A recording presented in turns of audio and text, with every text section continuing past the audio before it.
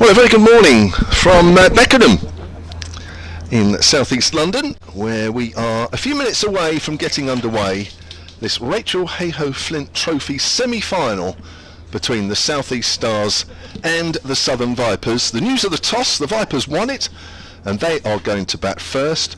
Now, the Vipers have made two changes. We'll come to that in a moment, because this is a Southeast Stars home game. They are unchanged from the side that beat Northern Diamonds at Chester Street in their last group game. So they are Chloe Hill, Alexa Stonehouse, Phoebe Franklin, Alice Davison-Richards, Kira Chatley, the captain and wicketkeeper, Ailish Cranstone, Emma Jones, Kaylia Moore, Priyanas Chatterjee, Daniel Gregory and Matilda Courtine-Coleman. The two changes for the Vipers from their last game.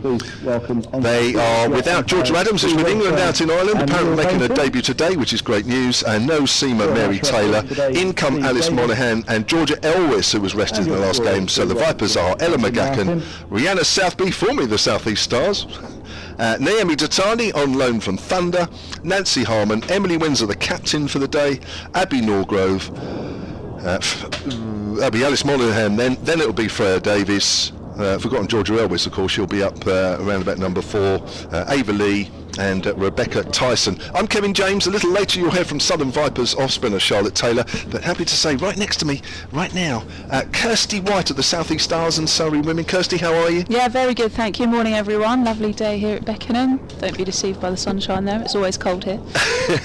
Now, if you're looking on the live picture feed, which of course is there right now, Southeast Stars Twitter feed will have the links to that, and we're also on the BBC Sport website and app. You'll see, yes, it's a lovely, almost cloudless day, but as Kirstie says, yeah, a little on the cold side. Southeast Stars, they've never been in the final before, Kirstie.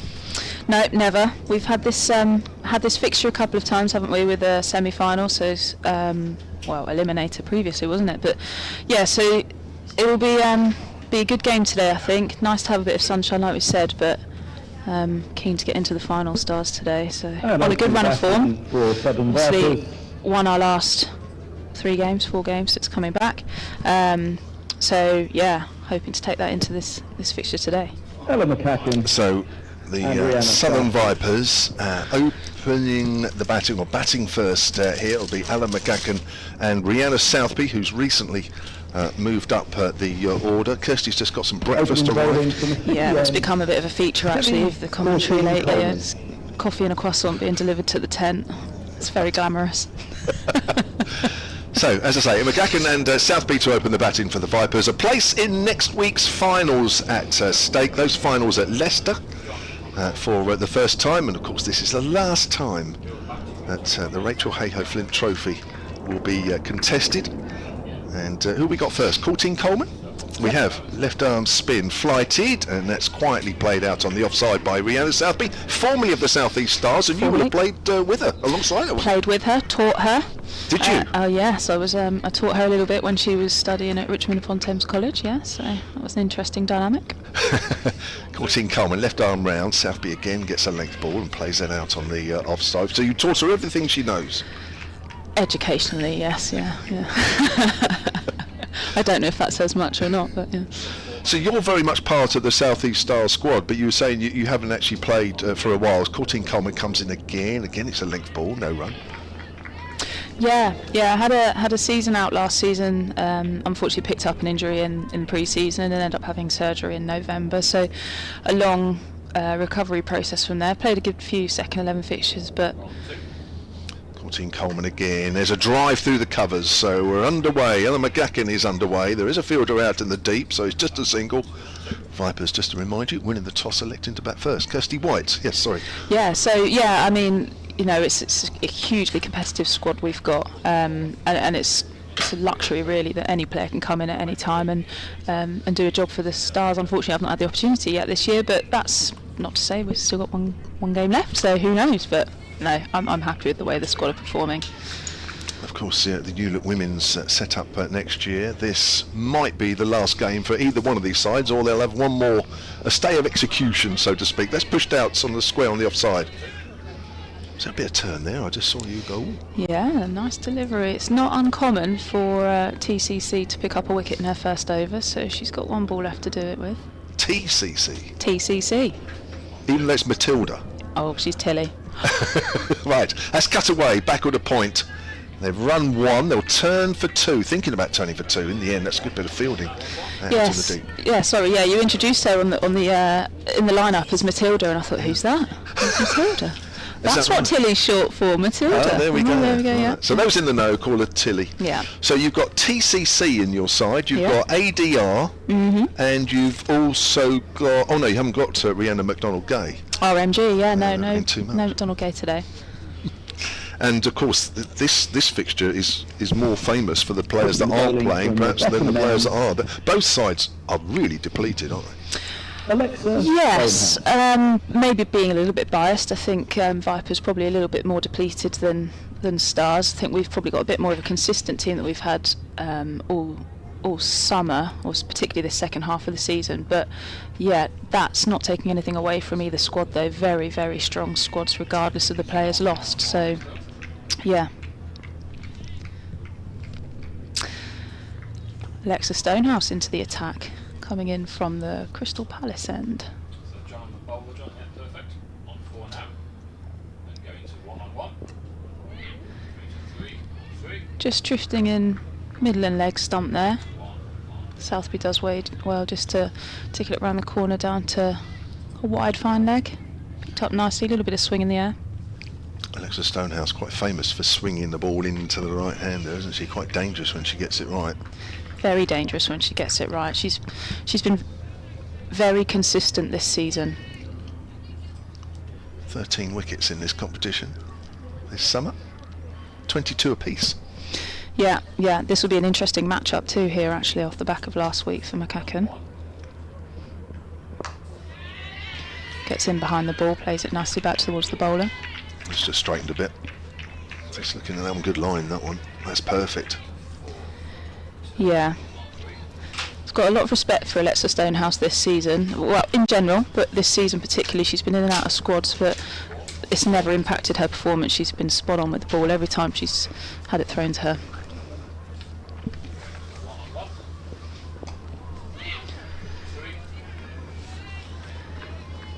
Just straightening up a little bit again there. Emma Jones doing the fielding, square leg in the ring. And only 19 years of age as well. Open the batting, open the bowling. Yeah, I know. Is there anything she can't do? yeah. She's really. I think she's going to be a very exciting player in the future, and one to keep an eye on for sure.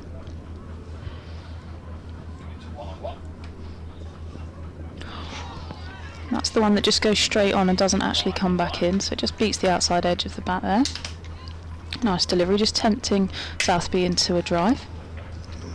A few people here around the ground, few sitting on the boundary's edge, few in the stands.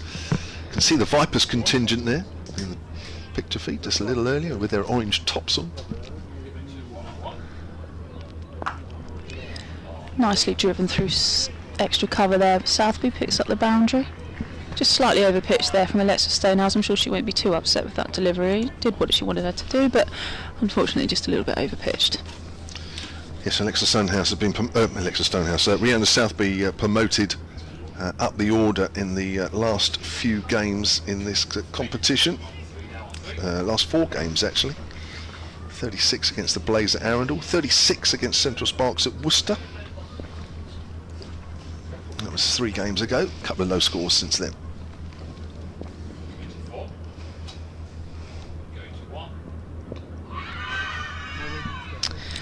Just sliding slightly down leg then, a half-hearted appeal, more excitement out of anything, but again swinging the ball in nicely there, Alexa Stonehouse.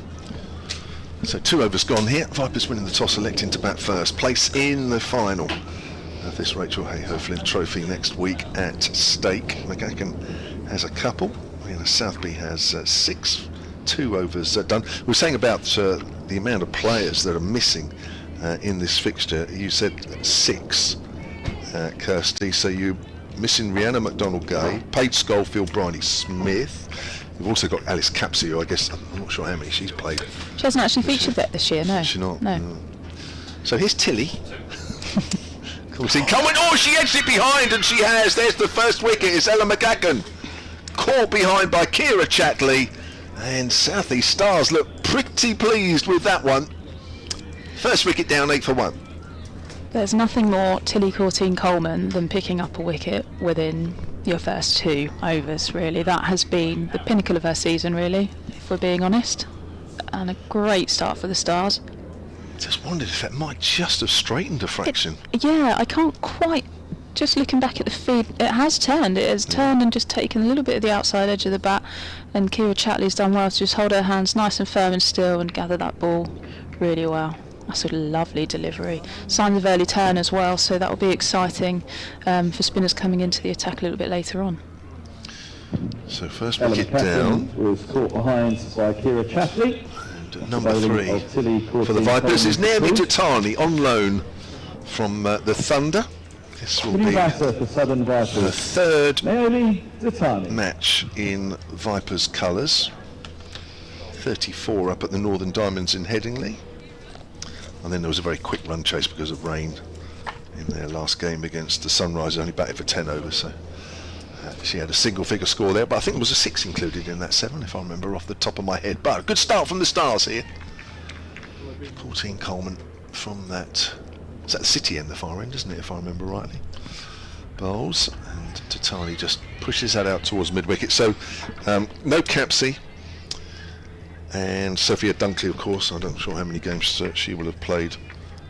Too many. Tash Farron injured as well, I think. Is she still injured? She is, yeah. I don't think she's far away from being back in business, but yeah. Maybe fit for the final if they get through. Tries to sweep, misses that one, hits on the pad. Well, that would be lovely. I'm not sure, but yeah, that would be lovely. So that's 6 players that could effectively be playing for the Stars in this fixture, and in total 7 Vipers that could have been available. Tatani's forward, plays that out quietly on the offside. We're talking Danny Wyatt, Maya Boucher, Charlie Dean, Lindsay Smith, Lauren Bell, and Captain Georgia Adams, who's with Ireland, and Freya Kemp, who was also in Ireland. I'm not sure she's in this next lot of squad. She was in the previous squad. So turned away on the onside. That's right, no, she was in the ODI squad, but not the T20 squad. T20 start today. Single out on the leg side. Southby has 6. Tatani off the mark. 4th ball that she's faced. 9 for 1 then, the Vipers, who are currently the defending champions. They are, yeah. Win against the Blaze at Northampton last year. Runners up the year before, winners in 21 and winners in 2020. That's a cut away by Southby. Runs here out into the deep, but only 1. And that is 3 overs completed. And Tilly Courtine-Coleman, who will know some of these Vipers players from her time at the Brave, the 100. She won't have known Ella McCann too well because, of course, she was at Welsh Fire. 3 overs gone. Yeah. Just going back to that, having 6 players missing from the Stars squad, it will be very interesting to see, and a very tough decision that Johan Meyerberg's going to have to make should Stars go through to the final and have all of a sudden another 4 players, 5 players returning to the squad potentially. That's some big selection headaches, particularly off the run of the form that the squad are in at the moment. So watch this space. Alexa Stonehouse back into the attack. Southby on strike. A little bit of bounce there. Southby tries to just turn that round the corner, gets a little bit stuck in the crease and just cascades the thigh pad. And we mustn't forget you've got connections to the South Coast, because a few moons ago you played for Hampshire Women for a while, didn't you? Born and bred, yeah. Still live on the South Coast actually. Yeah, I'm a local. 4 on 4. Going to 1. Oh, wow. That would have been some catch. Stonehouse just tempting the drive for Southby. She obliges. Big, thick outside edge. Not quite sure who's fielding there at slip. I think it might be Alice Davidson-Richards. And yeah, just evades her right hand diving high. So what made you move up this way and play for the South East Stars? Well, I played for Hampshire up until I was around 18, and took a break from the game for about 4 years. And yeah, when I returned, Stonehouse in, just blocking that time there, Southby. Yeah, when I returned, my best friend at the time, Holly Knight, who had also played for Hampshire, was now playing for Surrey, and said, come back, come play with me at Surrey. And it kind of just went from there. I work in and around the Surrey area, and yeah, I just carried on from there. And obviously stars then at the time were Surrey. Was driven out to mid-off. Hill just misfields, no run taken, gathers.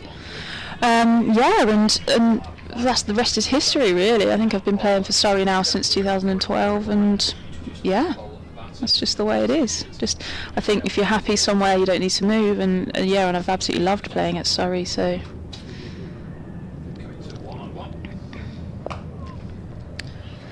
This time wider on the crease, no swing, bit short, wide. Southby obliges, beats backward point 4. Will you be with Surrey next year, this new look? I will not. No, I will not. No, actually, at the end of the season, I'll be taking a break from the game and not returning. So I think with all the changes going on, I think now's the time for me to step away from the game. So at the end of the last game here, I went into the changing rooms and told the team that it was going to be my last season, and a bit tearful, but no, it feels like the right time. So.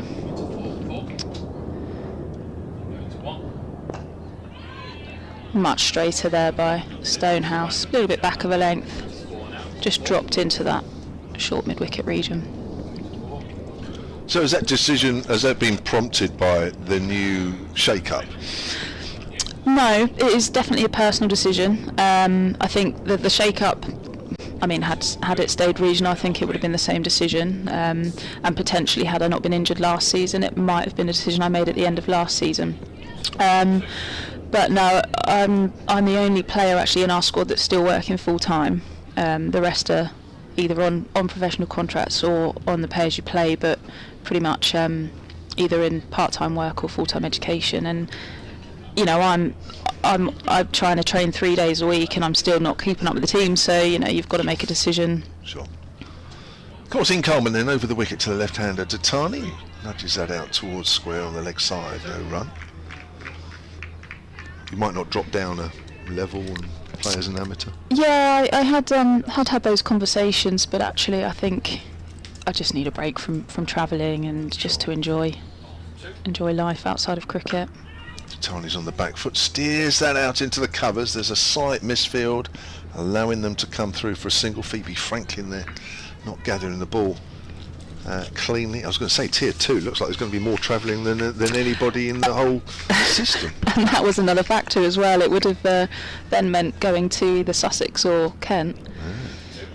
Flighted, driven out into the gap for a single. Southby moves on to 16, 20 for 1 the Vipers. Southby's moving nicely here actually around the crease. She's moving confidently, playing her shots, but low risk. She's due a big score. And Southby, good stage for that to come. There's Courtine Coleman bowls again, but she's accurate. Courtine Coleman, she certainly doesn't give you too much. There's a dot ball. Just turned 17 recently. I know, isn't it? Crazy. Courtine Coleman again bowls. That's hit away through the covers off the back foot. Nicely timed by Tatani. That's rolling away for 4. That's a lovely punch. Just beat an extra cover.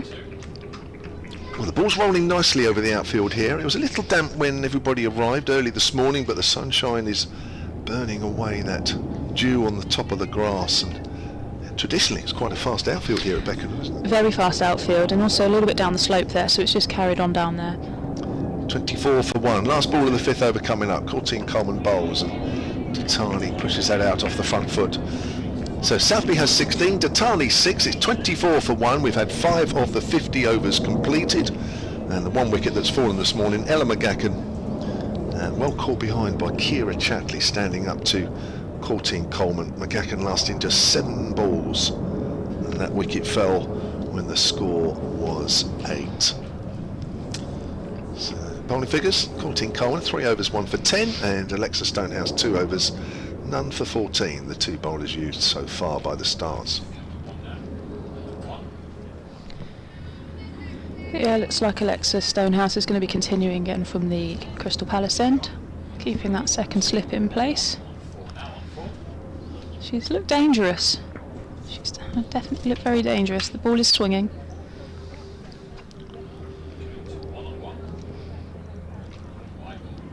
Swinging a little too much in that instance.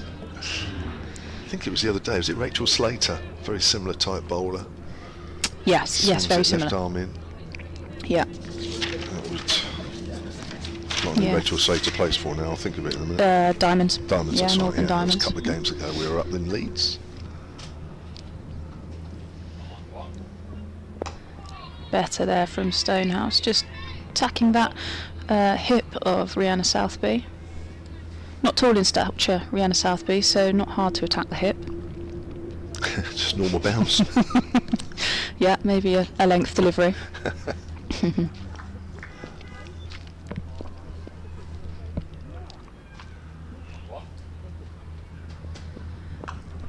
So, A little bit of width on offer again, and a 4 just out over the top of cover. well, this does have a reputation of being quite a big scoring ground here, doesn't it? And you get the feeling in the conditions, Kirstie, I don't know what you think, but I would say that the Vipers are going to need a decent total here. Yeah, I'd say you par here. You're looking really anything above 250 to defend realistically. Stonehouse into the attack again. Ooh. Tempted bouncer, and that's caught at square leg. Southby is saying, I think that's too high, it should be a no ball, but the umpires are saying, no, that's legitimate.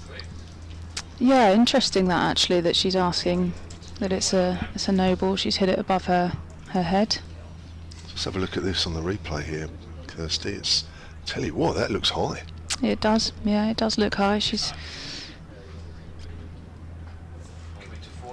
probably not going to want to see the replay of that, if I'm honest, but unfortunately there's no reviews. And as is such the way of cricket, a boundary is followed by a wicket. And that wasn't an intentional rhyme either.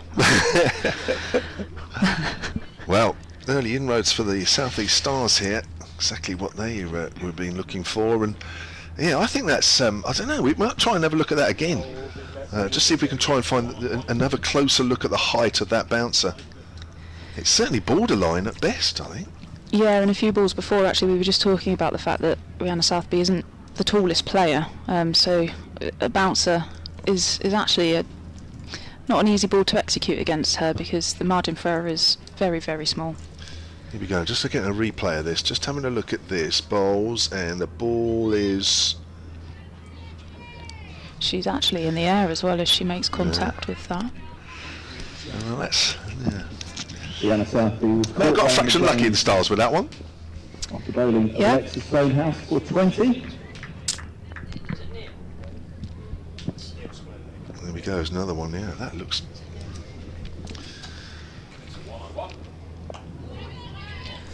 Georgia Elwes onto strike here.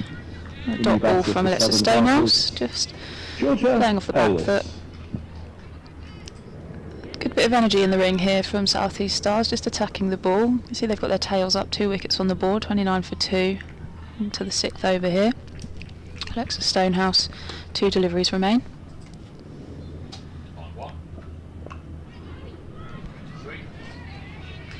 Georgia Elwes just looking for a sharp single in the ring there. Ailish Cranston just picking up quickly.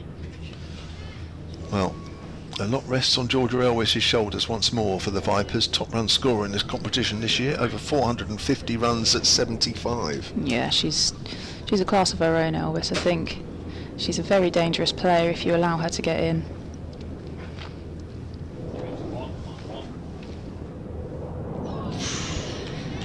That's a nice line. I like that from Alexa Stonehouse, just offering a little bit of width. She's actually the very strong straight, very, very strong straight, and I'd probably argue that width is more dangerous to Elwes in terms of picking up a wicket.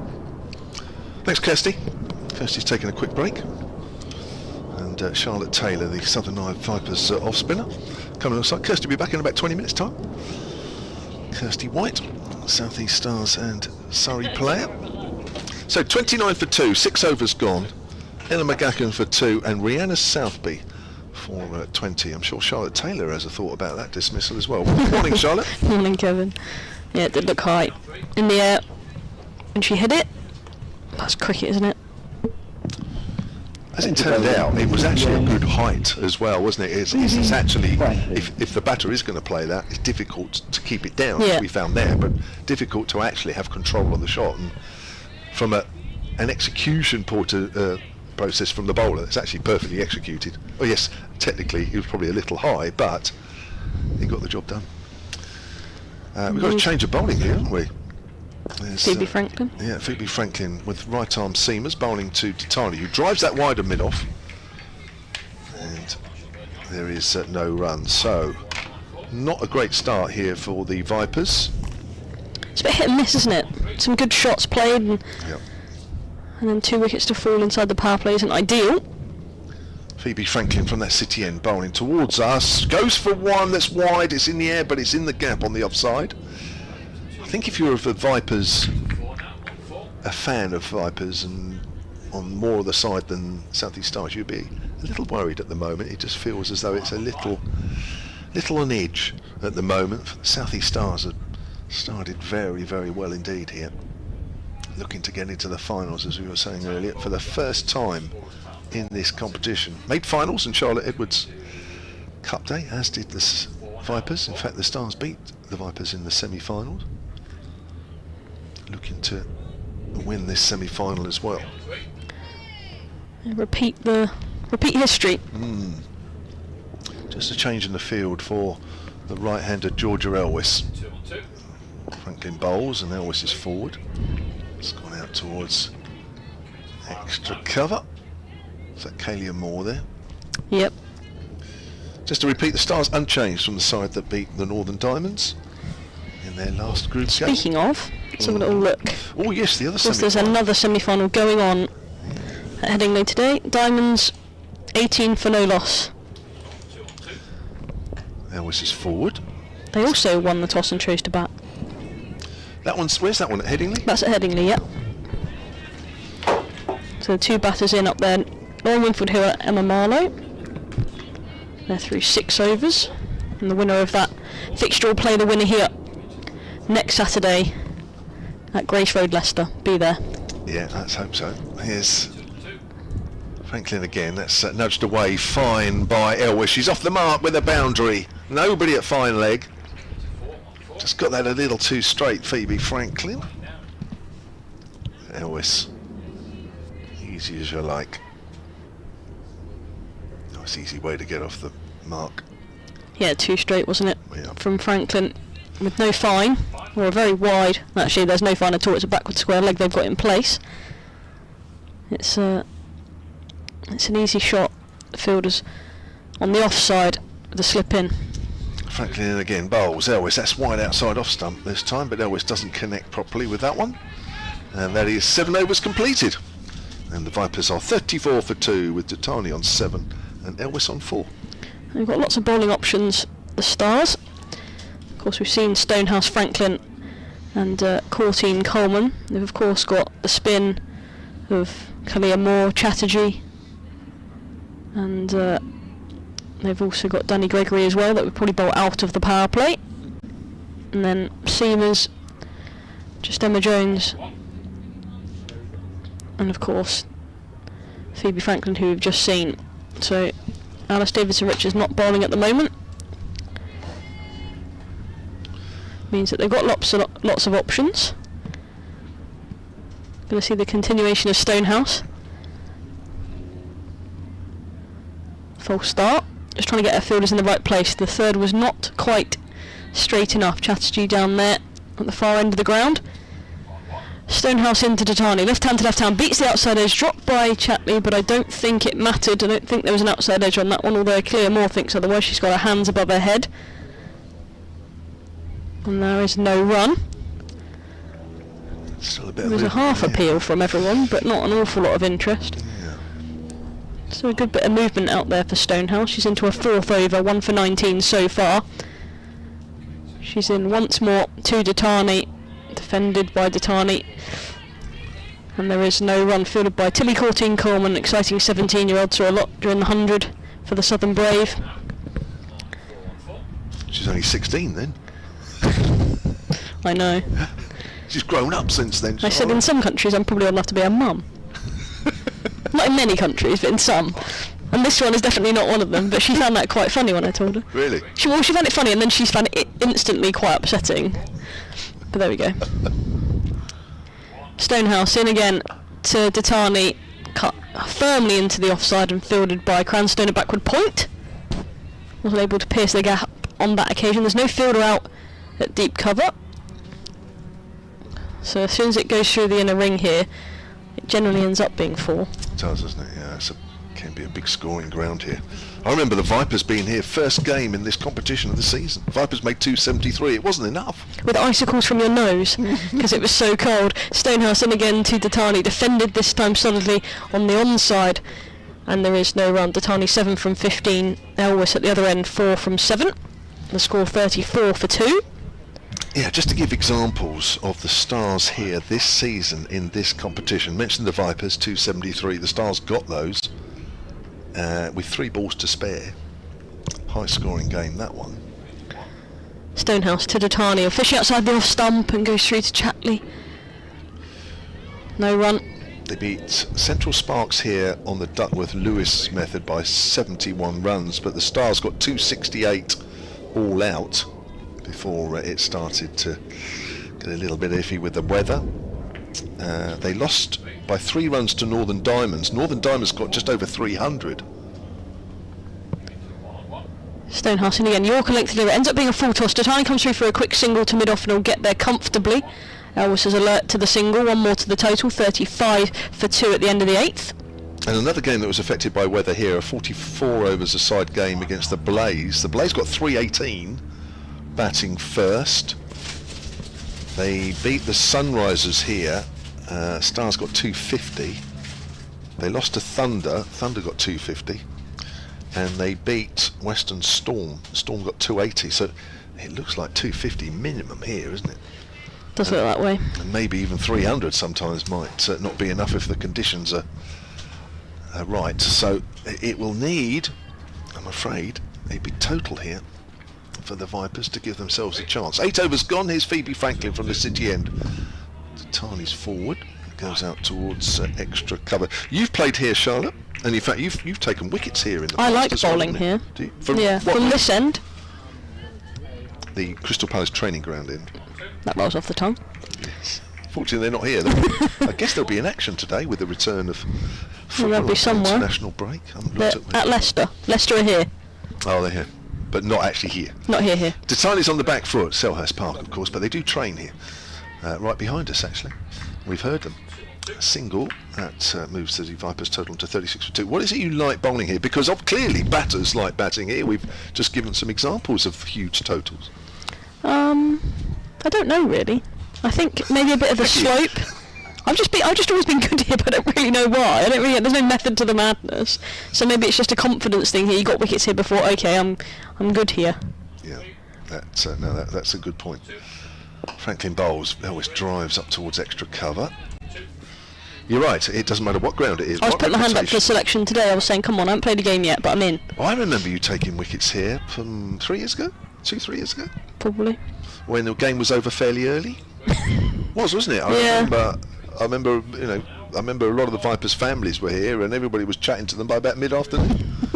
Here's Franklin, but always wide, and Elwes has been lulled into that shot. Very wide indeed. Do feel that a lot rests on Elwes' shoulders here. Vipers have had to rely on quite a lot this season, probably more than in previous seasons with so many players unavailable. Franklin again into her second over. Elwes drives, goes out towards mid-wicket. I don't know if it's me. it always just feels like she's just feeling her way into this innings a little bit more. I think we're so used to her just pushing the ball around, keeping the scoreboard ticking along for very early on, but I don't know, for me she doesn't feel quite at ease out there at the moment. No, obviously didn't play in the last game, was rested for the game against the Sunrisers, so maybe just find their feet once more. It's a confident looking defensive shot back to the bowler. End of the over, 9 overs gone, 36 for 2. Well, she's moving to the Blaze next season, that's already been announced. We were discussing before we came on air, weren't we? Everybody's got a county name next year apart from Nottinghamshire. Yeah. The Blaze. The Blaze. It's an interesting one. What's going on? I am not the director of cricket at the Blaze. Are you not? Not yet? No. I had to put my CV in. No, I'm just kidding. Obviously I'm just Doesn't sound kidding. like No, you're I'm gonna obviously get that just job kidding. then. I'm obviously just kidding. I think if I went any further than London, I think I'd get a nosebleed. If I go any further north than London. Instant nosebleed. So this is about as far north as you can go. Yeah. And feel comfortable. Okay. Yeah, I'm in my safe zone.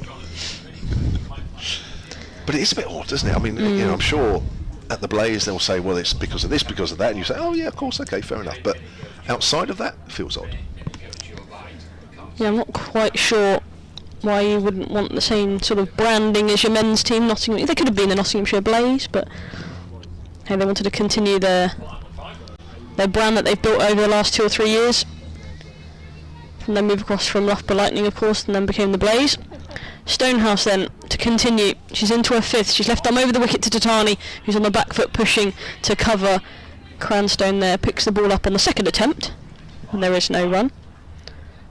Of course, there's a few teams that are sort of adopting a T20 style name, so the Lancashire Thunder will be the Lancashire Thunder in the Vitality Blast, but will just be Lancashire for the 50 over competition, same as, well, there'll be the Birmingham Bears in the T20, and then Warwickshire in the 50 over campaign. It's off the back foot this time from Datani, cuts it into the floor in front of Gregory. She does well actually to pick the ball up on the half volley in front of her, and there is no run.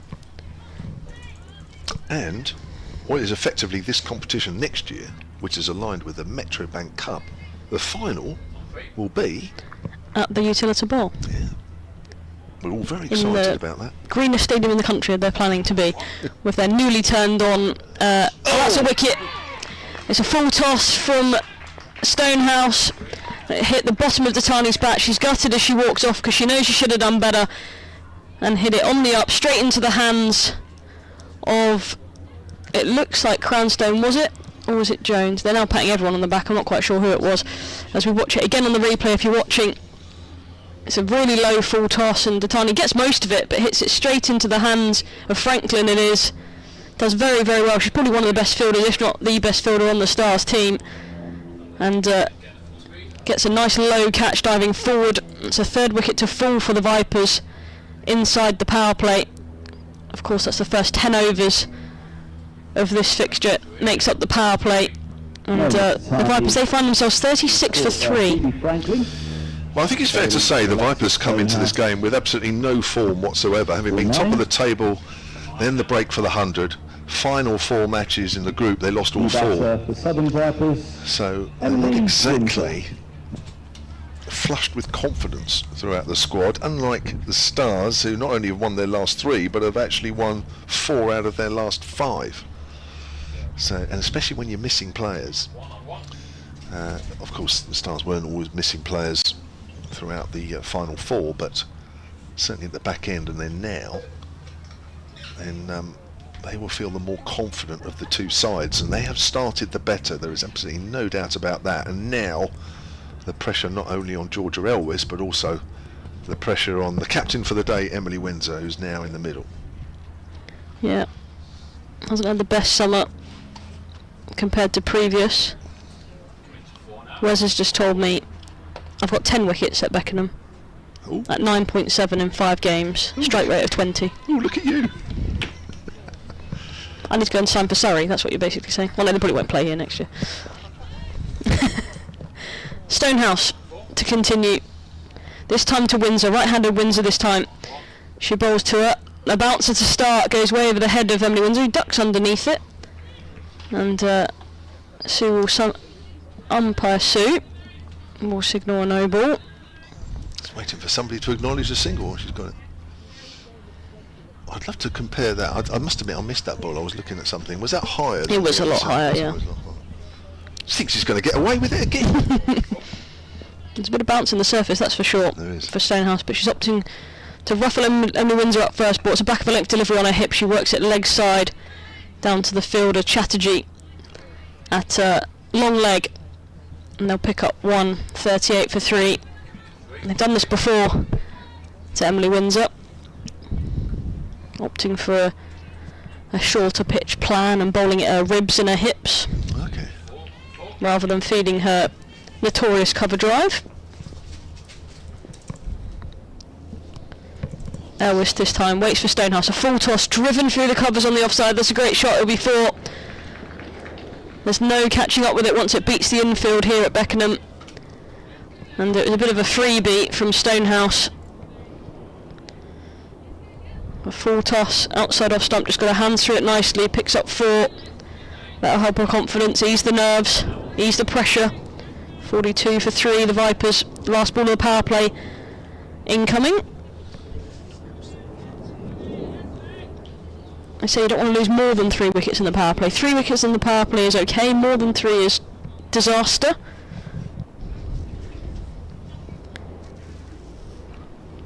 And Percy Redfern now having a look at the ball. There's been a few boundaries hit in this power play so far. Well, where's that ball ended up? She needs to look at it then. Well, it just ended up over on the far side of the ground. I don't know whether there's puddles over there or... It looks quite dry here though, so I don't really know why. She's still looking at it. There must be a blemish there somewhere. She's okay. Giving it a shine. Let me get the lipstick out. Vaseline on the ball. Stonehouse bowls to Elwes. That's a good shot, good delivery as well. And a single picked up as she defends into the offside. Chloe Hill does the fielding at mid-off, and they'll pick up a single off the last ball of the power play. 43 for 3. Elwes on 9. Windsor with her on 1.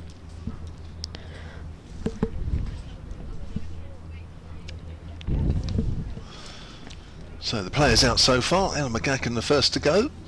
Caught behind off the left arm spin of Courtine Coleman for 2. Rihanna Southbeat, who was bounced out by Alexa Stonehouse, caught square on the leg side for 20, and Naomi Tatani, who drove a full toss from Stonehouse straight to Phoebe Franklin. Although I say straight to Phoebe Franklin, it was actually a very good low Under the catch, power play, and she was out for 9. 43 So 3 down the for 3. Vipers after 10 overs. Couple of wickets for Alexa Stonehouse, 5 overs, 2 for 27. The other wicket taker, Courtine Coleman, 1 for 10 from 3. Phoebe Franklin's bowled a couple of overs, and who have we got at the far end now? It's still Phoebe Franklin, Yep. isn't it? That's cut away by Elwes out into the deep. Picked up just inside the rope. Is that Alice Davison Richards out there? Emma Jones, I Emma think. Jones. So like 2 runs. And Elwes moves on to 11, 45 for 3.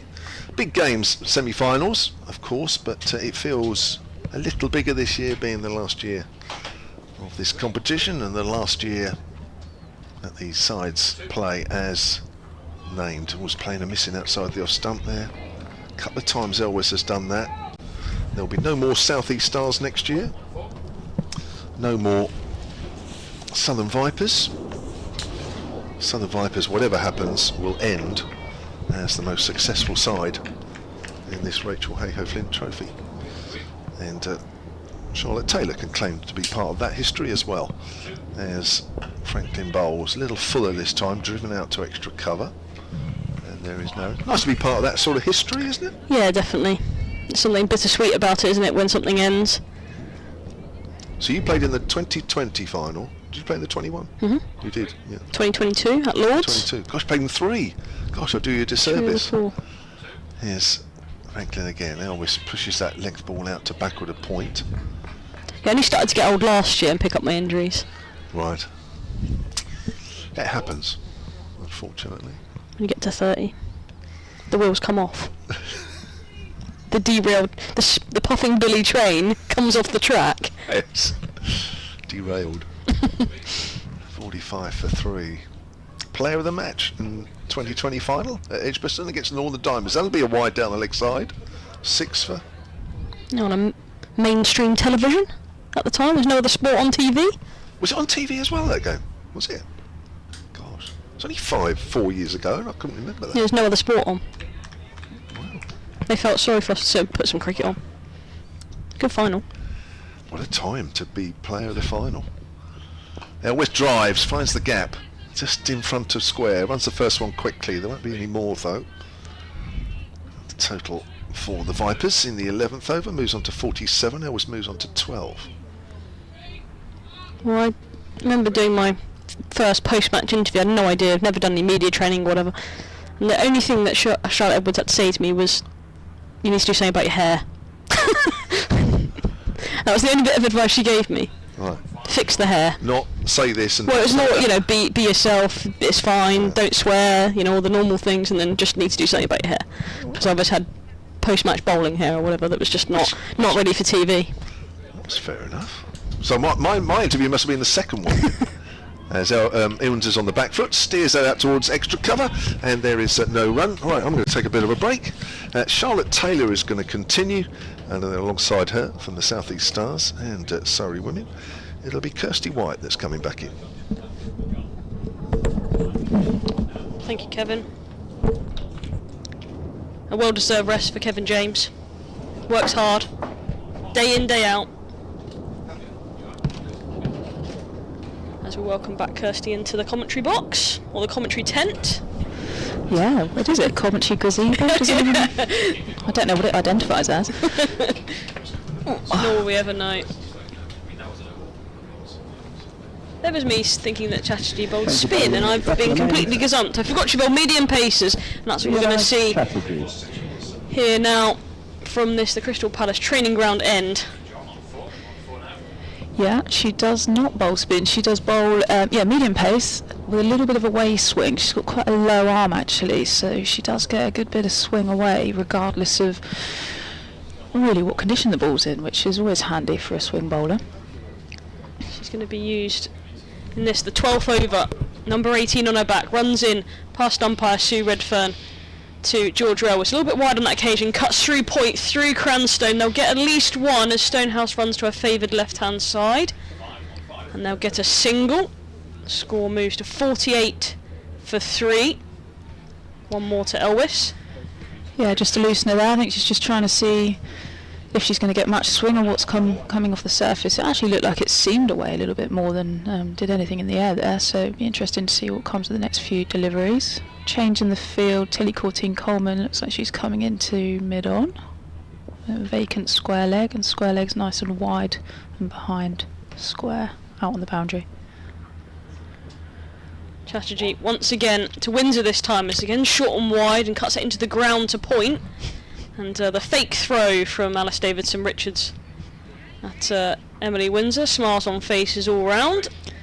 I think Kira's heart might have been in her mouth for a minute there, because I think she thought Alice Davidson-Richards was going to let go of that, and she would have definitely consumed it, I think. She wouldn't have been happy at her fielder, I can guarantee that. Chatterjee in again, bowls to Windsor. A good length delivery and well defended in the offside by the captain. The standing captain today, of course. George Adams away on England duty in Ireland. We wish her well and the rest of the team. That game starts at 2:45 in Dublin. I'm sure there's a few people that have gone for a weekend in Dublin, Kirstie. Do you know anyone that's gone over there for the weekend?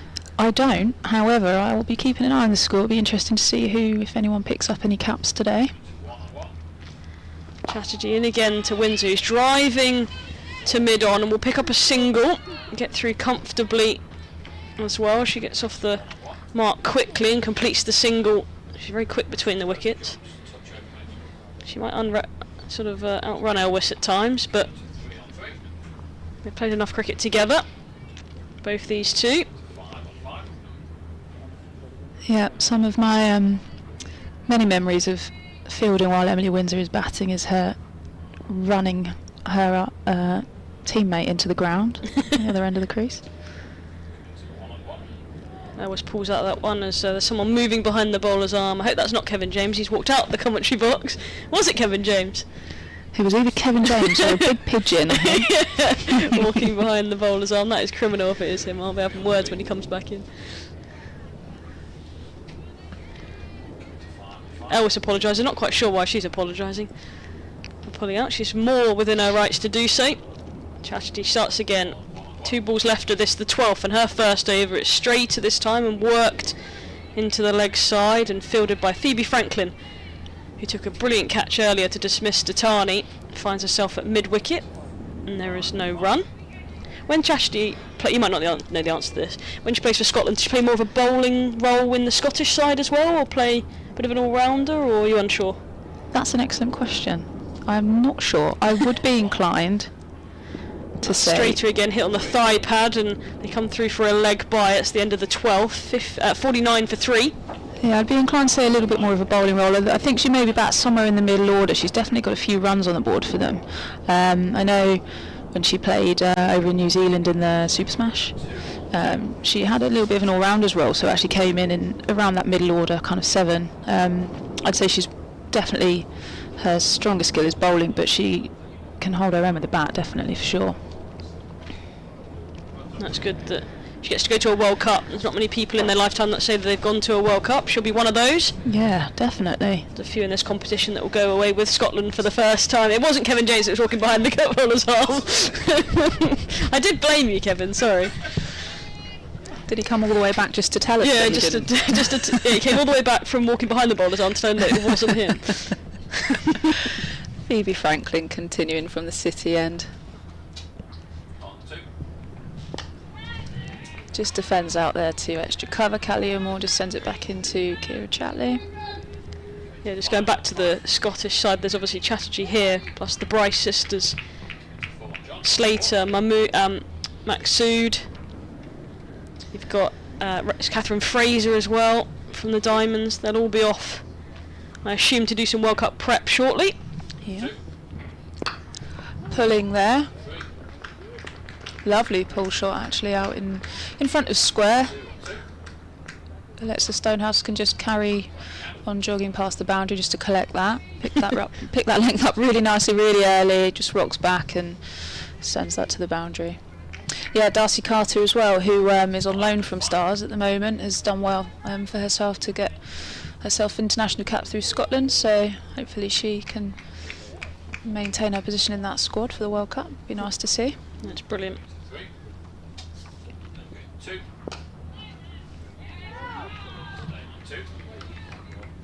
Elwood's just starting to look a little bit more composed here, playing a little bit more with intent. Confidence is building. This will be a key partnership to break here for Stars, so they'll be looking at and thinking about how they can do that now. Yeah, definitely 2 of the more experienced players in this team, these 2.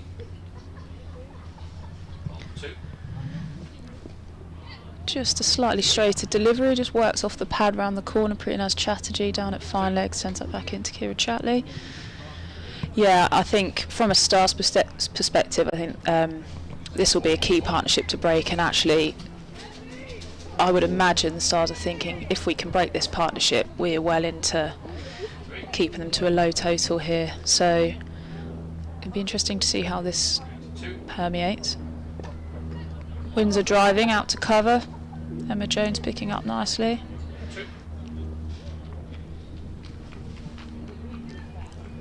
Yeah, they'll just want to slowly build the pressure, and whether they swap and change their bowlers to try and break the partnership as well, not let them settle. And we know here that's a big scoring ground, so as soon as maybe one bowler, they start to get after one bowler, maybe swap and change more often than not.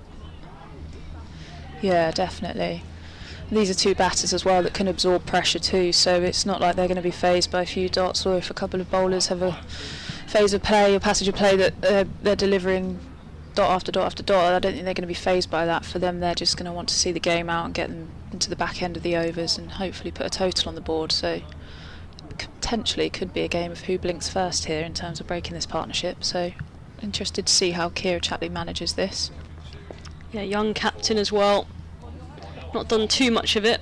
Normally there's Bryony Smith around and to help her, and some senior players. Obviously she's got Alice Davidson Richards out there that will have a wealth of experience and knowledge. There's obviously some other senior players. Danny Gregory's got a couple of captaincy experiences with her as well. She's done it for the Stars in the past. There's lots of help for her out there. It's always hard behind the stumps as well, I find, Phil, for captains and keepers that have to do both roles. You've got to concentrate every ball whilst thinking what's happening next as well. Chatterjee starts her second over, bowls to Windsor, hits on the pad and runs down to a short fine. Chatley will come out from behind the stumps to do the fielding. They'll pick up one leg by. And we're into the 14th over here. The Southern Vipers won the toss and chose to bat first. They're 57 for 3. I don't think it was a bad decision to bat first. The wickets to fall. Ella McCann was caught off a nice bit of spin bowling from young Tilly Courtine-Coleman. Was caught behind, and then Southby was dismissed off a bouncer.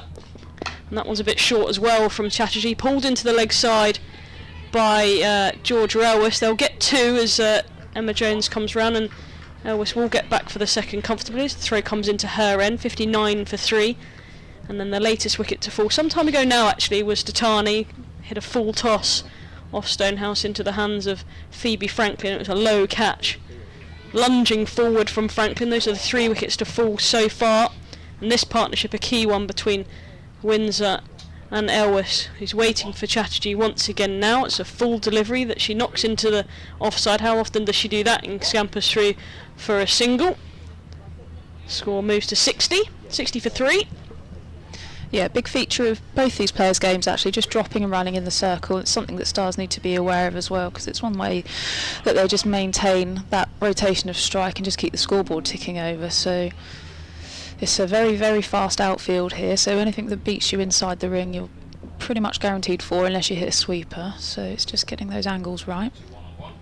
Chatterjee in again, a short delivery that Windsor again nudges into the offside. A good bit of fielding by Ailish Cranstone. It's a half stop and they get through for a single. Windsor off the back foot on that occasion. And there's a dog just in front of us that's just going to go for a walk. Doesn't look particularly happy about going, but it's quite warm out there. He might have just had the pants as it went through the effects mic actually. Yeah. That was proof that we weren't lying and there is a dog in front of us here. Chatterjee once again to Elwes this time. It's a good length delivery, defended solidly to Kalia Moore at extra cover, who does the fielding. And there is no run.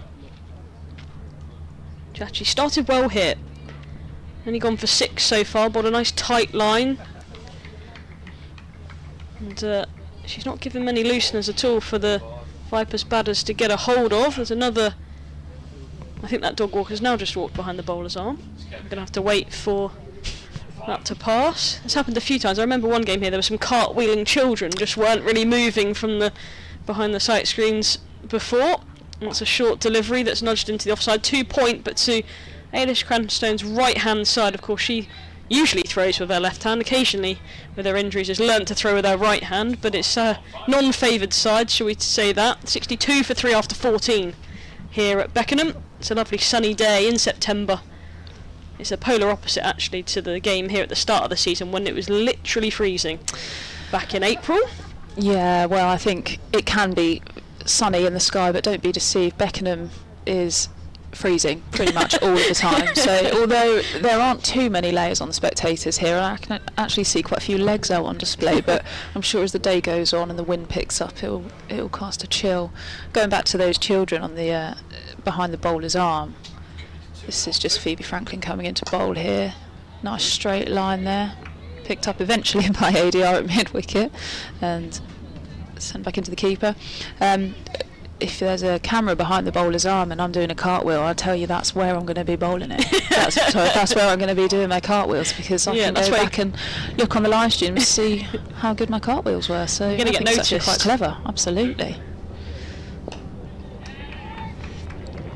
Another dot ball there from Phoebe Franklin. She's just finding her area here, so Elwes just obliging with a nice defensive back out to Kalia Moore at extra cover.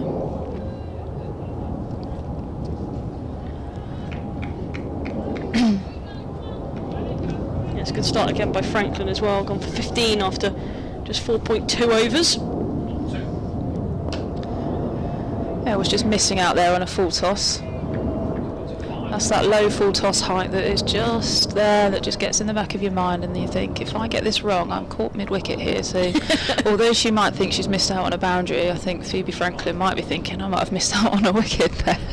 Yeah, that's the one that got to Tani, wasn't it? She was through the shot before you knew it, and that low full toss can be deadly. That's just kept a little bit low on Elwes there. They've scampered through for a single. Ailish Cranston having a shy at the stumps at the non-striker's end. Phoebe Franklin, one of her many tricks is that she mixes up her pace a lot. So actually she's not an easy bowler to predict. She'll hit length and she'll maintain hitting the same spot delivery after delivery, but you're never really sure what speed that ball's going to come out at, and actually how it's going to come out of the hand. As she bowls that delivery, she should bowl a cutter out of the hand there. Windsor just drives that out to deep cover. Big boundary out on that deep cover side today. Yeah, we're quite central, but it's definitely longer out to our right as we look. So there's a bit more space for maybe a couple of twos. But again, it's lightning quick. You've got to be quick between the wickets. Which these two certainly are. Elwes just smothers that and sends it out to deep square leg. Just leans on top of it, tucks it round the corner. It's the end of the 15th over. So the Vipers are 65 for 3. The other game going on, the other semi-final up at Headingley is also going on today. There's lots of cricket for you to enjoy today. The one wicket has fallen up there. Lauren Winfield-Hill, a big wicket, experienced Lauren Winfield-Hill, captain of the Northern Diamonds in the absence of Holly Armitage. She's been dismissed for 15. So the current partnership is between Emma Marlowe, who's 34 not out. The young Emma Marlowe is in with Rebecca Duckworth, who's 4 not out. So they're 57 for 1, the Northern Diamonds, after winning the toss and deciding they would bat first. There will be a change of bowling here. Tilly Coulson-Coleman will return to the action. She's switching ends. Yeah, change of ends here for Tilly. There was definitely signs of spin early on, so it will be interesting to see if she can continue to get a bit of turn on this ball. And of course, it's T20 finals day in the Vitality Blast. Surrey are playing Somerset today. If you're a Surrey fan and you follow the South East Stars, but also if you follow Surrey men, are playing at Edgbaston in finals day, and they are 68 for 1 after just 7 overs. Dan Lawrence is the wicket to fall. He fell for 19. It's a short delivery from Coulson-Coleman, cut firmly by George Elwes out to deep cover, and one more will be taken. 66 for 3. And that partnership, they got Ollie Pope returns to the Surrey side. Him and Dom Sibley are batting nicely together. Surrey also have the benefit of having their wicketkeeper batter Jamie Smith return, as well as Chris Jordan, and that's a wide delivery from Tilly Coulson-Coleman here at Beckenham, and it will get the Vipers another extra to their total. 67 for 3. Coulson-Coleman of course comes left arm round the wicket, bowls to Windsor, who's cutting straight to point. Chatterjee there does the fielding, and there is no run. She'll get rapidly through her overs. The other semi-final at the Vitality Blast is between Gloucester and Sussex, an all-southern affair up at Edgbaston today as Coulson-Coleman comes in again, drives off the back foot, does Windsor, straight to Ailish Cranstone at extra cover, and there is no run. Full delivery. It's actually a bit shorter than I thought, or Emily Windsor made it look a little bit shorter. She's cutting to backward point. Again, there is no run. 67 for 3. Yeah, Coulson-Coleman just settling in here. That did look slightly fuller than her previous deliveries. I thought it probably should have been played off the front foot, but no. Again, a straight delivery. Brilliant line and length from Coulson-Coleman. She's got great control as Windsor plays that one off the back foot, nice and straight to Chloe Hill at mid-off. She's playing very watchfully here, Emily Windsor, at the moment. Just a bit cautious of what TCC is going to do with the ball. Again, almost the mirror image delivery. Another straight one from Coulson-Coleman. That completes her 4th over. She's got 1 for 12. Kirstie, a few more thoughts from you, and then you'll be joined by Kevan James. Yeah, I'm just wondering if that was the plan with Stars, just to bring Tilly Coulson-Coleman back into the attack and secure that run rate a little bit. Partnership building here with Georgia Elwes and Emily Windsor now, just at 31. Elwes with 20 of those and Emily Windsor with 5. A few wides and leg bys thrown in the mix as well.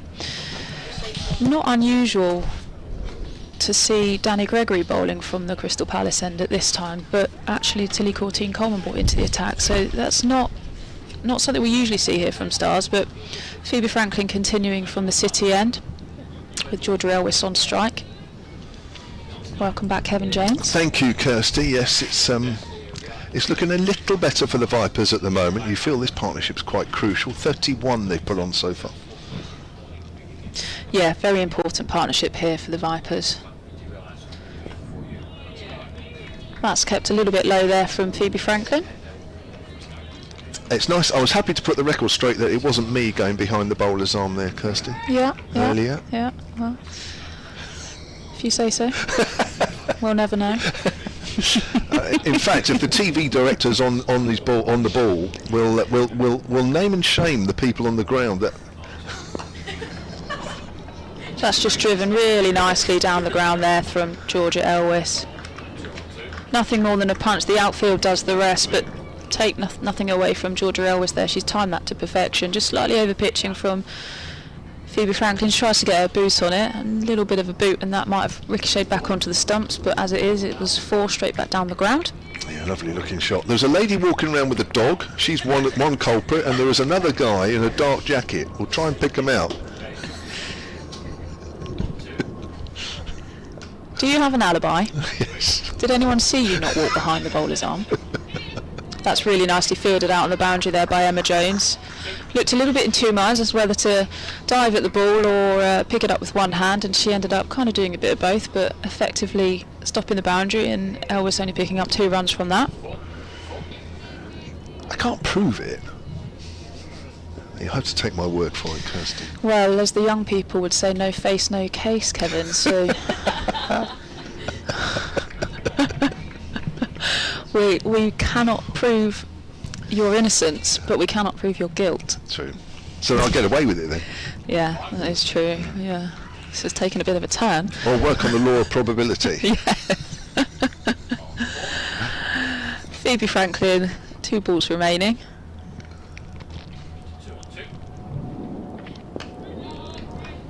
Just holding that full stump line there, trying to attack the stumps a little bit. Oh yeah, so we've just got one lady sat down on the long on boundary who's enjoying the sunshine while it's there. I don't blame her. I think she may have even shut her eyes. Hopefully it's not due to our commentary. Maybe it is. That's a wide down the leg side there from Phoebe Franklin, just going a little bit too straight, trying to attack those stumps. 1 ball remains. 7 runs from the over so far, a boundary and a 2. And a wide ball. Hopefully our man Jake, just wide of mid-on, there's a lady in white asleep in the... Oh gosh, in the poor chair. lady. You're determined to get the energy off of you here, aren't you, Kevan?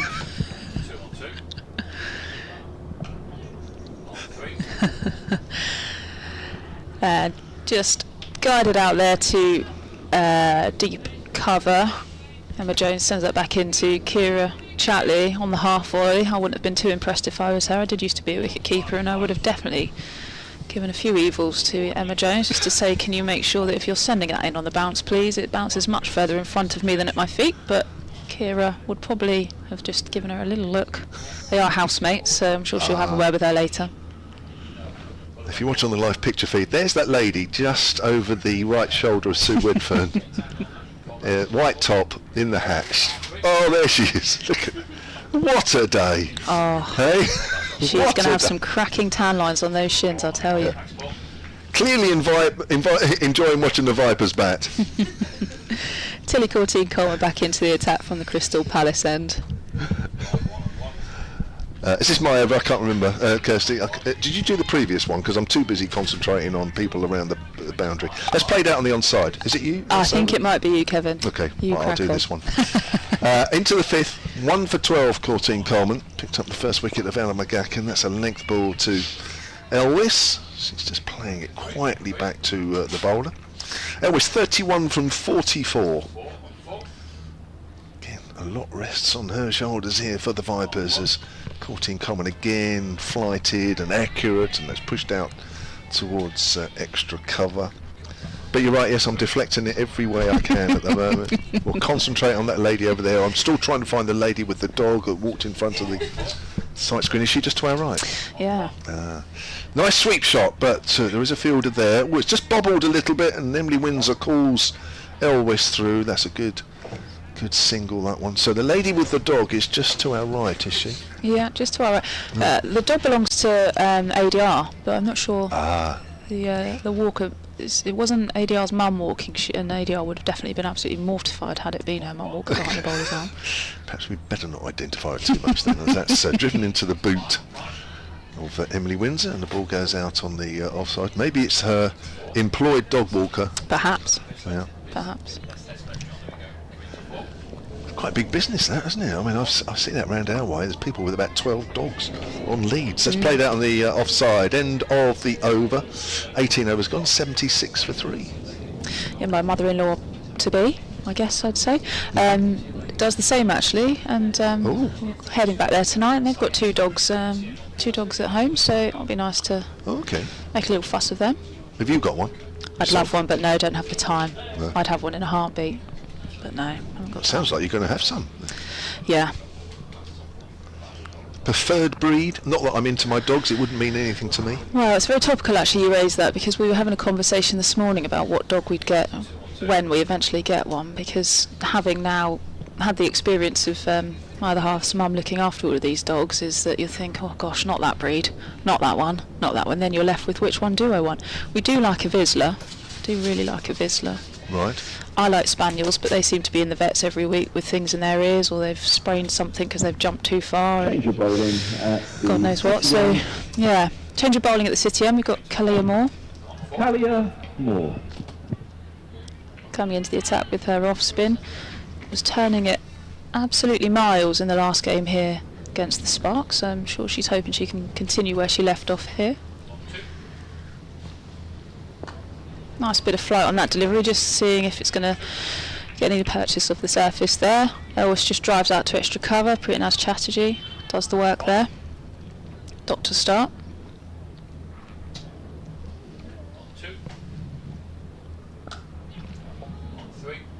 Just driven out to cover.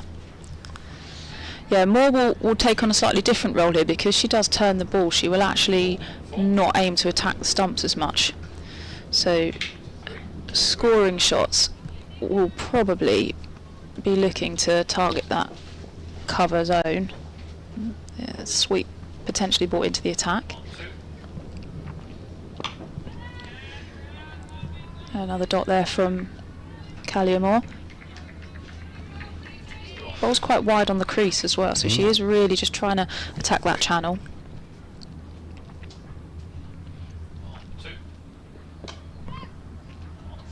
And driven out again down to cover. Yeah, just looking, 16 wickets, playing her 13th game in this year's competition, 16 at 23 apiece. Yeah, she's turning the ball more this season than she has before.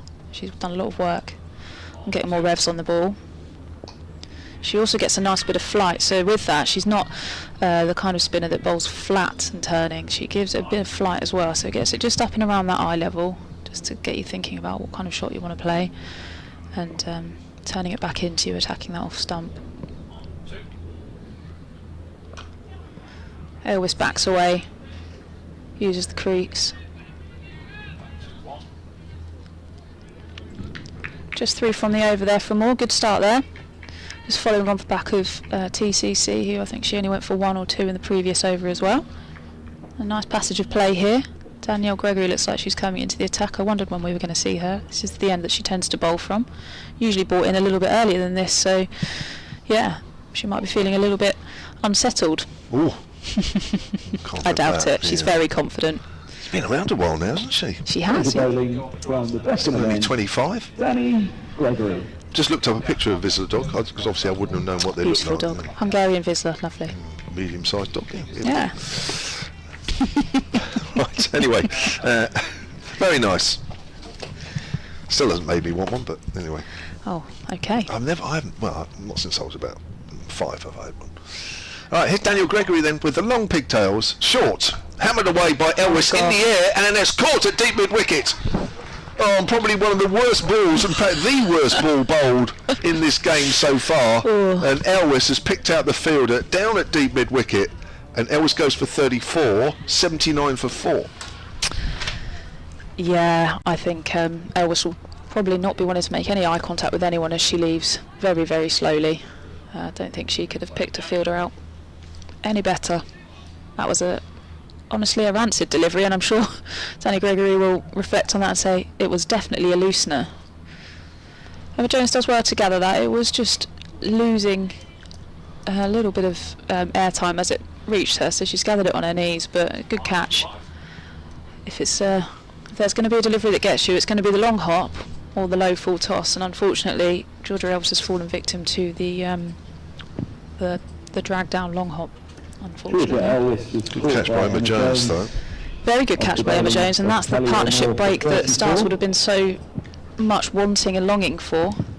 Maybe not how they'd planned on achieving it, however, achieved it nonetheless. 43 runs Windsor and Elwes put on for the 4th wicket, by far and away the biggest partnership of the innings. Before that, 21 between Southby and Tatani for the 2nd wicket. So a big wicket taken there. Georgia Elwes made 34. So Abby Norgrove is the new batter, young 18-year-old right-hander. Is that me? I've forgotten it's my over, isn't it? That's pulled away by Abby Norgrove. Sorry, I do. At this stage of the season, I sort of start to lose it. Although some will say it's probably about the end of April that started. To be honest, I was expecting a full toss there just as she readjusts her length, but she's repeated the same delivery, maybe accidentally, but I thought, oh gosh, no, not 2 in 2, surely not. No, Couldn't possibly. That would be horrible. I think even maybe for Daniel Gregory, you want to go and hide. But anyway, a wicket is a wicket. It sure is. And it'll be Emily Windsor, who's 6 from 19, just taking her time here. The captain for the day, forward, inside edge onto the pad there. That's a better delivery from Daniel Gregory. That trademark 2 pigtails of hers. Yeah, and we did speak about how deep that cover boundary is today. Well, actually, it's square leg boundary, and on a different day, that might have cleared the rope. That's true, yeah, there's quite a big boundary out there. It's down the leg side, that'll be a wide. Signalled by Sue Redfern. So Daniel Gregory, this season, in this competition, 9 wickets at 54 apiece. Been a little expensive. Yeah. In fact, she's got a big wicket here, which is what counts. That's a better delivery. Wraps her on the pad. Half shout. Mainly from mid-on, from Alice Davidson-Richards, who's still got her hands outstretched. Yeah. I think that's just standard there from ADR. She gets a bit excited, doesn't she? Love her for it, though. Somebody else moving behind the sight screen. They need somebody there. That's the 3rd time this morning. Well, it's not you. No, it's not me this time. So there we are. There's my alibi. It could be Charlotte Taylor this time, actually. It's turned away on the onside by Emily Windsor. So a bit of a mixture. Oh no, it's another ball to bowl. Got excited there because it was a wide. I forget there's another ball to bowl. It's not Charlotte Taylor, just for the record, because I can see her. And she's nowhere near the sight screen, so there's somebody else. Windsor, slightly crouched stance initially, and then just rises a bit just before the bowler lets the ball go. So a mixture of an over, but it's brought the big wicket of Georgia Elwes and Gregory. 1 for 2 from that one over. The Vipers 81 for 4, 20 gone. Yeah, on paper, that looks like a fantastic over. But the first 2 deliveries tell a different story, minus the wicket. But no, that's a key partnership the Stars would have wanted to break, and they will feel really, really happy and confident with this. A lot lies now on Emily Windsor's shoulders. I'm sure she'll probably be well aware of that. Good opportunity here for Norgrove, though. Time at the crease. She's got 30 overs to bat if she wants it. So it's all about the mindset here, I think. Yeah, not only is she just 18 years of age, but still sort of learning the trade, really. This is her 15th game in this competition. Top score 64 earlier in the season in the run chase against the Blaze at Chesterfield. Calliamore still into the attack here from the City end. Solid in defence there, Norgrave. Yeah, well, I mean, for a young player, she's played a good few games, so hopefully not feeling too nervous.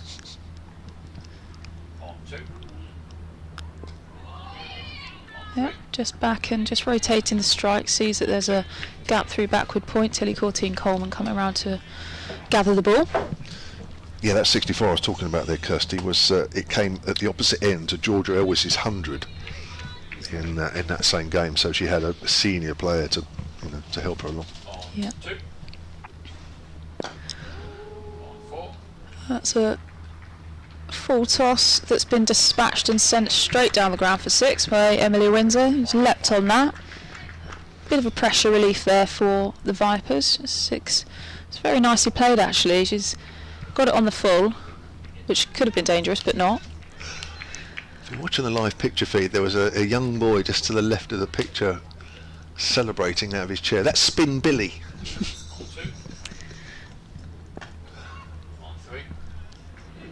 And then this ball just guided out now to cover. Temptation would have been for Calliamore just to drag her length back there, but she's continued to try and bowl full, and that's just the mindset that she has. She's always going to try and get you to drive and keep you playing off the front foot, so I like that from her. Bit more expensive than her first over, but she won't be fazed by that.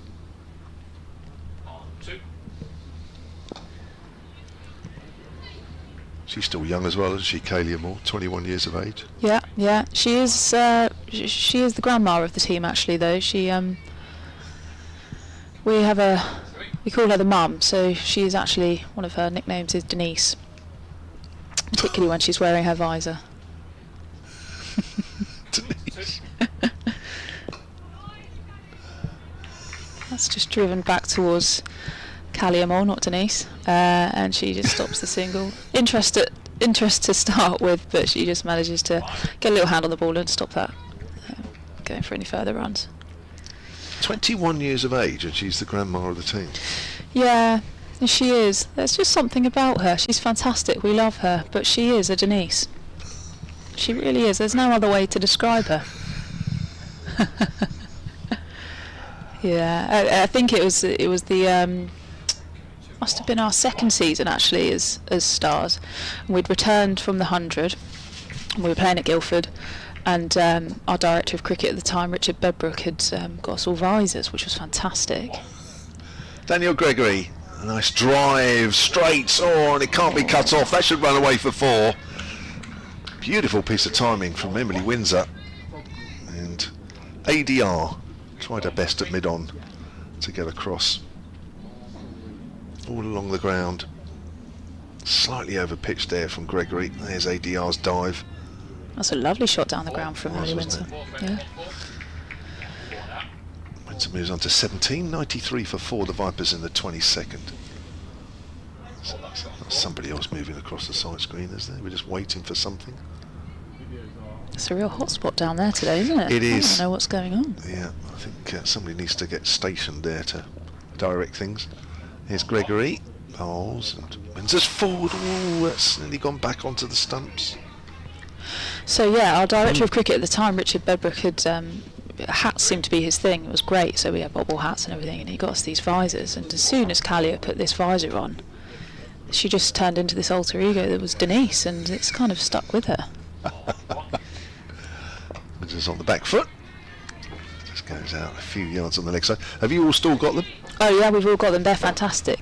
As female cricketers, never underestimate the power of a visor, because you don't have to adjust your hair. So one of the biggest frustrations as a cricket player wearing a hat is that you need to adjust your hair to put in it. Yeah. If you've got a visor on, you just put it on and go. It's fantastic.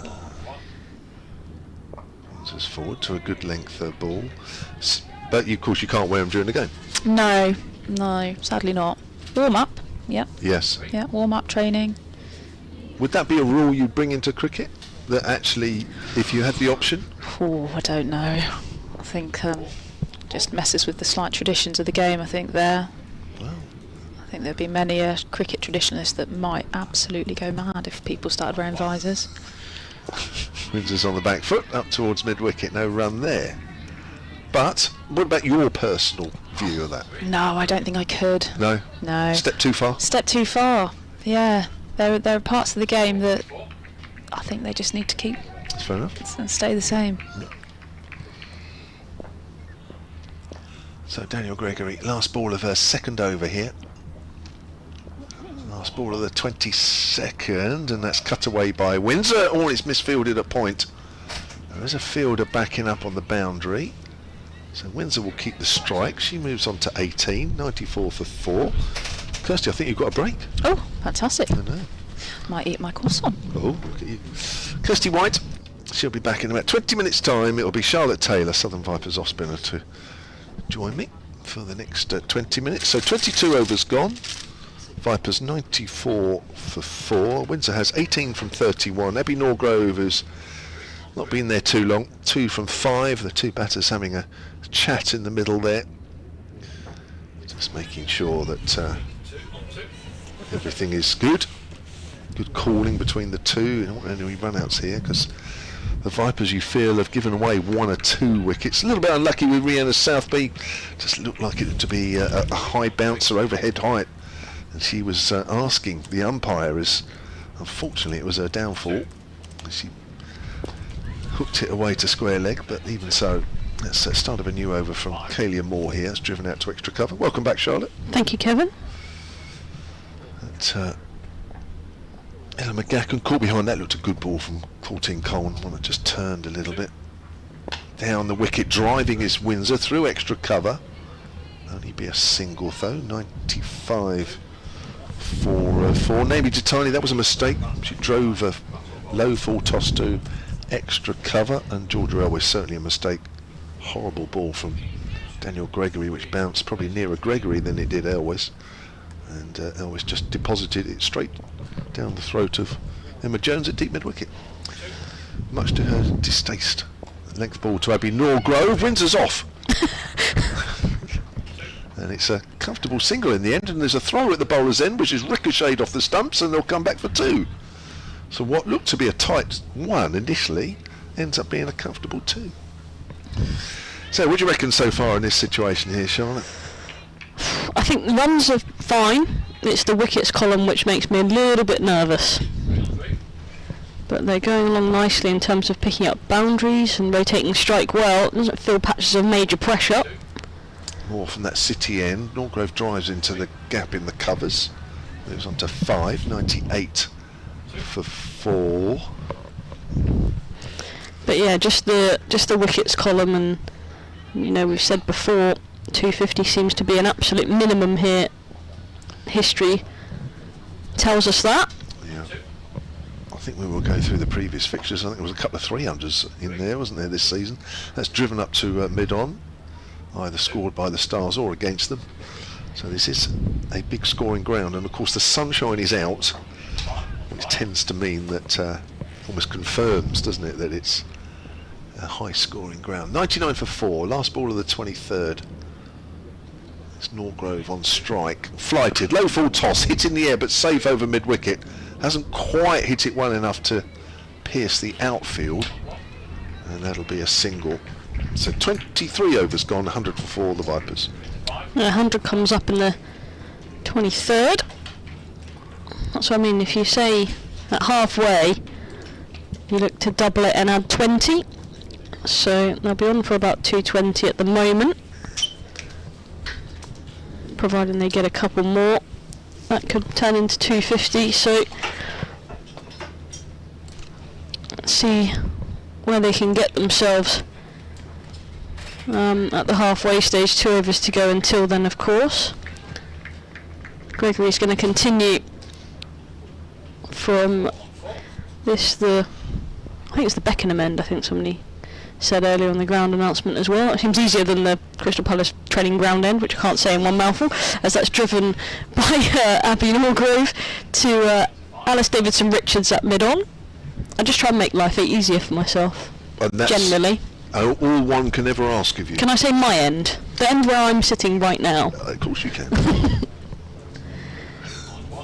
Gregory then, to Norgrove is on the back foot, tries to work that into the vacant gap at square leg, gets it too straight and hits it directly into the hands of Phoebe Franklin. And there is no run. Got to be careful when you're trying to turn the ball square on the leg side that you don't get that fateful leading edge.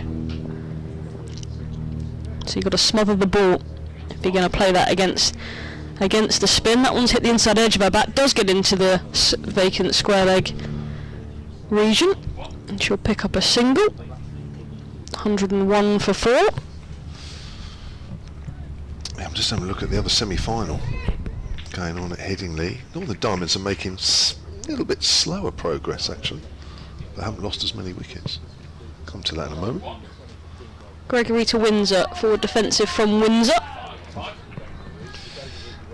The Diamonds are 89 for 2 in the 24th against the Sunrisers. Winfield Hill out for 15. Rebecca Duckworth, who played so well, didn't she, against the Vipers a couple of weeks ago, out for 10. Gregory past umpire Sue Redfern. Windsor turns that off her hip into the leg side. Will pick up 1 minimum as Kalia Moore comes round from deep fine leg or long leg to do the fielding. 1 more to the total. Windsor moves to 21 and the Vipers 102 for 4. Emma Marlowe is 53 not out, and Sturkallis is just in the early stages of her innings. Of course the winner there plays the winner here. Driving is Norgrove, a full delivery from Danny Gregory finds Ailish Cranstone extra cover. There will be no run to complete the 24th over. 102 for 4. And of course it's T20 finals day. Of course Surrey men playing right now. Yeah, 111 for 5 Surrey against Somerset. Jamie Smith back from test action, Golden Duck. Oh really? Oh. Saw that earlier. Okay. How the greats fall. It's all That's on cricket the- though, isn't it? all It's on just the cricket. day. You can get your test debut and play brilliantly for a series of test matches against Sri Lanka and be absolutely fantastic, and come back and play 1 game for Surrey and get a Golden Duck, and everyone goes, what's the big hype about? And you think, well, it was great. I was honestly great. A couple of games ago. Kelly Moore with a spin to continue from the city end, driven back to her by Windsor. 21 from 37 now, Emily Windsor. I heard you say earlier that she hasn't had the best of seasons, and I guess by her recent standards of the last couple of years. She's a little bit down, driving up to deep mid-on. She'll pick up a single, 103 for 4. 148 runs, highest score of 41 this year. Unlike her, averaging 14.8. That's way down, isn't it? But it happens. Abby Norgrove, starting out in her career, facing Kalia Moore once more. Norgrove's forward, goes out into the covers, no run, although it's well to the left hand of Ailish Cranstone there. Abby Norgrove, 182 runs, highest score of 64, brilliant 64 at Chesterfield. We saw that one. I did. In a brilliant partnership with George Railwis, averaging 26. That's a nice looking drive from Norgrove. This goes out at deep cover. It's going to take a special shot to get over the line in that area. That's why the fielder's out there. Norgrove's 8 from 14 now, 104 for 4. Beautiful day here in Beckenham. It probably is in most places. It has a little feel of September, to be said, but the sunshine is out. Now, low full toss, whipped away on the leg side by Windsor. Yeah, when you're in that direct sunshine, it is warm. It It's is. pleasant, but Yeah. when you're outside of it, Yeah. it's chilly. It's one of those days you feel that if this game gets very close and we go through to about 6 o'clock, by then That big coat that's back there will be firmly round my back. it will. Yeah, I might be fighting you for it, because I haven't brought anything like that here. That's nudged away on the leg side. Dot ball to finish Moore's over. 4 overs, none for 20 for Kalia Moore, and the players making their way. Bit like cattle in a field. You know, when it's milking time. Yeah. You know, They all- all the cows start turning and walking for home. Almost as one, the players there just all turned away and started just know that- ambling towards the focal point. And at the halfway stage, Southern Vipers Halfway are 105 of the to 4. Vipers innings, 25 overs gone, 105 for 4. 4 wickets to fall this morning. The first was Anna McCann, a good bit of turn from Tilly Coleman saw the outside edge of her bat. She was caught behind for 2. And then the wicket started to fall a little bit more frequently as Rihanna Southby was caught at dubiously off a very high delivery, shall we say that, at a short square leg inside the circle. Then it was Datani. She made 9 before she was dismissed off a low full toss. Good catch by Phoebe Franklin, diving forward at extra cover. And then was the mistake of Elwish. She was going nicely. She made a squad number of 34, and before she was caught at deep mid-wicket by a good catch by Emma Jones. Actually, it was dipping on her in the deep, and she gets dismissed for 34 from 51. So those are the 4 wickets to fall. 2 of them to Stonehouse, 1 to Gregory, 1 to Courtine Coleman. And the Vipers find themselves at the drinks break, 105 for 4. So I said earlier, if you double it and add 20, that would be a good place to start. So 210, 225. That's really bad maths. 235. And they'd need a few more than that to get to, we said, par, or, you know, the bare minimum would be 250 here.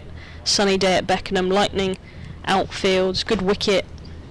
Not their most premium bowling attack by any stretch of the imagination. They're missing McDonald Gay, Farrant, of course, out injured, and the captain Bryony Smith, the main contributors with the ball. They're also missing, obviously, Capsney and Sophia Dunkley, and Paige Schofield, who hasn't been bowling in recent times due to some injury problems. But yeah, they are slightly weakened, as are the Vipers, losing 7 of their, you know, if they were all available, their 11 would be Adam Smith, Kemp Bell, Wyatt Boucher and Dean, all missing today. Not all of them are featured in this competition, of course, because they've been on England duties and what have you. But both sides weakened, and both teams potentially playing their last game in the current shirts on their back that they are wearing. The Vipers being the Vipers and the South East Stars being the South East Stars will no longer be next year. The South East Stars will miraculously form into Surrey, and the Southern Vipers will miraculously form into Hampshire, like some sort of magic trick, pulling a bunny out of a hat. It's a shame, isn't it, really? Because, you know, you are and have been part of the Vipers. Of course, very successful, and the Stars, you know, haven't been unsuccessful. I think there's always I think there has been a feeling that they might have underperformed over the years. They haven't actually won a domestic trophy, have they? No, I think that'll be their... Oh, was that the Utilita? Yes, yeah, they've won the Charlotte Edwards Evans Cup in 2022, 2021. Kirstie White's still celebrating that trophy. Hey? But in terms of the amount of times that they've got to finals or semi-finals, especially in this competition, they've made a couple of semi-finals and not gone that extra distance to find themselves in a final. I think they'll be really striving towards that, and that'll be the big finish that the Stars will really want for their sort of end of this little era of Surrey and Kent women's cricket combined as a whole region. If they can get across the line today and find themselves in that final next week at Leicester, that'll go one better to anything that they've done in this competition so far. So that'll be the bare minimum for them. And if they can go the whole hog, yeah, and knock out the reigning champs along the way, then that'll be a really fitting end to their campaign over the last 4 years. Danny Gregory to continue from my end as a very full delivery is driven by Emily Windsor to long on, where Alice Davidson Richards does the fielding. My end is also known as the Beckenham end, the Crystal Palace training ground end. I think your end sounds good. No one's going to know what I'm talking about. A plaque. Well, at Beckenham Cricket Club, when I've been here about the Charlotte Taylor end. I'm opting. And put it on that head behind us. I could probably put it there myself. A back of a length delivery worked square on the offside. Sorry, well fielded by Courtine Coleman at point. Stops a single inside the circle. I could honestly put a little plaque on that hedge, and I don't think anyone would notice and or care enough to take it down. No, they would. The only thing is, you would have to come back every year to sort of with some snippers to make sure that it wasn't overgrown. Yeah. I would like to do that at the Utility Bowl. Just put a little plaque up somewhere and see if anyone notices that it's there. Driving on the offside is Norgrove out to deep extra cover, where Alexa Stonehouse is there to do the fielding. One more to the total, 107 for 4. You know, you did admit earlier in the commentary that you enjoyed bowling here. I mean, there'll be a lot of bowlers that have bowled here, so they wouldn't necessarily enjoy bowling. Yeah, true. But you actually admitted that this end was the end that you preferred. Yeah. So there's actually some credentials there. I've not just picked a random end in a random ground that I've never been to before.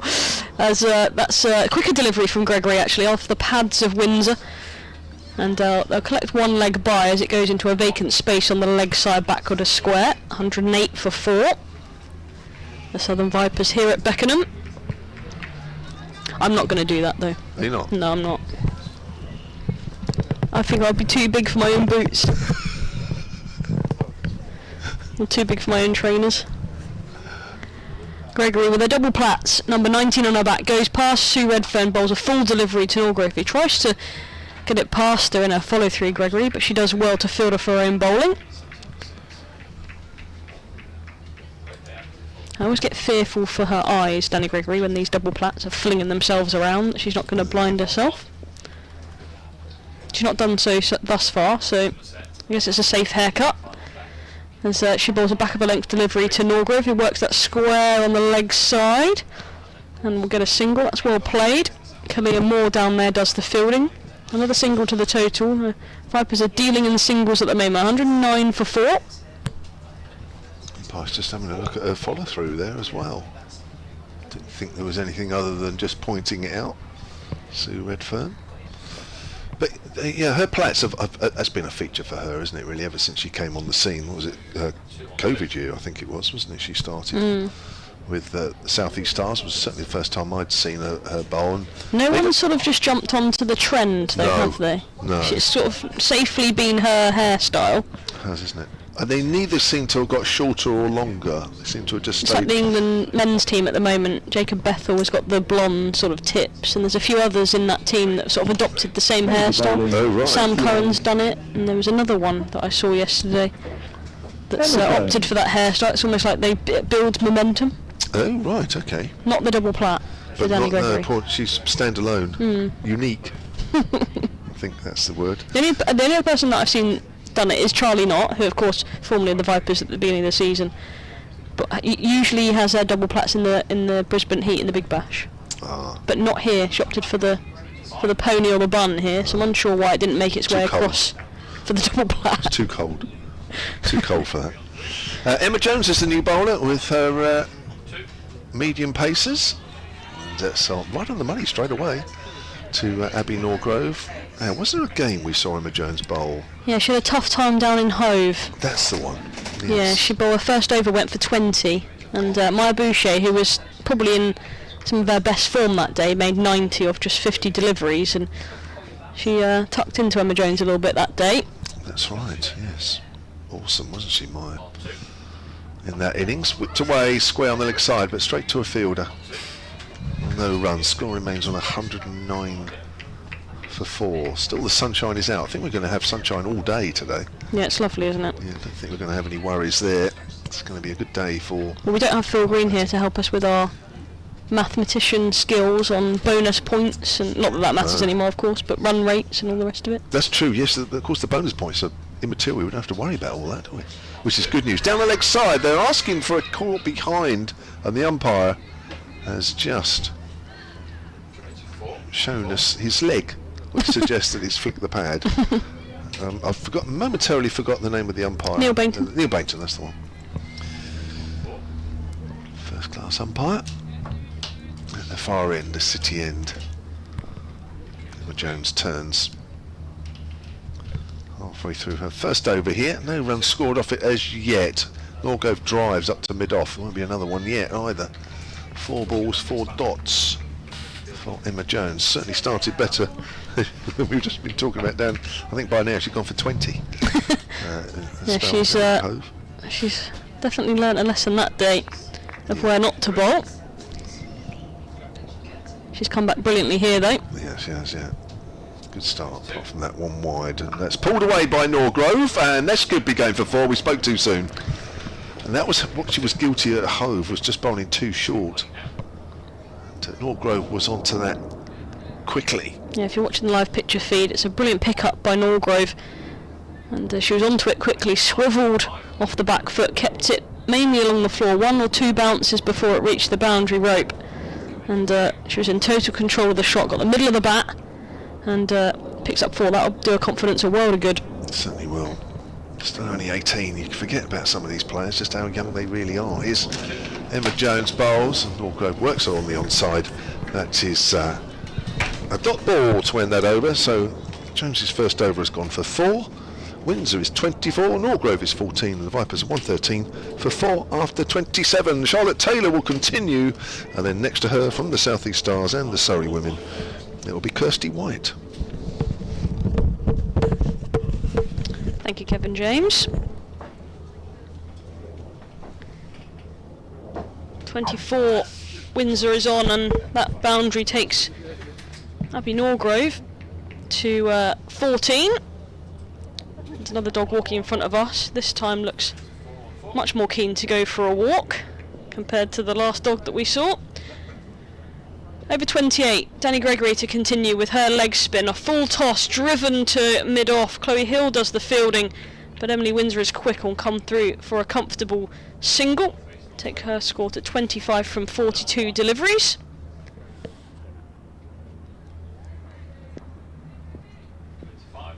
Still an aggressive field. There's fielders inside the circle. Mid-off and mid-on still up for Gregory. It's a short delivery, and it's beaten Abby Norgrove. There was an appeal from about 3 fielders. Kira Chatley, the captain, was one behind the stumps. Danny Gregory, the bowler, was the other. The big shouts came from Courtine Coleman at point, and Ailish Cranstoun was really interested at extra cover, Kirstie, but the umpire, Sue Redfern, is the one that matters. Doesn't.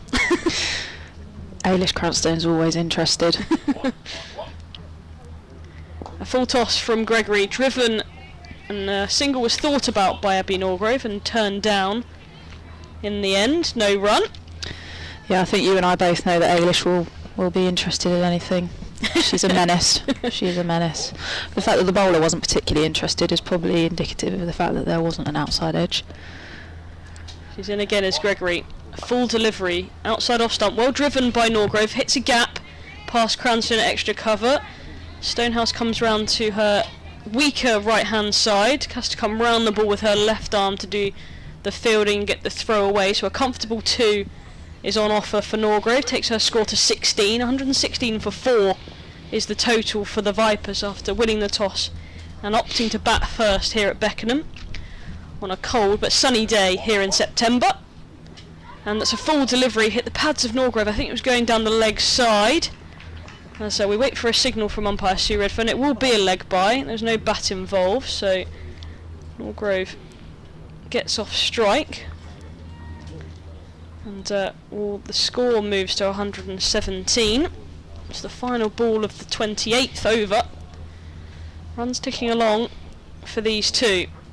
And driven on the up. Back to the bowler by Windsor. It's a dot ball to complete Gregory's 5th over. She's bowled brilliantly since she's come into the attack with her leg spin. 1 for 15 from 5. How impressive has she been, Kirstie? Yeah, she has. Yeah, I agree. She's been really, really good coming into the attack. Like we said, a little bit later than what she'd usually come in, but no, effective nonetheless. She has been a little bit more expensive this season, but she seems to have just found her range following those first 2 deliveries of her opening spell. But no, that will be exactly what Kira would have wanted her to do when she's come into bowl. So, yeah. Why do you think she's been used a little bit later? Do you reckon it's just to have an impact into the terms that getting stuck into that middle order that might be slightly lack of confidence, or? Yeah, it's interesting because I was quite surprised. Usually that 10th over comes, or just over the 10th over, and she'd usually come into the attack. But I think that partnership with Windsor and Elwes was potentially becoming a little bit dangerous, and Tilly just controls that a little bit better. So I think maybe Kira just saw an opportunity there to just peg them back, and it actually paid off then bringing her into the attack. So yeah, can only imagine that's what it was. Emma Jones returning. I'm not going to refer to Emma Jones's bowling as medium pace. I know better than that. I certainly wouldn't refer to it as medium pace to her face, that's for sure. Or in the nets, but yeah. She'll bowl it quicker at you if that's the She'll case. bowl it quicker and shorter at me, for sure. Of which you obviously just rock off the back foot and Yeah, help it on its way. absolutely, obviously. yeah, from leg stump.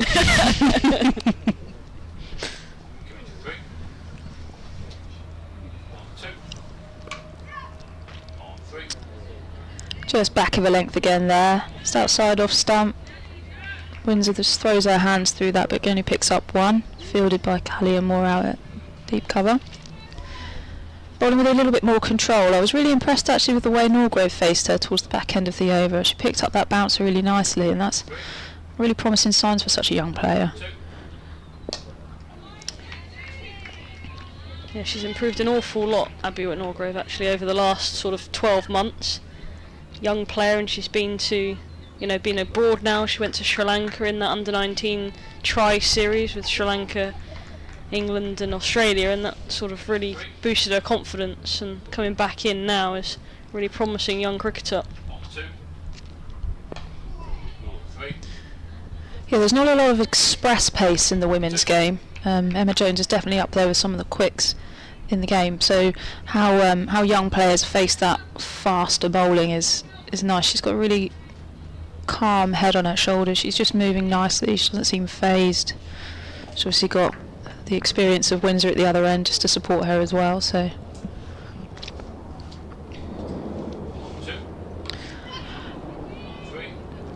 that's really nicely played there by Emily Windsor. Just short, and she's just, I wouldn't say uppercut, there wasn't quite the bounce on it, but she's just sliced it almost past backward point, and it's threaded the needle between third on the boundary and backward point to pick up four. She's really just let her hands do the work there, and the pace has done the rest. Yeah, got on top of the bounce, which was key. Final ball of the over. Or not. It's always the way, isn't it? You go and say it's a final ball, no, big wide down the leg side. Yeah, and it's a shame that, because Jones has started really promisingly, and that boundary, I think it might have just knocked her off her rhythm. She's thought I'll just bowl a little bit straighter, and actually she strayed too straight on the leg side. So let's see what she can produce for this final ball, hopefully.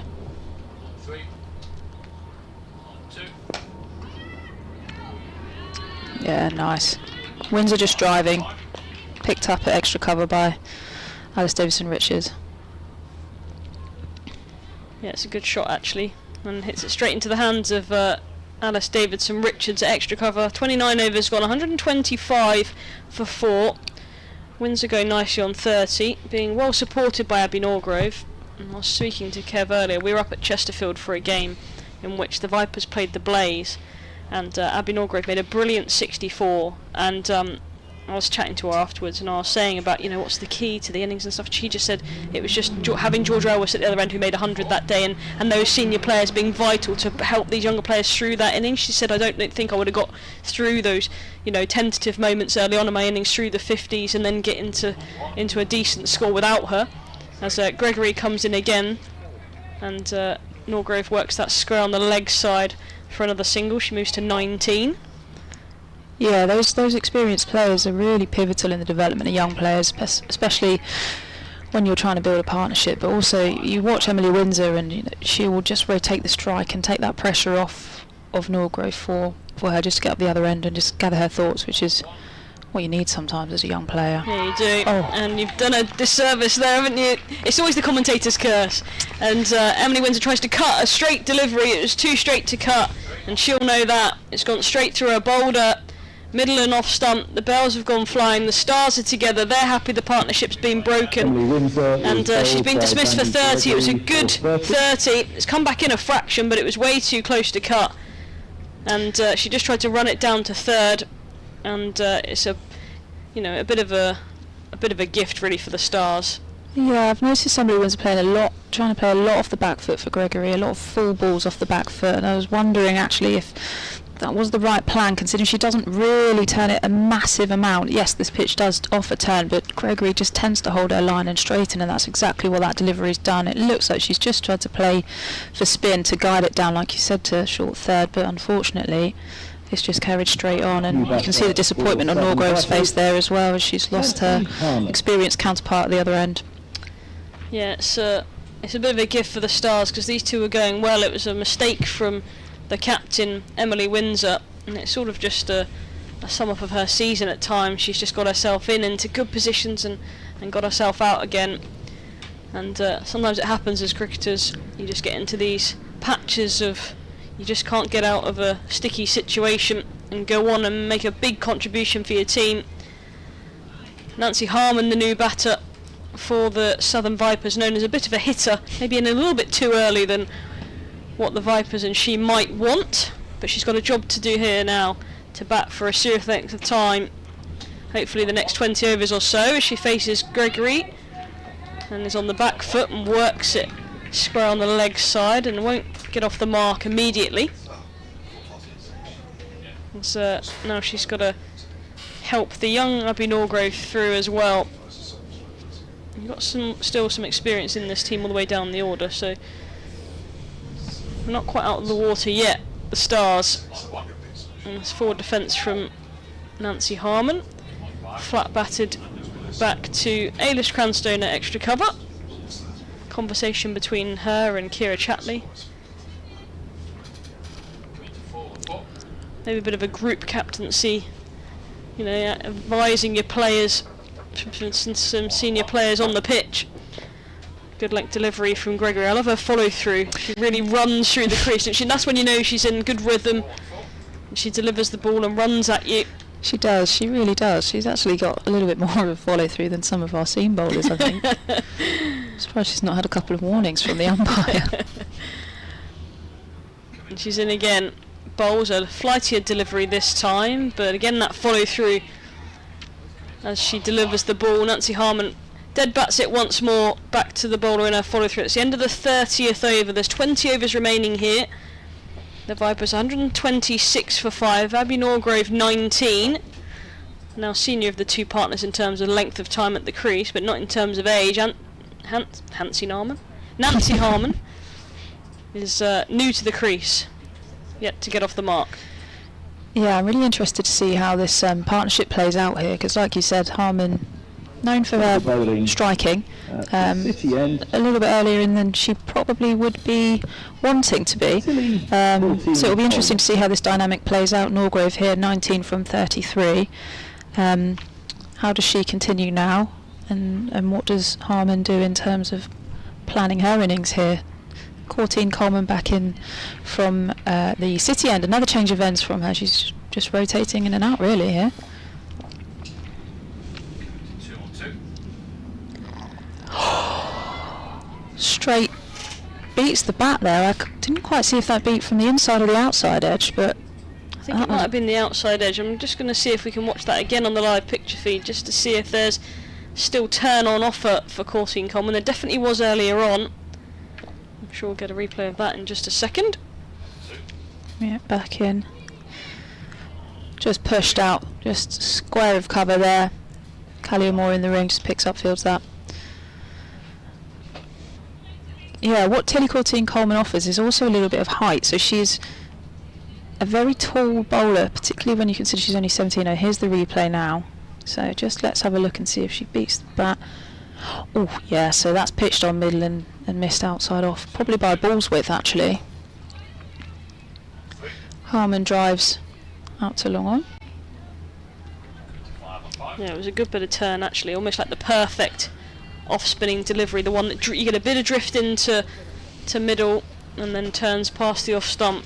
It's almost the perfect delivery. That's it, and the batter's just played the line and not the spin, rightly so, but it's been well and truly beaten.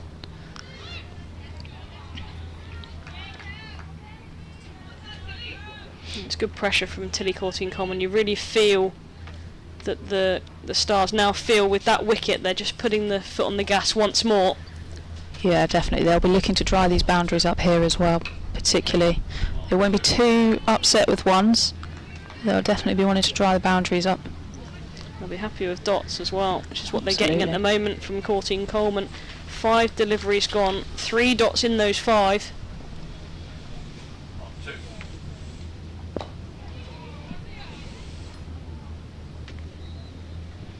And a quick single to finish. Good bit of bowling from Tilly Courtine Coleman. A single to Chloe Hill at mid-off to complete the over. And that's 31 overs gone. 129 for 5. That takes Norgrove into the 20. She's 21 from 38. Harmon with her on just the 1 so far. Of course, this is the first, or one of 2 semi-finals going on today. The other one's happening up at Headingley in Leeds, of which the Northern Diamonds won the toss and elected to bat first. 122 for 3 they are after 30 overs. Emma Marlowe's just been dismissed for 63. That's a big wicket for the Sunrisers, who of course are the visiting team up there. Stair Callis 23 now. Erin Burns the new batter on 1. Danny Gregory to continue. An inside edge from Norgrove. They'll scamper through for at least 1. I think Norgrove's coming back. She is. As Kalia Moore comes round to her left to do the fielding. 2 more to the total. 131 for 5. That just goes to show how fast this outfield is here. That was just an inside edge there that's gone down to fine leg, and it's almost gone for 4. Callie Moore's done really, really well there to cut off the boundary, sliding and keeping it inside the ropes, eventually picking up 2. But this outfield is absolutely lightning. It sure is. Gregory then, she's into a 7th over, got 2 wickets so far. A good delivery that is defended by Abby Norgrove into the offside, and there is no run. She's being watchful here. Gregory, a definite threat at the moment. Just dismissing Emily Windsor in her last over. And she's on the attack here. Hopefully wanting a couple more for her side. A flightier delivery, again defended by Norgrove. She thought about a single and wisely turned down, as it goes straight into the hands of Ailish Cranstone, again at extra cover. Really just continuing to try and attack those stumps. Danny Gregory, it's a bit of a trademark for her. She's looking to bowl out the stumps. Makes it very difficult to then play across the line. Making room on the offside. She moves to the leg stump and can't find the angle to get it away. Can Abby Norgrove. Nancy Harmon's going down to have a little chat with her. Little conflab. Yeah, hopefully just to say, don't get frustrated, it's fine. You know, if you've got to play out a few dots, then you've got to do what you've got to do. But don't give it away. 23 from 42 she is, under a bit of pressure here from Gregory, whose first 4 balls of this over have been 2, followed by 3 dots. She's in again past the umpire, and that's a straighter delivery that Norgrove can get away to the leg side. Emma Jones comes in from deep mid-wicket, and they'll pick up a single. That'll just give her a moment to breathe. She moves to 24.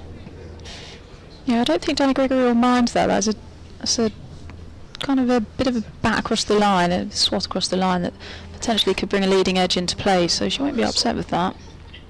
Shorter delivery down the leg side, this time called wide by umpire Sue Redfern. It'll outstretch both arms to signal that to the scorers to our right, I assume.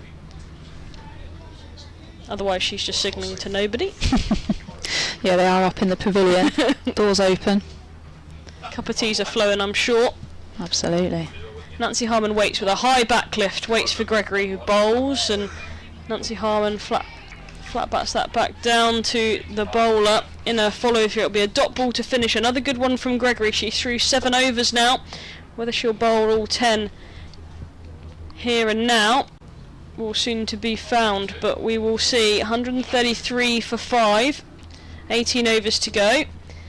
And I'm getting a nod from Kevan James. A few more words and thoughts from you, Kirstie White, and then you'll be joined by Kevan James. Yeah, last few games actually, Danny Gregory hasn't bowled her full allocation of overs, so it'll be interesting to see how well she's utilised here. Will she keep that bionic arm in play and bowl all 10 straight through, or will they rotate her out and in with Callie Moore and swap ends with Tilly? Back into the attack here, just driving a little bit on the up. Turning to look for 2, Emma Jones fizzes it in on the bounce to Kira Chatley, just the 1. Promising signs there for Tilly Courtine-Coleman. Norgrove just pushing a little bit out there, up in the air ever so slightly, but nothing too worrying. She's got the odd one to turn, hasn't she, Kirstie? She has. She is known for it.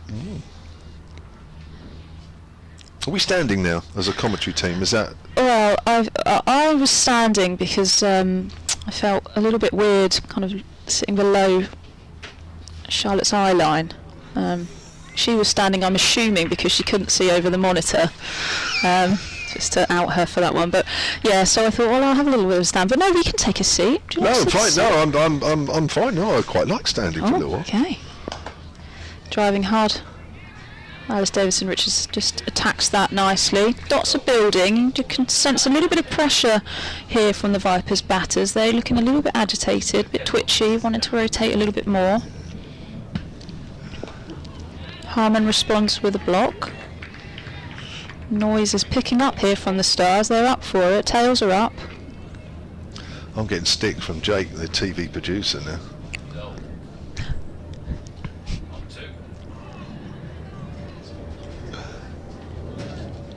Movement is medicine. So come here as a guest. Help people out. It's a rivalry, what can we say? But full toss just sent out to deep square leg. Alexa Stonehouse doing the work, gathering that. This is a good passage of play here for Stars. 136 for 5. This is towards the end of the 33rd over. Yeah, they're definitely favourites here, aren't they?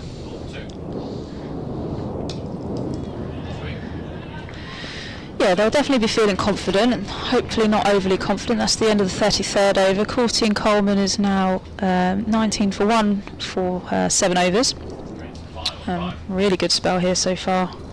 Yeah, Stars definitely favourites at the moment, but it's a game of two halves and they'll certainly be aware of that. Vipers do pose a threat with the ball, so you know they won't be resting on their laurels. They'll certainly be thinking about getting the job done first in the field before going out and hopefully finishing it with the bat.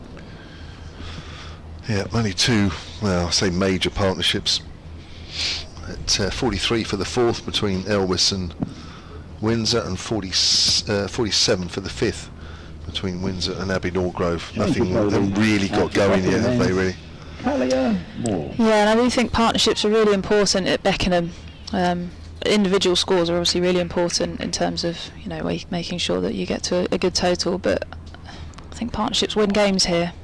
Kalia Moore then, switched ends. Oh, has come back a little bit at Nancy Harman. Plays that into the ground. Probably off spin, Kalia Moore. First spell, 4 overs, none for 20. Oh, with the red towel protruding behind her. That's very full. Harman's punching that out on the offside. Yeah, I'd like to be inside Harman's mind at the moment. She's 2 from 12 and this isn't really the way she likes to play, so I can imagine there's probably a little demon sat on her shoulder saying, go on, just have a go. Yes, she does like to hit the ball. You're right. It's down the leg side. That'll be a wide. You would have played just about against every one of these Vipers, wouldn't you, at some stage? Maybe minus the young ones. Right, of course, yes. yeah, I think so. Here's more again then, Bowles, and that's heaved away on the leg side. You're right, she can't resist too much, but it's along the ground, it's perfectly safe, it's going for 1. And Harman moves on to 3, 138 for 5. You did say that you played for Hampshire a long time ago. Long time ago, yeah. Would any of the Vipers have played for Hampshire that's in this side? No, actually I don't think any of the Vipers that are now playing, I played for Hampshire when I was playing. Right. Which probably says more about my age than it does theirs. I did be missing a few. Seen one space and misses. Oh no, she's bowled. It's hit the top of the stumps. Top of off that. Yeah. That's gone through the gate. Abbey Norgrove, that's another big wicket. It's another Vipers player that had got in and has gone. And the Vipers now are 138 for 6. Love to see that again if you're watching the live picture feed. Here it comes. Oh, it's turned. Oof. That's a great delivery through the gate. It's pitched perfectly. It's come back perfectly. And it's hit the top of off.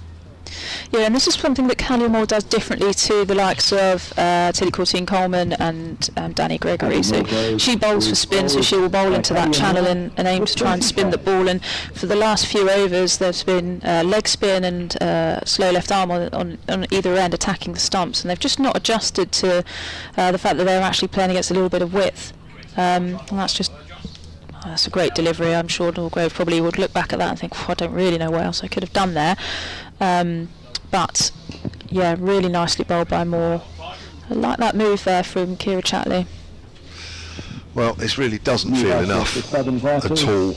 Of course it is runs on the board, and runs on the board does give you some sort of chance, but the Vipers really are. And we shouldn't be too surprised because they come into this game off the back of 4 straight defeats. They do suffer when their main players aren't around. They just seem to have suffered a little bit more than normal. 4 out of 4 they lost after the 100 break, and the South East Stars here are firmly in the driving seat. Alice Monaghan restored to the side. She was one of 2 changes coming into this match, and Georgia Elwes, who was rested for the last game, coming in for Georgia Adams, who's making a debut for England today over in Ireland, and Mary Taylor, who's omitted from the final 11. So, well, Alice Monaghan we know will come back, and Alice Monaghan is moving to Surrey next season. Kirstie, I'm sure. Yeah, so chance to show her new teammates what they're getting. But it's, well, we saw a glimpse at the Oval in the T20s, and she impressed with the bat there, especially that final over of Phoebe Franklin's, where I think she took 20 odd off. I think it was maybe 28 off that final over. Two very playing missing outside off stump there, though. Two very similar in style batters here that like to go hard at the ball, so interesting to see how they go about their business here. I've just been reminded actually that while I was off air, I had a bite of my lucky croissant, which is a bit of a theme really that's happened at the Stars, and it came about at Canterbury in some of the T20s. We were playing against Sparks, and I think I was 12, and I'd been bought a croissant to eat. So I was having a bit of a nibble on that, and I'd no sooner taken one bite, and we've taken a wicket, and I've had to run drinks out, so I've got a mouthful of croissant, and thought, okay, didn't really think much of it. Came back, and then a few balls later had another bite, another wicket, so it's a bit of a feature. Tilly Courtine Coleman. So while I was off air, I had a bite of the almond croissant that had been delivered to me during the first few overs of comms, and since then we've taken 2 wickets, so I might attribute it to that. Ah, right. Well, I might buy you a croissant for the second innings. Couldn't possibly oblige. It would be hard to say no. I do like a croissant. We'll be making you eat them. In the air and down. But you would have really put your house on ADR taking that catch. I think she was probably not expecting that at all. Harman just back and punching off the back foot aerially to mid-on, and ADR just cloths it and can't keep hold, unfortunately. That's a nice delivery to follow by Courtine Coleman. Charlotte, we've got to go and buy half a dozen croissants for the second innings, because every time Kirstie eats a croissant, a wicket falls. It is actually well known within the team. Is it? The lucky croissant is very well known within the team. What we'll do is, she won't want to eat them, as she's just pointed out. So what you do, you hold her down, and I'll force feed her. I don't think you'd have to force feed me anything.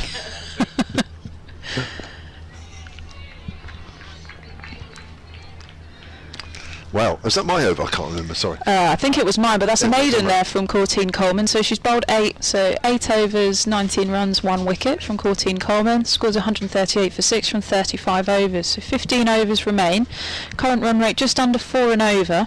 Wasp is predicting around 203. I think Vipers might be happy if they get 203, if I'm honest. I think you're right. In this situation, yeah, I think before the start of play it was...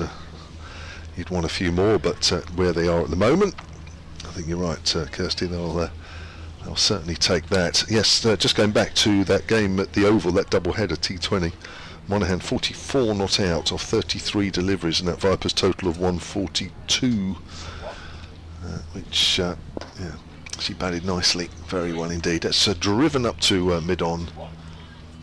It's 139. For 6 now, the Vipers in the 36th over. So Alice Monaghan, who's been in and out of the Vipers side for the last 4 seasons or so. She played in that 2020 final up at Edgbaston. That's the Northern Diamonds, first year of this competition, but has never really been able to hold down a place. Harman drives down to deep mid-on. 140 for 6 now. Harman moves on to 4. I think that sun must be just quite low behind the bowler's arm there. Callie Moore just pulling out of fielding that. Hands on head. That's when she needed the visor. She needed to go full Denise for that. Yeah, visors. They're the way to go. Kirstie's got loads of them. So it worked to mid-on. Could take a quick single. Monahan moves on to 2. 141 for 6. So Monahan and Harman, who basically are perennial in the team for a little while, out the team for a little while, now they have a chance of putting something together here and try and giving the Vipers a chance. Harman's forward, goes out towards extra cover. Kaylee Moore's a bit like Courtine Coleman, really. He's got the odd one to turn. That one to Abby Norgrove was an absolute beauty. And the Vipers very much today relying on their spin attack as well, so could be quite interesting. The likes of Ava Lee, Rebecca Tyson. Ooh. That's driven up to mid-on. Slightly aerial. Got excited there, Kirstie, for a little while. I just held in the surface. I was just about to say, there's not really, you don't really have any demons in any of these Beckenham wickets. Yeah, I mean, it's towards the end of the season, so they tend to turn, but they play well. So Yes. there's no demons hiding in there that will kind of catch you off guard. Here's Kaylee Moore again as well, flighted up, and that's nicely played. Up to mid-on once more by Alice Monahan, who moves on to 3. 143 for 6. And that's the end of the over. So 36 overs are completed, hopefully from a Vipers point of view, and I can say that because I'm slightly biased. They have 14 more overs in which to bat, and hopefully they'll be using those all up. Kaylee Moore now has completed 6 overs. That's 1 for 28. Yeah, and it looks like a change of bowling at the City end. Alexa Stonehouse being brought back into the attack. Nancy Harman 5 from 21. Les Monahan 3 from 6. I'm sure Harman is probably used to that figure saying 21 from 5, if possible. Yes. Is that mathematically possible? It is. It's quite a excellent score. But yeah. It looks like she's coming round the wicket as well here. So Alexa Stonehouse with her left arm round the wicket just to change the angle into the batter.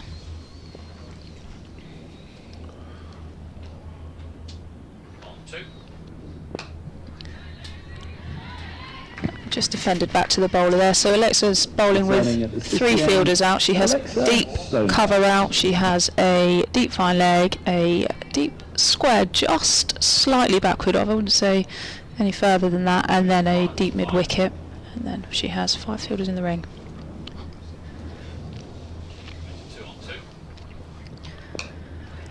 Just punched away again into extra cover. Nice line again here from Alexa Stonehouse. Started really well, good intent. Yeah. Interesting, she's going around the wicket now. The ball's not swinging around. There's a question I must ask you actually, Kirstie, that obviously the South East Stars, this is their main ground, isn't it? I think they might have played one game at Canterbury, and well, obviously that double-header we just mentioned, but this tends to be their main ground, doesn't it? It does, yeah. Yeah, it's certainly been the home of us for the last 4 years. What happens now? It's Surrey. What happens with this ground? Yeah, I don't know. Yeah, there's not really a question I know the answer to. I know obviously Kent will have a tier 2 side, so I would imagine that it would probably be used by Kent in their tier 2 side. But no, I'm unsure really logistically how it will be used. Stonehouse in again. She's bowling really tight lines here.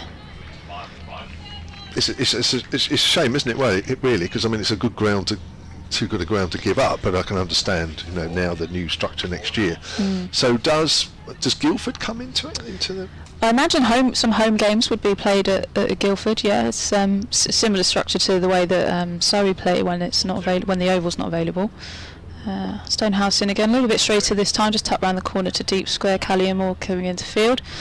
Yeah, so similar to the way that the men play, and obviously when the oval's not available due to international fixtures and whatnot, obviously they use the Guildford ground, which is a fantastic ground. I think the benefit of Beckenham here is what's made it our home is, you've got the use of the gym, there's an indoor school here, the changing rooms are fantastic, the ground staff have been amazing, everyone that goes in, that works on a kind of day-to-day level here at Kent, it's just an under edge there, a little bit wider, It's beaten the keeper. It's bounced in front of Kira Chatley, but beaten the keeper in third and gone for four, which is a shame because it was a really good over there for Alexa Stonehouse, but she won't be too disappointed with that, and kept a little bit low actually. Yeah, so it will be a big adjustment, I think, for Surrey next year, moving into, well, both the men's and the women's team, moving into actually sharing those facilities with the men and working out logistically how you go about doing that and what it looks like in terms of days of training and use of facilities. But it will be a big loss here too. We've made Beckenham our home, so like I said, everyone that is involved in the day-to-day running of the place, the facilities, the ground staff, Jackie who keeps us all booked in and everything in the hall and all of those bits, they've really become part of our Stars family, so it will be a shame to see them go. Kaylee Moore starting over number 38, bowling to Nancy Harmon, who's just worked that ball back to the bowler, and there is no run. Now, interesting, obviously, if Guildford becomes the new home, then that's a club ground, and of course they play at weekends, so that might be a little bit restricting. Again, it's driven back to the bowler, no run. So I guess Saturday's become a bit of a problem for the Surrey women if there were any fixtures to be scheduled then. Yeah, and I think I'm glad I don't have to do anything to do with scheduling, to be honest. But I think the Oval is going to play a big part in fixtures. Will be the predominant home ground, I would imagine, and then the use of out grounds. Obviously, Surrey have LSE as well.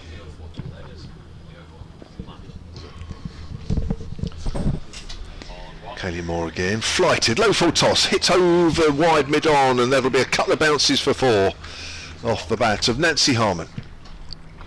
I'm sure she'll be relieved to pick up that first boundary.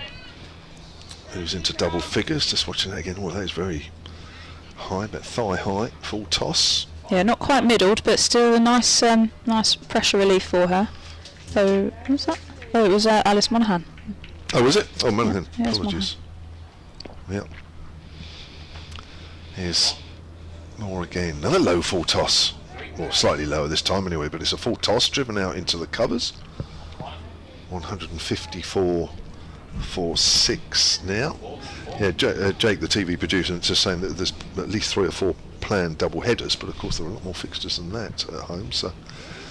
Yeah, and you mentioned earlier, I think the Utility Bowl has the Metro Bank final, yeah, and obviously the Oval will have the Blast final for the women. So yeah, that should be a spectacular occasion. Hopefully a packed house. It'd be really great. Certainly will. Couple of runs on the leg side to finish that Moore over. I think that was another low full toss actually, so she was just struggling to locate the cut strip there for a little while towards that end of the over. She's bowled 7 overs, 1 for 34.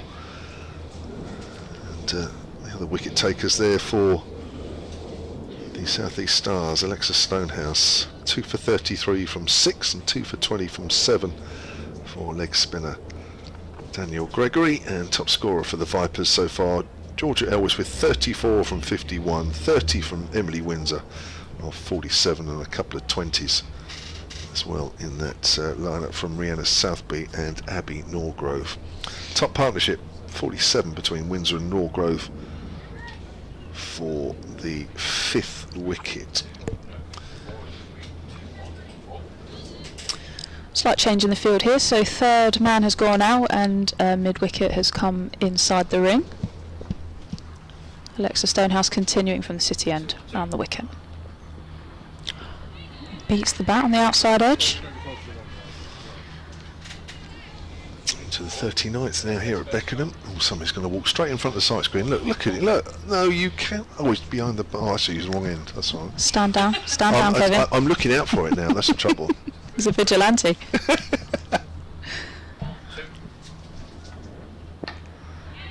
That's another dot ball there, sorry, from Stonehouse. That's the one thing about this ground. It's a nice little walk around, isn't it, really? It's a nice, easy walk around, as long as you know when the bowler's coming from the right end, like me. Yeah, and I think actually when it moves to the county set-up next year and a lot of games being played at first-class fixtures, first-class ground, sorry, the fans will really miss going and doing a lap. Agreed. It's not quite the same sitting in a plastic seat for 50 overs.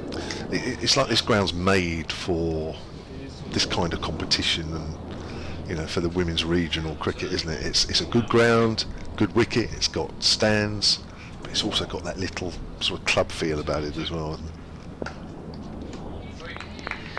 This is a really good block here from Stonehouse, so 4 dots on the bounce. Monaghan just signalling to Harmon at the end. She's like, there's a big gap through cover and I just can't quite thread it. That's where I'm trying to hit it, honestly. What does Stonehouse do here? All the same.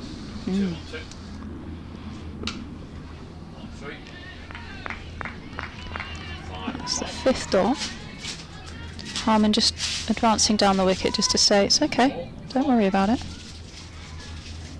Still plenty of overs to bat, isn't it? I mean, that's a long. There's 11 overs after this. That's a long time. Yep, agreed. Agreed. 3. 2 on 2. And just defended that one out. Oh, unfortunately, Ailish Cranstone has managed to knee that down to long on, and they've managed to pick up 2. I think it's come off the middle of her knee. She's very dusty, dusts herself off. She's managed to slide in one of the used wickets. Not too disappointed there, Alexa Stonehouse, although I'm sure she'd have liked a maiden. She's in the dirt there as well, isn't I she? think she's actually got the assist there, hasn't she? She's almost kneed it over the boundary. Thank you, Kirstie. This is going to take a break. Kirstie White. Charlotte Taylor, Southern Vipers off spinner, back in. So 39 gone, 11 potentially to do in this Vipers innings. 158 for 6. We're off to get some croissants soon for Kirstie. And Kevan James is still standing. Well, yeah, I might sit down. I'm going to join you. You haven't got any towels today to put on the seat, have you? No, I could use my coat. I'm okay if I just slouch. If I sit in bad posture, I can see through the gaps You're in the okay with bars. that, I'm yeah? okay. So over number 40, about to be started by Daniel Gregory back into the attack with her leg spin. Slightly short, worked on the onside by Nancy Harmon. I think they're getting the wrong ones. If you're watching the picture feed, I think they're getting the 2 batters around the wrong way. So try and trust Charlotte more than me. This is Nancy Harmon. It is now. No, it's not. That's one. I was testing you. Monaghan first. I really had to look closely there as well to make sure. They've got them round the right way now. There we are. We're back. We're okay. Bowls flicked away behind square, but fielder there. No run. So yes, Monaghan on her way to Surrey next year. Good move for her, that, isn't it? Yeah, I think so. She's excited for a fresh start and a new experience. Played all her cricket down at Hampshire and Vipers over the last few years. Oh, it's turned. Oh, that's a beautiful delivery from Daniel Gregory, and you could see on her follow through there she got excited. That follow through was just another yard or 2 longer. Yeah, it's long anyway. Yeah. You're watching the picture feed drift in and turn away. It's the perfect leg spinning delivery. Hasn't missed the off stump by very much. Wow, good delivery that. It's bowling to Monaghan again. Monaghan cuts that away on the offside. Not such a good delivery, that one. And 159 for 6. Alice Monaghan is playing her 32nd Rachael Heyhoe-Flint Trophy game this afternoon. But when you consider that she started back in 2020, very much been in and out of the side. So that move to Surrey, as we were saying, and we've been discussing, a very good one for her. Down the leg side, wrapped on the pad there, thinking about a single. Monaghan decides that perhaps that's not a good idea. Yeah, knowing Alice Monaghan as well as I do, she brings more than just, you know, her skills and ability. Obviously, she's a brilliant fielder, so we'll offer that, but just her enthusiasm, her sort of kind nature. She's always laughing and joking. You never really see her, No, you know, with a frown on her face. She just brings way more than you think. Wrapped on the pad there, trying to work that away on the leg side. Looks a little bit annoyed there, Nancy Harmon, missing out. You're right, I spoke to her last week actually about the move as well, and yeah, she gets a little excited when you're talking to her, and you know, she thinks, oh, I'm not sure how I can answer that question. But no, she's very enthusiastic, and yeah, she'll be relishing playing, turning out for Surrey next year, that's for sure. Of course she's relished playing for the Vipers, of course she has, but it's a new challenge, and lots of players have moved clubs and found that it's good fun as much as anything.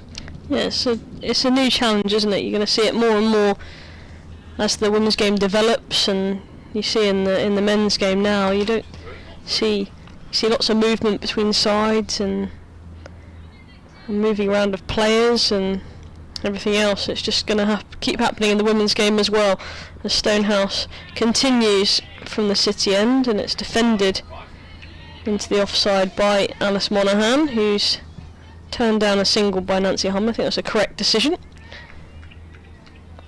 So yeah, I think and lots of people's contracts were up at the end of this year, so there's lots of movement initially, and then things might settle down as people have signed multi-year deals, which is exciting. Some 3-year deals have been offered, which is just great. Another good length delivery from Stonehouse again, into the offside by Monaghan again. Can't find a single. 2 dots to start the 41st over. 159 for 6. They need to get up to at least 200 here as a bare minimum. The Vipers, we were saying 250 is a minimum, or 200's now the new minimum. Stonehouse to Monaghan, works it square, just behind square on the leg side, and pick up a single. She moves to 12. 160 for 6 the score. I remember there was one question I asked her last week, and I said a lot of people would look at that move to Surrey and say that's a really good move. You know, any player would look at that and say, you know, I think she said something like, I don't know how to answer that. I said, well, just say it's a good move. It's okay, you can have an opinion on it. A big swipe from Harmon outside the off stump. It was a full delivery outside off stump, and it goes through to the wicketkeeper, Kira Chatley. Yeah, I think I had to rephrase it, but basically said the same thing. And Bless. I can't remember exactly what she said, but she managed to get something out. But she is funny. Stonehouse left arm round the wicket to Harmon. Bowls a good length delivery that all Harmon can do is defend into the leg side. Alice Davidson-Richards fills the ball and then throws the ball into the ground in front of Chatley. That wasn't very kind at all for the poor wicket-keeper. I suspect this Alexa Stonehouse sort of later stages of her 10-over spell coming round the wicket is something she does quite a lot. Just tucks the batters up, because that's exactly what she's doing here.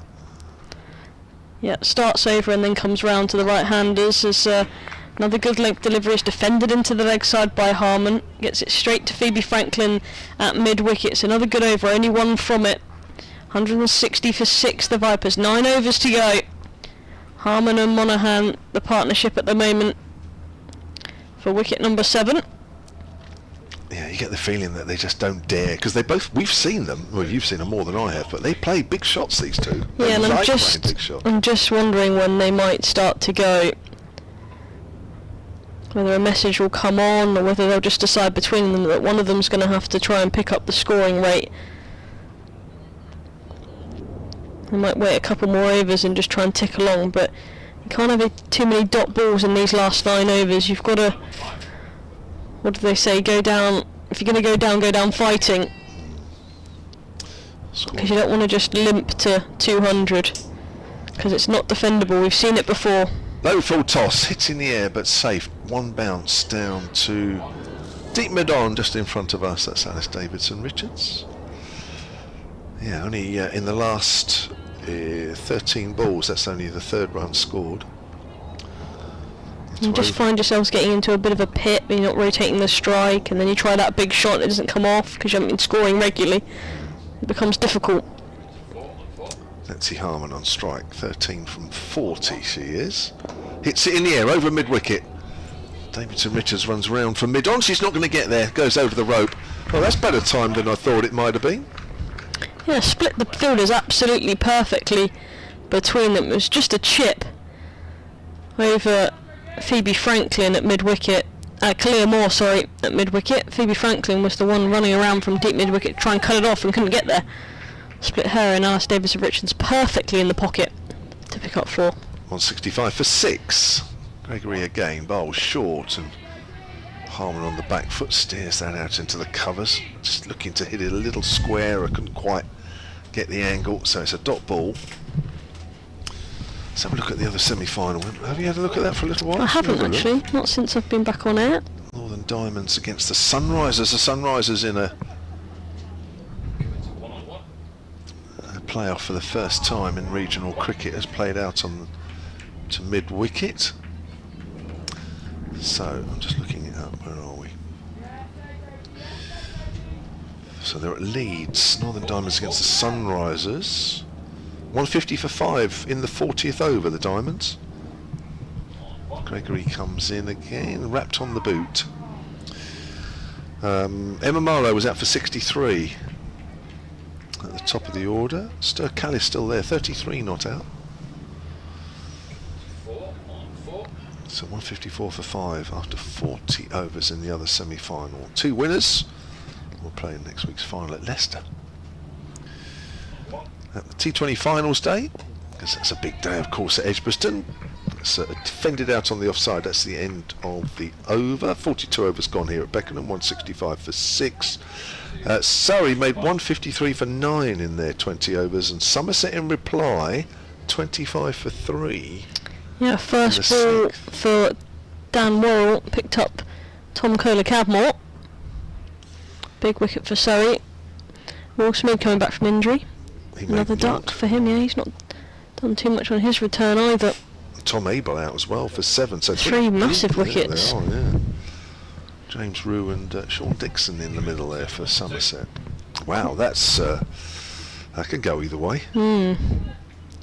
Somerset trying to get through, trying to win, sorry, a consecutive finals day. Of course, the winners last year. Stonehouse to continue then again round the wicket. Single opted by Nancy Harmon, turned down by Alice Monaghan, who defends that into the offside and decides no. They're now having a little bit of a mother's meeting about whether that was single or not. 165 for 6. 7 to go after this one from Stonehouse. She's into her 9th. She's only got 1 remaining after this. She's in past umpire Neil Bainton. A big outside edge from Monaghan. A flash down to 3rd. Chatterjee comes round to her left to do the fielding. Does so successfully. 1 more to the total. 1 more to Alice Monaghan. She'll be wanting to make an impression against this lot as well. Being our new side next year, she'll probably be wanting to do well against them. Oh yes. Well, you'd think so. Make a good impression before moving here. More people walking behind the bowler's arm. Ignored by Nancy Harmon as she lifts that over mid-wicket. 1 bounce, 2 bounces into the rope. Well fielded, sort of, by the fielder the other side of the rope, which is an avid fan. Yeah, a bit of a fumble there, and almost lost his footing as well. That might be George Orwell's dad, actually. Fumbling out there. 4 more to the total, 170 for 6. They're just trying to get their fielders in the right place here. Here's Kira Chatley. As I already said, it's tough behind the stumps when you've got a captain as well. You've got so much to think about. All the angles, you're involved every ball, of course you are. But you can't also talk to your bowlers, so relying maybe on Alice Davidson-Richards or Ailish Cranstone to do that bit for her. She's got the gloves in her hands. Waits for Stonehouse, driving as Harmon through the gap, threaded it through extra cover and mid-off. That's a lovely shot, probably one of the shots of the day actually by Nancy Harmon. Gets 4 more.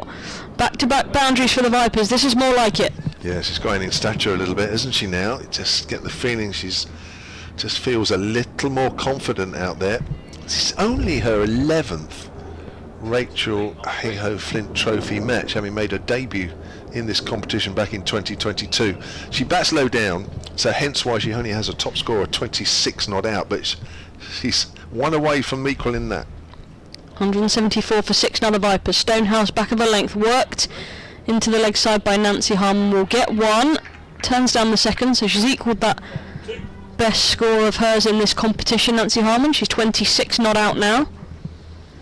175 for 6 the total score. That Wasp score has gone up to 222, so it's risen by 10 since I last saw it.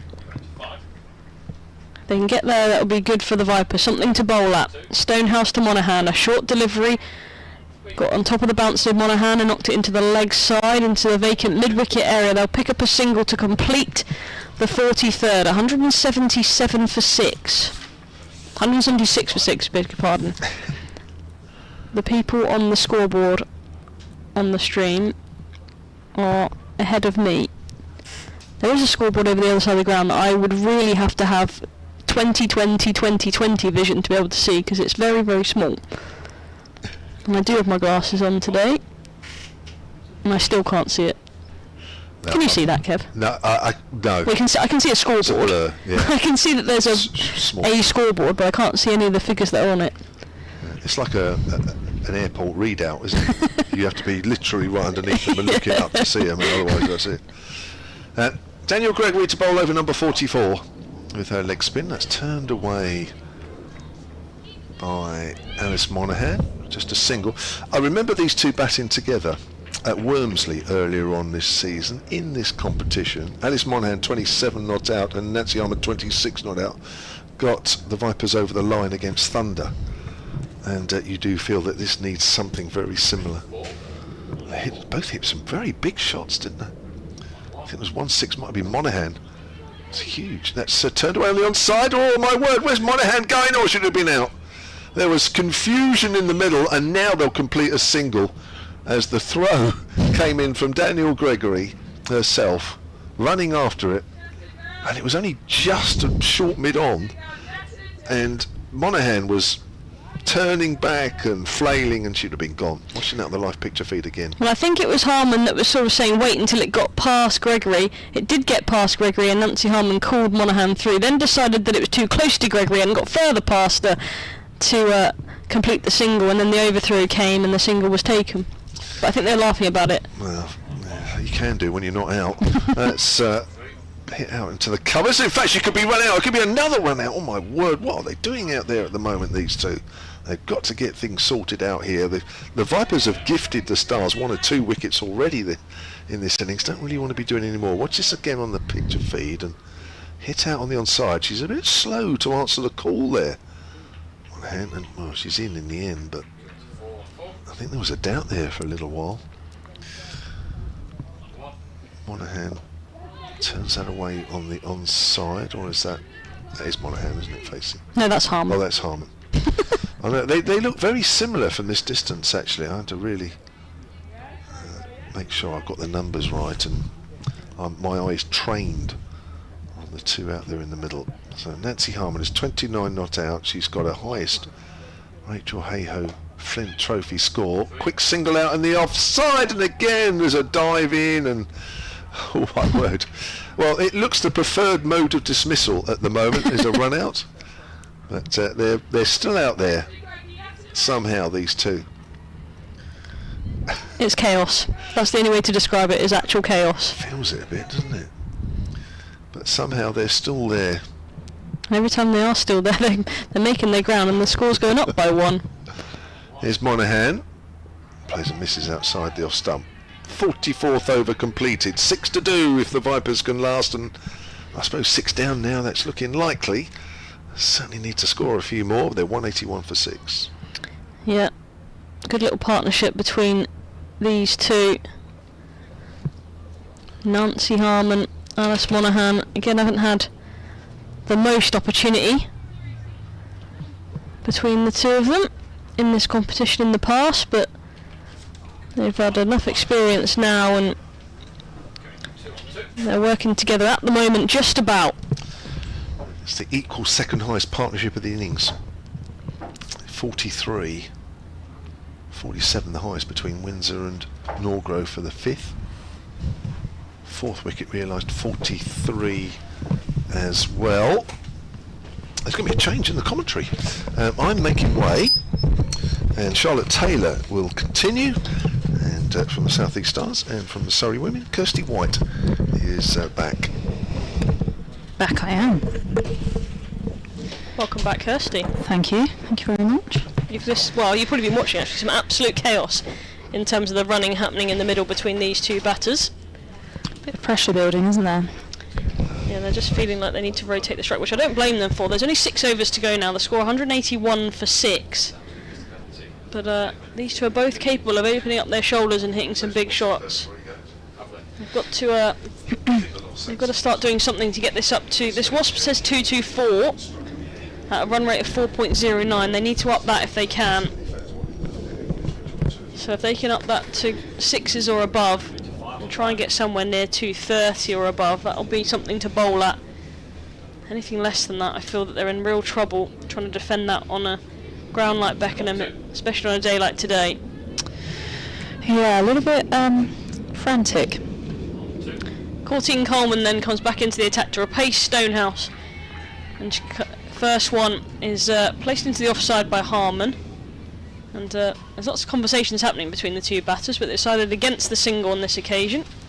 Courtine Coleman bowling over number 9 for her. She's gone for 19 and taken a wicket so far. It's a shorter delivery this time, and a bustling Harman gets up to the other end as she works that out to deep mid-wicket. One more to the total, 182 for 6. Yeah, you can certainly feel the energy between these two batters. They really wanted to kick on a little bit here, but also there is an element of risk with batters to come.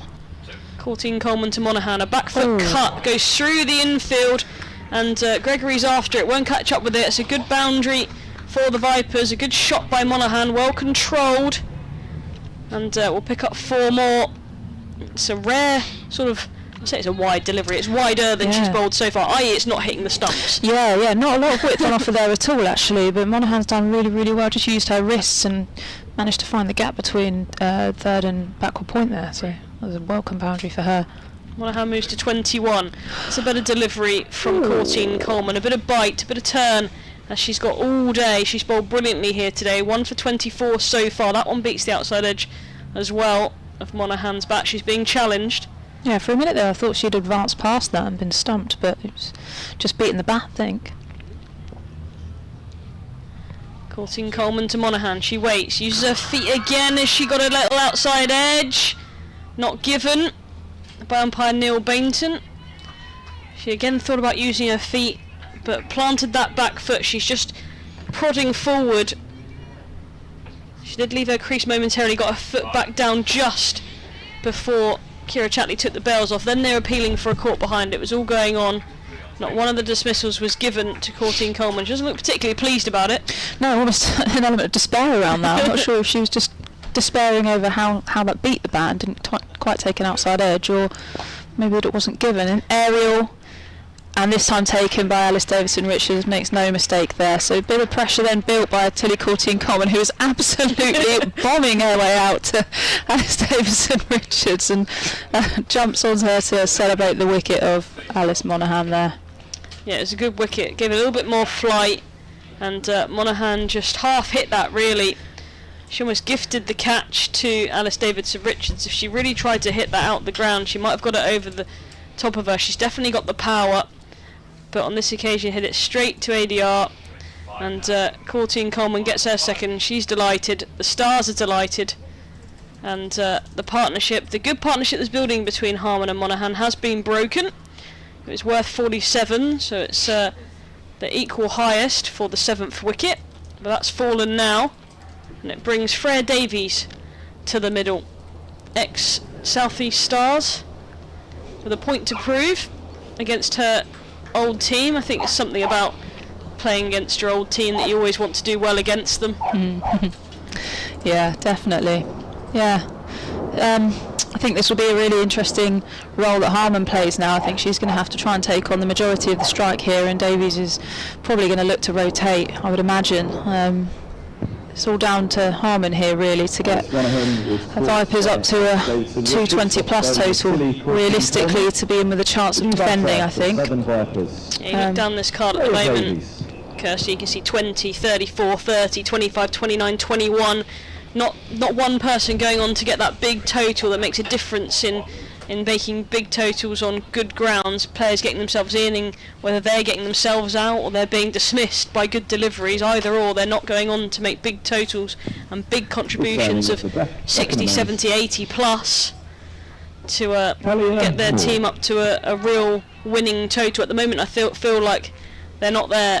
They'd have to bowl extremely well to defend a total as low as this so far, but who knows, we've still got 5 overs to come. Kalia Moore will continue. Sorry, this is your over. Yeah, it's fine by me.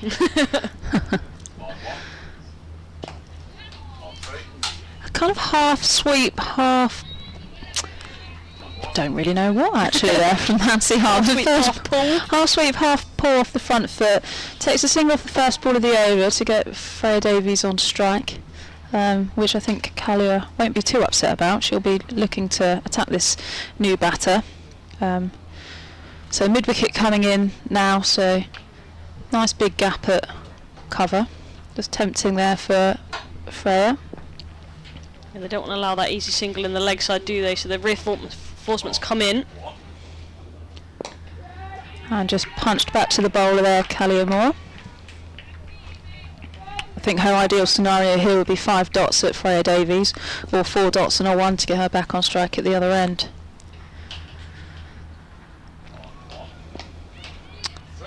Bit shorter this time, allowing Freya Davies just to tuck that round the corner to pick up 1 and get Nancy Harmon back on strike, which I'm sure she would have been itching to do so. And that probably wasn't in the plan from Kalia Moore, was it? Just a bit of a loosener really down the leg side and easy pickings for Davies to get off strike.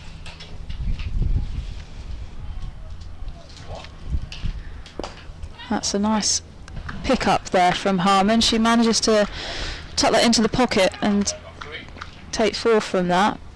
Advances down the track and meets it on the full. Just chips it over mid-wicket. And yeah, gets 4 for that. And I was just before that ball was bowled, I was thinking to myself, where's Nancy Harmon getting her boundary here? And that's exactly where. Mid-wicket now comes back into short third. Yeah, that pocket is favoured. Another low full toss by Kalia Moore. It can easily go down the throat of deep mid-wicket, those ones, but managed to control it well and get it to the left-hand side.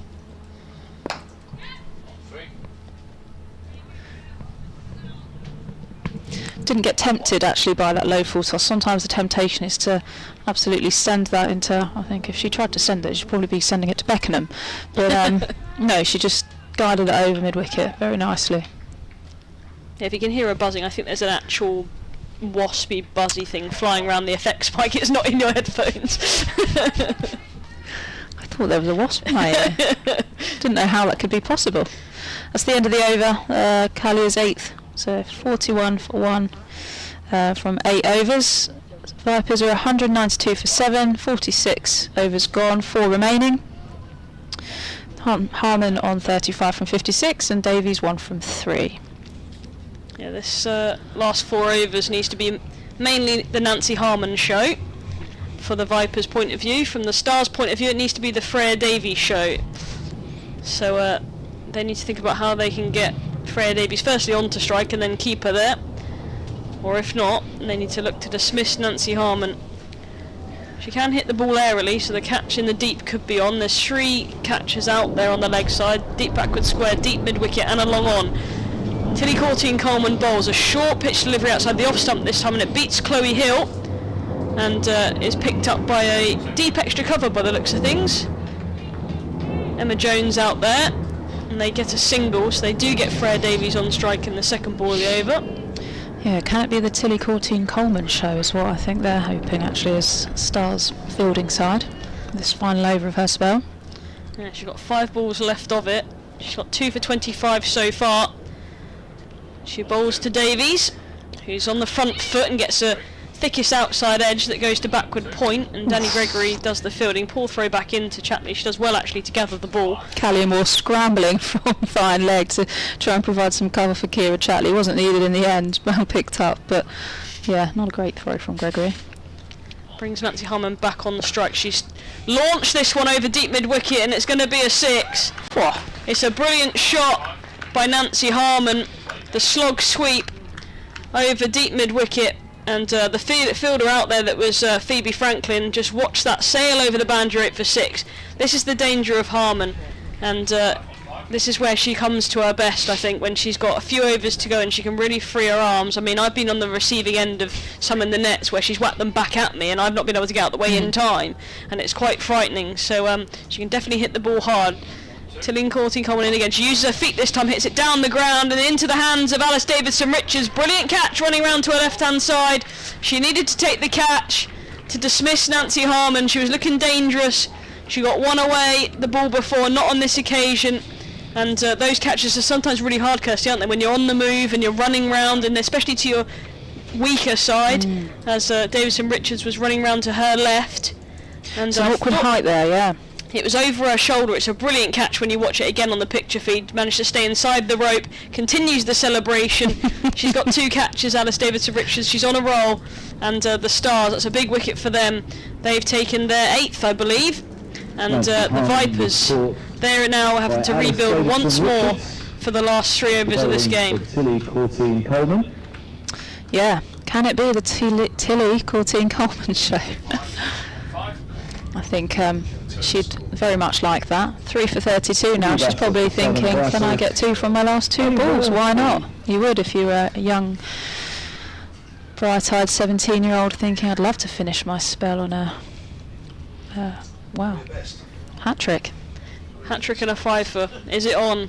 She's going to be bowling at Ava Lee, the number 10, with just Rebecca Tyson to follow at number 11. So definitely the tail in now. That's Nancy Harmon. I think she made 46 before she was dismissed. And Courtine Coleman bowls to Ava Lee. It won't be a hat-trick because she's defended that into the leg side. And there is no run. 3 overs remaining after this. 2 wickets are left to play with by the Vipers. They're 200 for 8 at the moment. Off the back foot this time is Lee into the offside. Will pick up a single as Danny Gregory comes round from point to pick up the ball and do the fielding. 201 for 8. 3 to go, Kirstie. What are you saying? Do you think they can get up to that 217, which is the Wasp predictor? I think they'd like to think, yeah, that they can get to 217. I mean, with 4 overs in the, 3 overs? 3 overs now remaining, yeah. 18 balls, so yeah, I think it's not unrealistic. I think Stars would like to keep them as low as possible.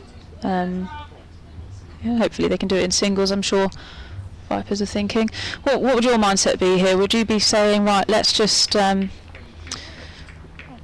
get whatever we can from these last 18 balls but take it down to the final over, or do you think we need some boundaries and we need to score them quickly? Yeah, it's difficult, isn't it? I'll answer that question in just a second. Callie Moore back into the attack, starting with a dot, just driving out, nicely driven actually to Ailish Cranstow. I think I'll just be trying to scamper through for as many as we can off these last few. I don't really want to get bowled out, give yourself a chance of getting up to a defendable total. I just think if you were to play 2 big shots here and get dismissed for 201 when you don't really want to get bowled out within 50 overs, it's difficult for these players coming in. They obviously don't bat a lot of the time and it's difficult to know what to do. Yeah, and Moore's left a nice big gap here at mid wicket. So just to tempt the new batters in at the crease.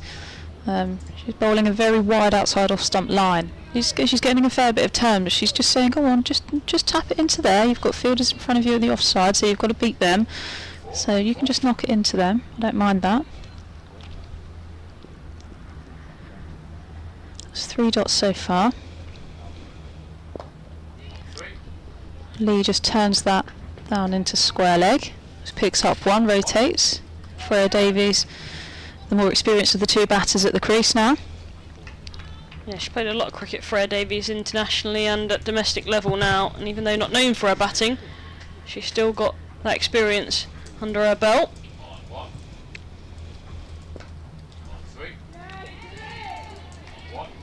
That's another dot ball there for Callie Moore. So just 1 from the over so far, 1 ball remaining. This is our 9th. That's a good over.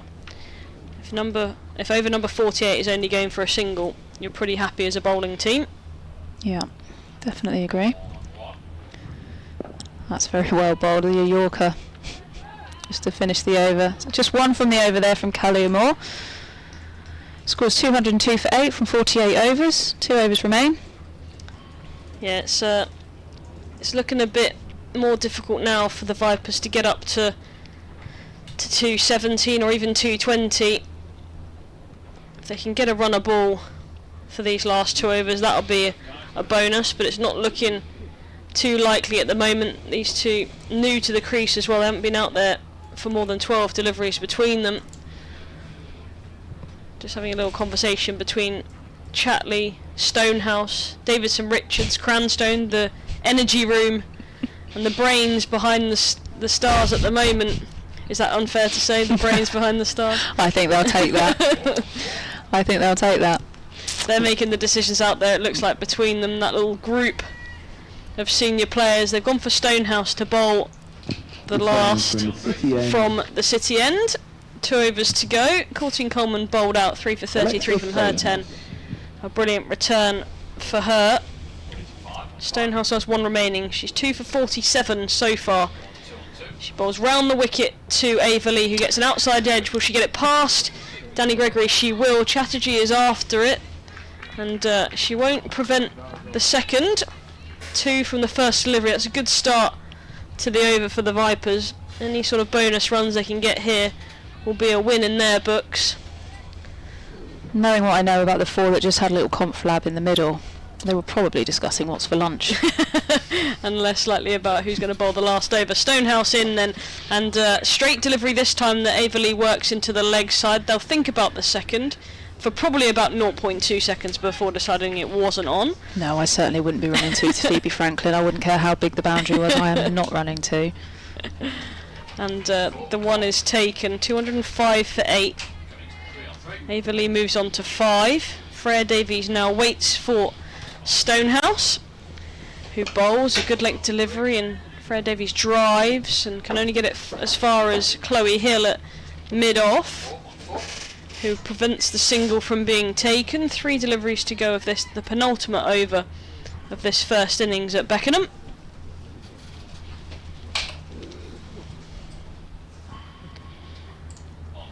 Stonehouse bowls to Freya Davies, who smothers that out to deep mid-wicket. Phoebe Franklin hits the stumps with a good return throw, and luckily it doesn't ricochet anywhere too far, otherwise a bonus run might have been scampered by the Vipers, but not on this occasion. Freya Davies moves on to 3. The Vipers 206 for 8.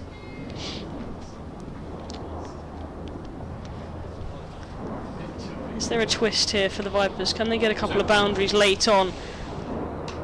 An inside edge from Ava Lee into the leg side. They'll get at least 1. Stonehouse is after it. It will just be a 1. There's a big gap on the leg side at mid-wicket. There's no fielder there, so that's all Stonehouse to get out of her follow-through and across to collect the ball. 207 for 8. Now the Vipers. Stonehouse 2 for 52. So far, 1 delivery remaining. She's going to bowl it to Davies. She advances and squirts it square on the offside. They'll go through for another single. Good running from Ava Lee. She creates a dust pile as she grounds her bat, but she makes it safely. 208 for 8. We're into the last over now between these two sides. The semi-final of the Rachael Heyhoe-Flint Trophy competition between the South East Stars and the Southern Vipers. Yeah, I was just looking at Alexa Stonehouse's figures there. So she's bowled 10 overs, 2 wickets, 53 runs. I don't think that actually accurately reflects how well she's bowled.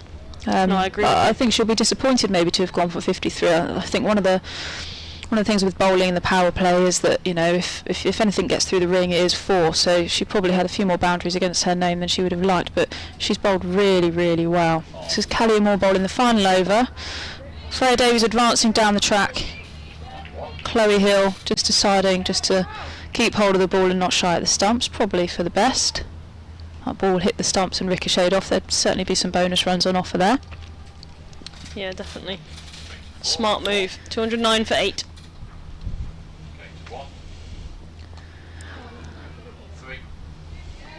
Ava Lee again just advancing down, nice big thick outside edge, but fortunately for Stars there was a short third man there, so Preenaz Chatterjee just picks that up and they scamper through for 1. So Callie Moore in her final over here, final over of the game, well the innings, sorry, 4 balls to come, 210 for 8. Just readjusting her field, so sending mid-off out and bringing cover up.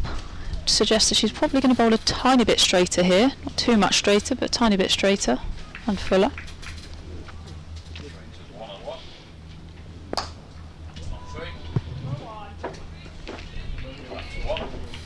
And on cue, that ball's hit straight down to long off for 1. I'm just going to swap out for Kevan James, just brief.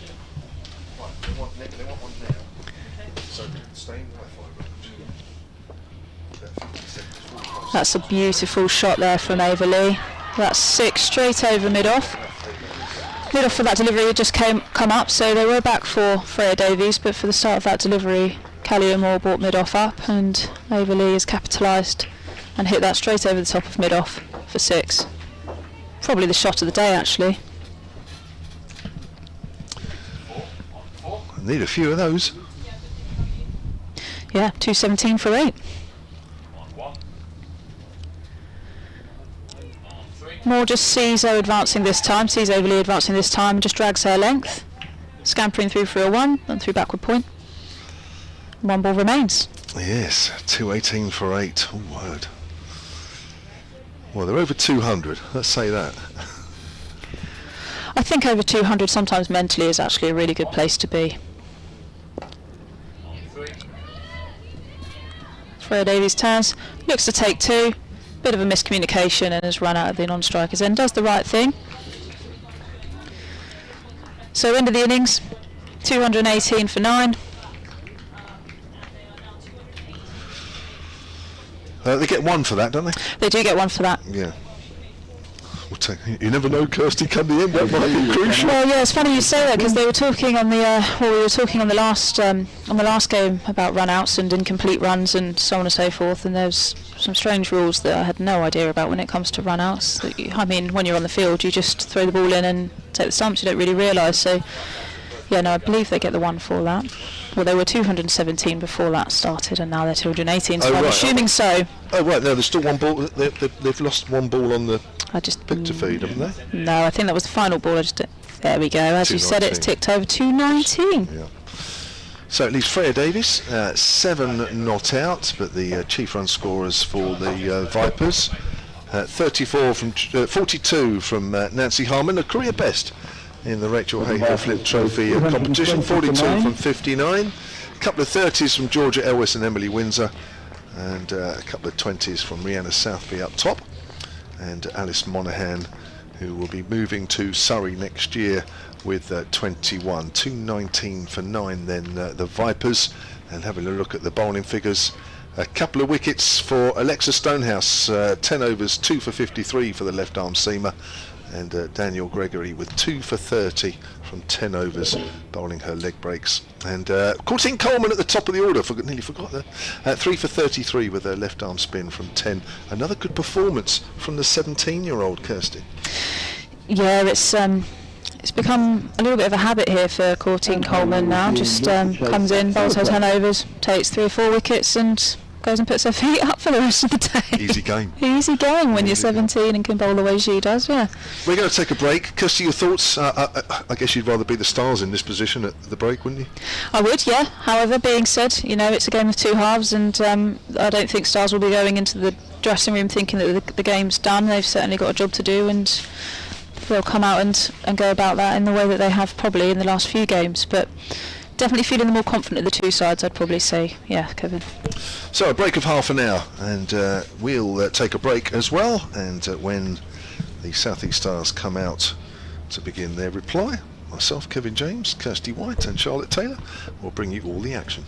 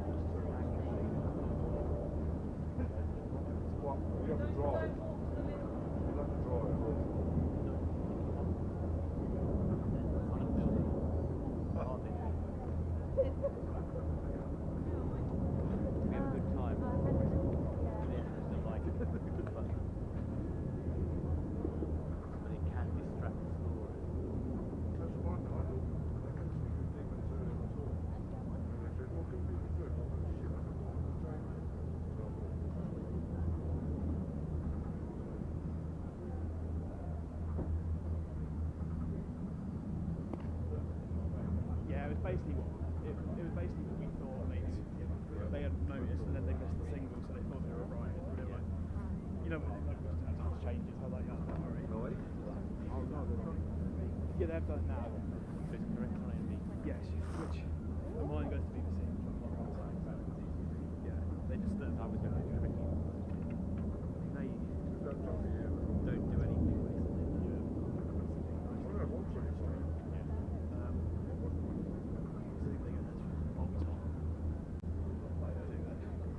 And get into the internationals. I just don't know. Basically, just run a chat to the guy when he did an international, and he was like, "Yeah, I basically just watched the stream at home."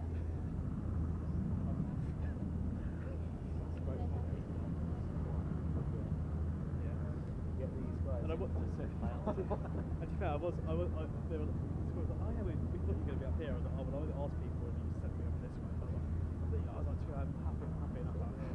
But I was like, I'll come and I'll come and chat with you at the end of the game anyway. Make sure we're all happy. Yeah, what a day. Yeah, but It's difficult to see. Not about anything else. Even at maximum screen, it's not. yeah. It's not that easy to read.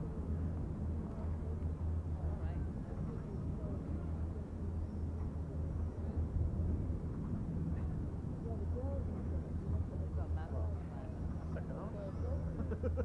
Do it all over again. Yeah, I'll go. Thanks, Fred. Strongest stuff.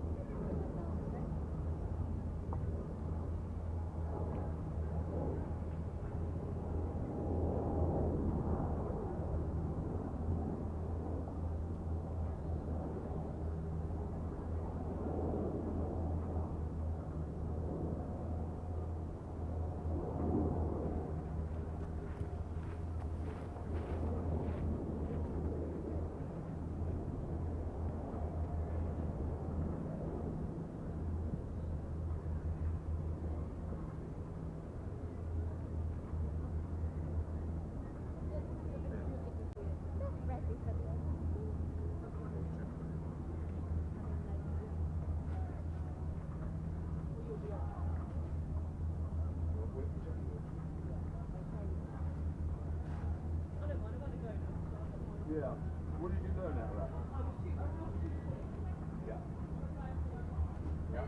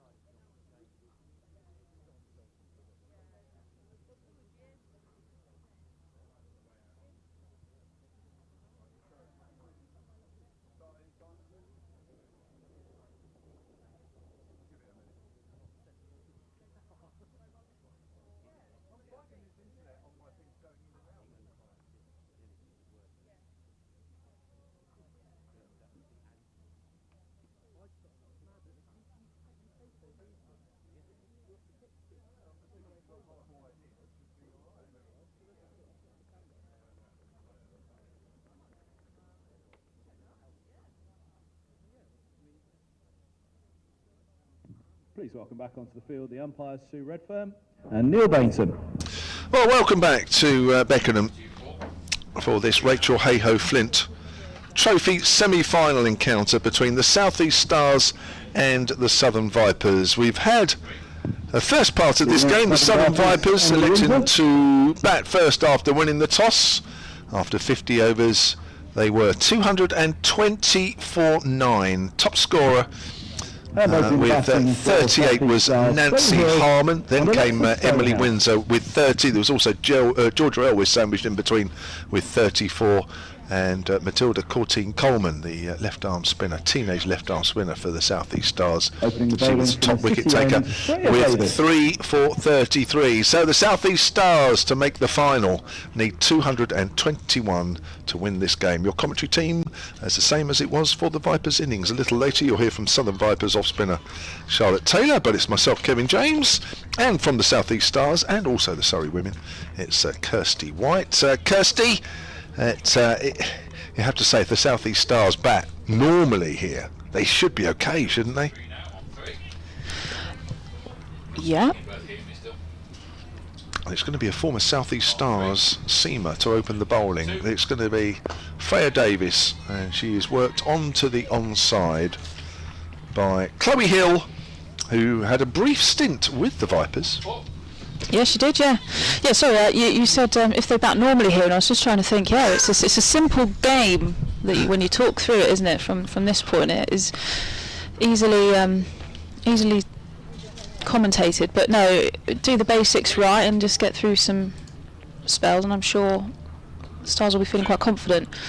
Davis into Hill, who pushes forward. First runs goes to backward a point. Nancy Harmon running after that. In the end, she left it for Ava Lee.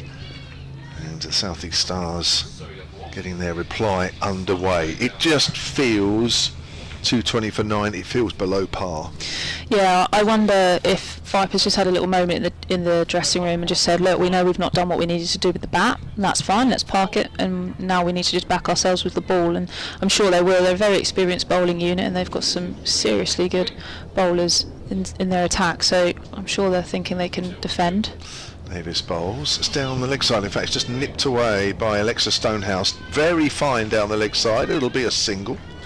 Now it's leg byes actually, signalled by umpire Neil Bainton at the far end. Freya Davis, you will have played with a few times here? Yeah. Played a bit with Freya. Stood at mid-off and cheered her on while she's at the top of her mark, ready to run in and bowl. Played 16 matches in this competition for the South East Stars. Moved during the winter to the Vipers. Right arm over, comes in and bowls to Chloe Hill, who just pushes that back quietly to the bowler. Freya Davis, who actually picked up 4 for 14 earlier in this competition against the South East Stars at Falkland Cricket Club just outside Newbury. Ah, yes. That game. Yes, it was a bit one-sided, that one, but I think the conditions didn't help. South East Stars batting first in that one, driven out into the covers is Freya Davis by Chloe Hill. No run there. What sort of character is Freya Davis? Because I noticed in the time that she's been at the Vipers, she also stands at mid-off, but she seems to give a lot of encouragement to whoever's bowling. Yeah, she's obviously got lots of experience, so she's very keen to share that with whoever, really. And I think she's not shy with making sure that you're feeling backed if you're bowling, if you're batting. You know, she's very professional in what she does. Playing a 12th game this year for the Vipers in this competition. That's in the air slightly, but driven away backward a point, and that will be picked up. I can't quite see, but there's a tent in my way. Yeah, I can't quite see who that is actually down there. Is that Ava Lee? Yeah, potentially. Yes, you are correct, Ava Lee. 2 runs to Chloe Hill to complete that first over, and the Stars are 4 without loss. Yeah, Hill just guides that. She leans on top of it. It looked a little bit, I think Vipers thought for a minute there might have been a chance, but actually I think she controlled the shot nicely. A little bit of width, didn't flash her hands through it, just decided to guide that through backward point.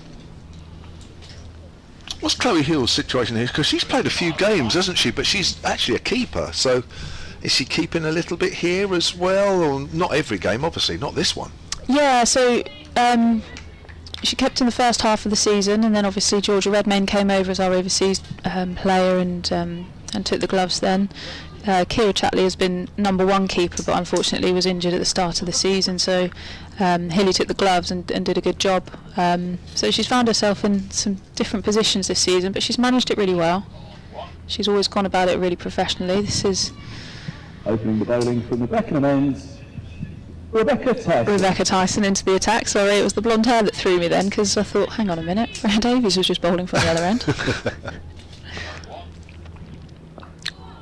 That one's just slid on a little bit there, a little bit quicker. So there's the left arm of Rebecca Tyson just coming around the wicket. Yes, plucked out of women's minor county cricket or national counties cricket, playing for Hertfordshire Sunrisers second team. Wow. Wowza, there we go. I'm not quite sure if Alexa Stonehouse has got a little nibble on that, or if that has just turned and gone for byes. It's given us runs off the bat. Stonehouse just deciding, I'm going to flash at this. Big edge, beats the right hand of Rihanna Southby and the left hand of whoever's feeding it slip. I can't quite see, I think it might be McCann, not sure.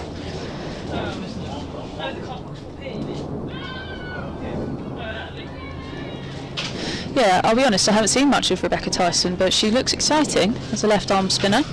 She's got nice easy action. Very nice action, very repeatable. This is only her third game. She's basically in for Lindsay Smith. Yep, beats that outside edge again. A big appeal, but umpire Sue Redfern is completely unshaken by that. Yeah, she bowled 10 overs 3 for 49 against the Diamonds up at Headingley, 9 overs none for 41 against the Sunrisers at the Utilita Bowl. Those are her 2 games she's played so far. She's getting a little bit of spin, not massive amount, but it is still early days. Just turning it away from the batter. It's the end of the second over, Stars are 8 for none. Rebecca Tyson just 4 from that over, 5 dots and a boundary. Yeah, if I'm honest, the games I've seen her, and I've seen her on both the previous games, that I'm not sure she's a big turner of the ball. Maybe just the odd one that might grip a bit, but I think her forte is her accuracy, good flight, and yeah, it bowls a good line. Yeah, a little bit of drift as well. Yeah. Bit of drift through the air, and then just going on and straightening. So, Freya Davies from the far end, the city end, as we look. And Alexa Stonehouse, right-hander facing Freya Davies, driving out towards extra cover. It's gone to Georgia Elwes. So Alexa Stonehouse, 9th innings today in this year's competition. Only averaging 17 though. Top score of 29. I think that might have been the last game actually, 29. Alright. Open the bowling, of course. Maybe at this stage of the season, open the bowling, let the batting off. He's probably thinking, I want to rest. That's pushed up towards mid-off. There is no run there. Very much in the thick of it, the 19-year-old for the South East Stars. Yeah, and I think it's a testament to the depth of the squad as well. I think any team coming in to play South East Stars would think we have no idea who's going to open the batting today, because they've, you know, we've got so many players that could open the batting. Tash Farron opening the batting with Bryony at the start of the season. You've got Chloe Hill now. Davis in, driving on the up, but only as far as Tyson in the covers. Of course, yeah, it's a completely new pair, isn't it? Because Tash Farron did a great job for you at the start of this competition. Didn't she just? Yeah. I don't think anyone was expecting that either. What was the thinking there? Was it because she was injured, so she couldn't bowl much, so they said, well, they put her up the order? I don't think it was that. I think it was more, we didn't really have a genuine opener at that point, and it was going to be forcing someone out of a position that they're really comfortable and they do a really good job in, and putting them into there. And I think Tash just said, look, just let me do it. And she's the kind of player that will just not be shaken by that situation and just go about her normal game, and that she did. She worked obviously really hard over the winter in her batting due to having that injury, so it gave her a lot of time to work on her batting, and gosh, did it come off. It did, didn't it? And I think having a left-handed opener really does change the dynamic against a bowling team as well, so having that left-hand right-hand combination. Davies in again.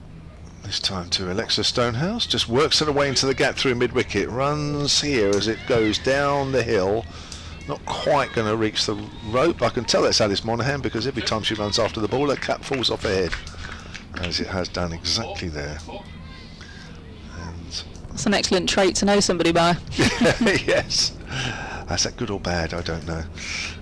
So Stonehouse picks up 2, moves on to 6, and it's 11 without loss.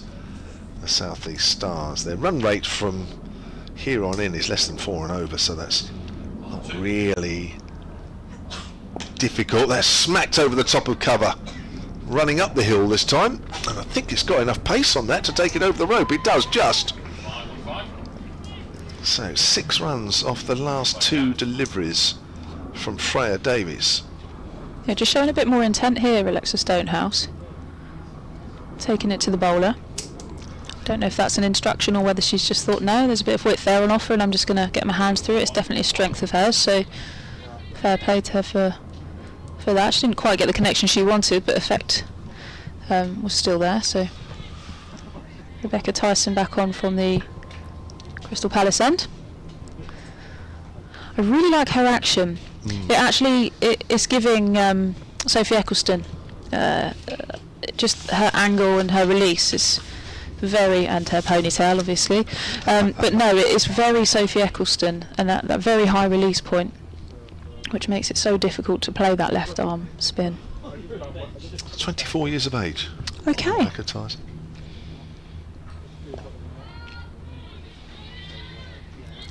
She, yeah, I was going to say, considering the highest she'd ever played up until 10 days ago was Sunrisers second 11.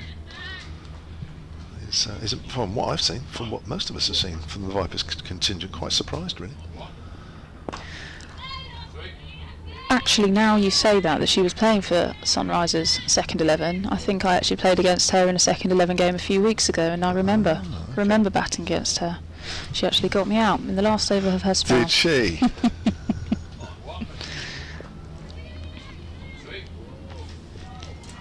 Just nudged out into the gap there at cover. Freya Davies does the fielding. Yes, certainly the pick of the bowlers on the day, for sure. Yeah.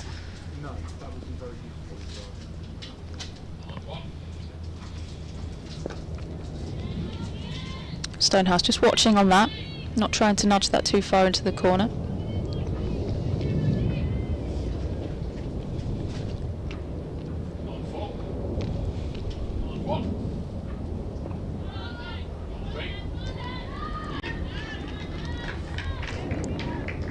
A little bit of a miscommunication in the middle there. They looked for one. No one said yes. I think they both just looked at each other as if, are you going to call or am I? And then in the end it was a dot. Just saw Stonehouse putting one hand up saying, what's going on? And Chloe Hill probably saying, it's your call, so you call it.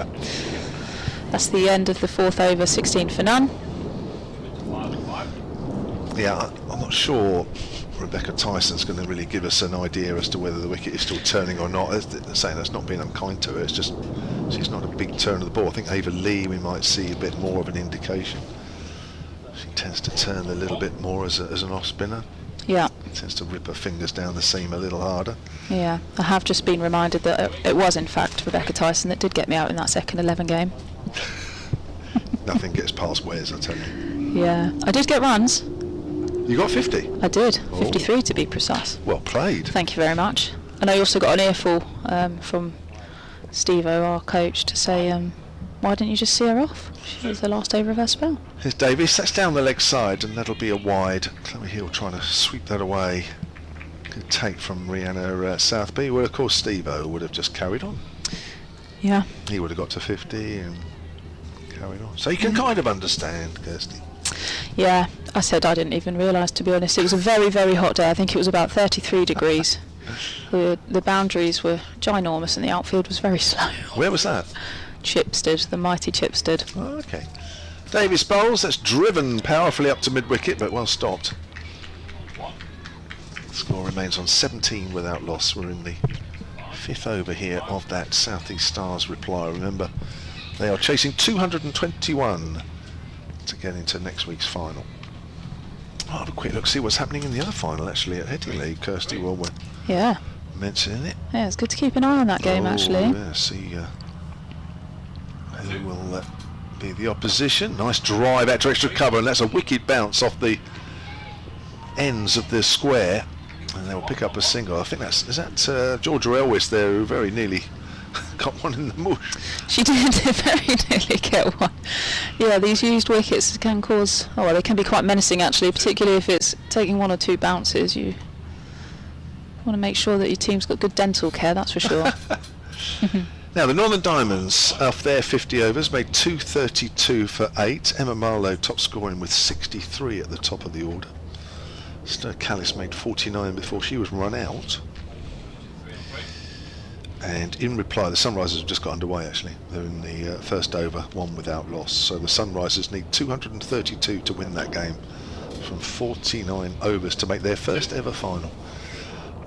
Davis Bowles playing a missing outside the off stump there, Alexa Stonehouse. First real mistake from these batters. Yeah, nice delivery there from Freya Davies, just tempting Stonehouse into the drive. Doesn't really move her feet, so just more of a swing with her hands. I think Chloe Hill's made it look quite easy from the other end. She's been driving very strongly through that off and on side. Yeah. Probably made Alexa Stonehouse make a little bit too comfortable. Davis is in. It's down the leg side, that's another wide. And of course T20 finals day, big day in cricket, big day in the domestic calendar. Somerset have beaten Surrey in the first semi-final by 6 wickets, chasing 153. So Somerset will be playing the winners of this afternoon's semi-final between Gloucestershire and Sussex. That's coming up in about 15 minutes time. Sussex have won the toss and are going to bat. Davis bowls, that's driven out to extra cover. And there is no run. I'm afraid Davis isn't getting quite as much movement in the air as she enjoyed down at Newbury earlier in the season against the Stars, a game which the Vipers won by 7 wickets, chasing 120, but as I say, it was quite overcast and quite a miserable morning, and Vipers took full advantage of that. Freya Davies especially, that's driven, half stopped at short extra cover and palmed off to mid-off. Abby Norgrove there, flinging herself to her right, and there is no run. You played here a few times then, Kirstie? Here at Beckenham? Yeah. Oh, I love playing here at Beckenham. Oh, you've obviously got some runs and wickets here then. A few runs, but no, I think it's just a really nice vibe. I just think it's such a lovely ground. I mean, we said earlier that it's got that kind of county vibe with a bit of village cricket mixed in. Yeah. Now this is up in the air. Underneath this is Datani, and she takes it. Steepling catch at mid-on, and Alexa Stonehouse goes. Playing across the line to Freya Davis, and it's 19 for 1. Yeah, for a second there I wasn't sure that Datani had held on to that, just almost slipped through the fingers, but she managed to hold on. Looks like Stonehouse has just tried to take the attack to Freya Davies here and take her over mid-wicket, but unfortunately doesn't get the whole ball, and seems to be a top edge that's comfortably taken in the end by Naomi Datani at mid-on. Yeah, got close to that in the end, just had to make sure she was in a good position, which she did. That's a good catch. It's got the feeling with Stonehouse, there was some attacking shots there really to good length balls. She does sort of slap at it a bit, doesn't she? Sort of slightly across the line. Yeah, it looked like she just opened her shoulders out a little bit. Could have held that front shoulder in a little bit longer to maybe get it through and over that deep mid-wicket. Just let her shoulders come through, and it's ended up just kind of slicing, particularly in the early overs where that ball is, okay, it's not swinging as much, but it's still doing a little bit in the air, so I think she'll be disappointed with that. Incoming batter, Phoebe Franklin. She's had she's had 12 innings in this competition this year, 219 runs at just under 20. Top scorer 37 this season. So I suppose the Vipers would be looking at that and saying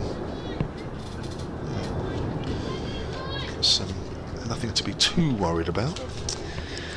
No, and I think it felt as though Alexa probably had a bit of a message to, just play your game. If it comes off, it comes off. If it doesn't, don't worry. We want you to feel comfortable. We want you to relax and play the way that you play. So, yes, she'll be disappointed. Chloe Hill just driving out to mid-off there. Rebecca Tyson just repeating those deliveries that she had in the previous over. Yeah, and one thing that the Stars batting coaches do is completely back the batters to play the way that they play and play their natural game. So not to, pin batters down and play in a way that suits the scenario at that time, is to play the way that you want to play. So 2 dots there so far from Rebecca Tyson. Hill just advancing down, Naomi Datani at mid-on, just attacking that ball, making sure that there's not even a single thought about taking a single there. And it's still a very good top order here, even without some top players that are unavailable for various reasons. Yeah, there certainly is plenty of depth in this Stars batting lineup. I think we probably would say we bat all the way down to 10 and 11. So, yeah, a lot of confidence in the batting lineup. And with that, I think each batter in the lineup as well has had to do a job at some point during the season. It's not as though the team have relied on certain batters throughout the whole season. It really has been a collective effort throughout the year. Oof, very nicely bowled here so far. Really good over there by Rebecca Tyson. 6 dots. That's a maiden. That's 6 overs gone. 19 for 1. And Charlotte Taylor's going to jump into comms. Thanks, Kirstie. Kirstie White should be back shortly. Charlotte Taylor, Southern Vipers off spinner, alongside myself, Kevin James. So 19 for 1. The reply from the Stars just slightly below where the Vipers were after the first 5 overs, but it's only slightly and it's early days. But at least from a Vipers point of view, Charlotte, there's a wicket down. But there's some good batters to come. Alice Davison-Richards, Kira Chatley, who's in amazing form for the Stars, and Ailish Cranstone, who you'll know a little bit about. Yeah, they've got depth in their squad, which is being tested by both these teams. Freya Davis then in, and that's a length ball to Phoebe Franklin. Goes out on the onside, and there is no run. So 19 for 1. And as we were saying, just to repeat, in case you're just joining us, that Stars total of 220 for 9 does look a little bit under par on what is traditionally here a very good batting wicket, especially when the sun is out and it looks a good batting wicket. The Vipers just didn't make the most of it, really. It's down the leg side. That'll be another wide. 1 or 2 of the Vipers batters getting in and getting out. They rely heavily on Georgia Elwes with so many players unavailable. She made 34 before she made a huge mistake.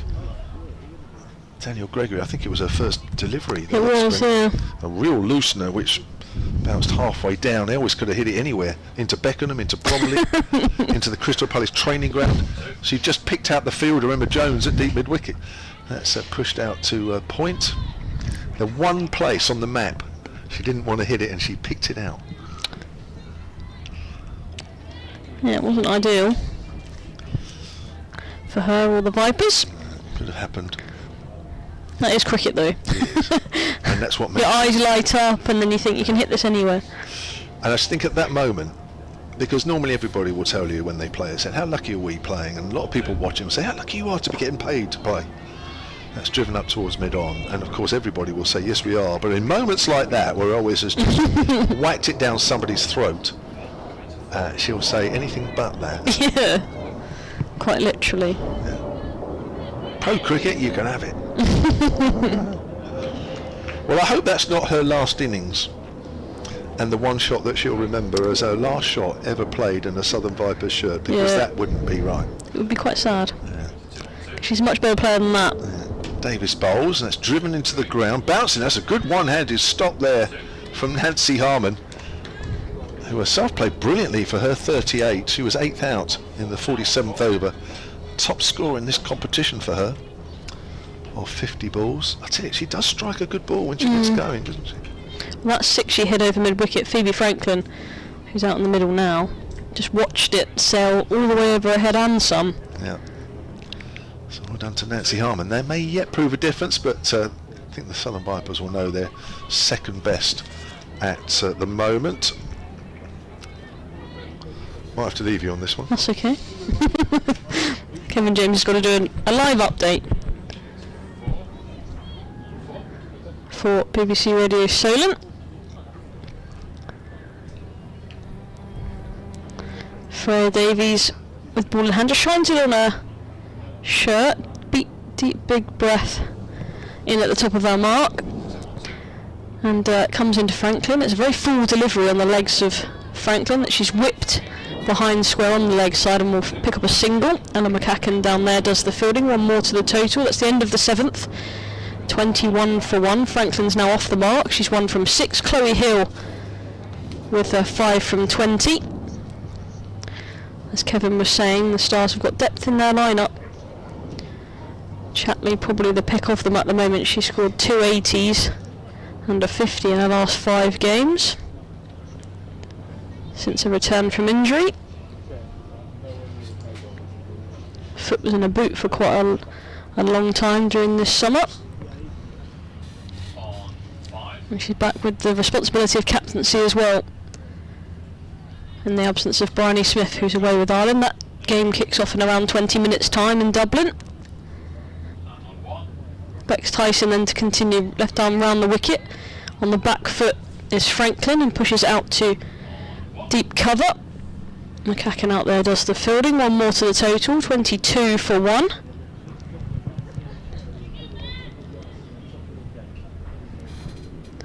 It's a big day of cricket today, lots of games going on across the country. So the full delivery is driven up to Emily Windsor, Captain Emily Windsor at mid-on.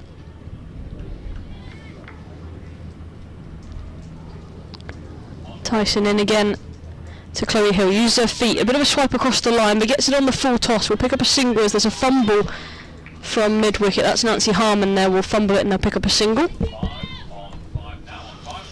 Got the time wrong. Kevin James is back. Yeah. It's okay. We missed you.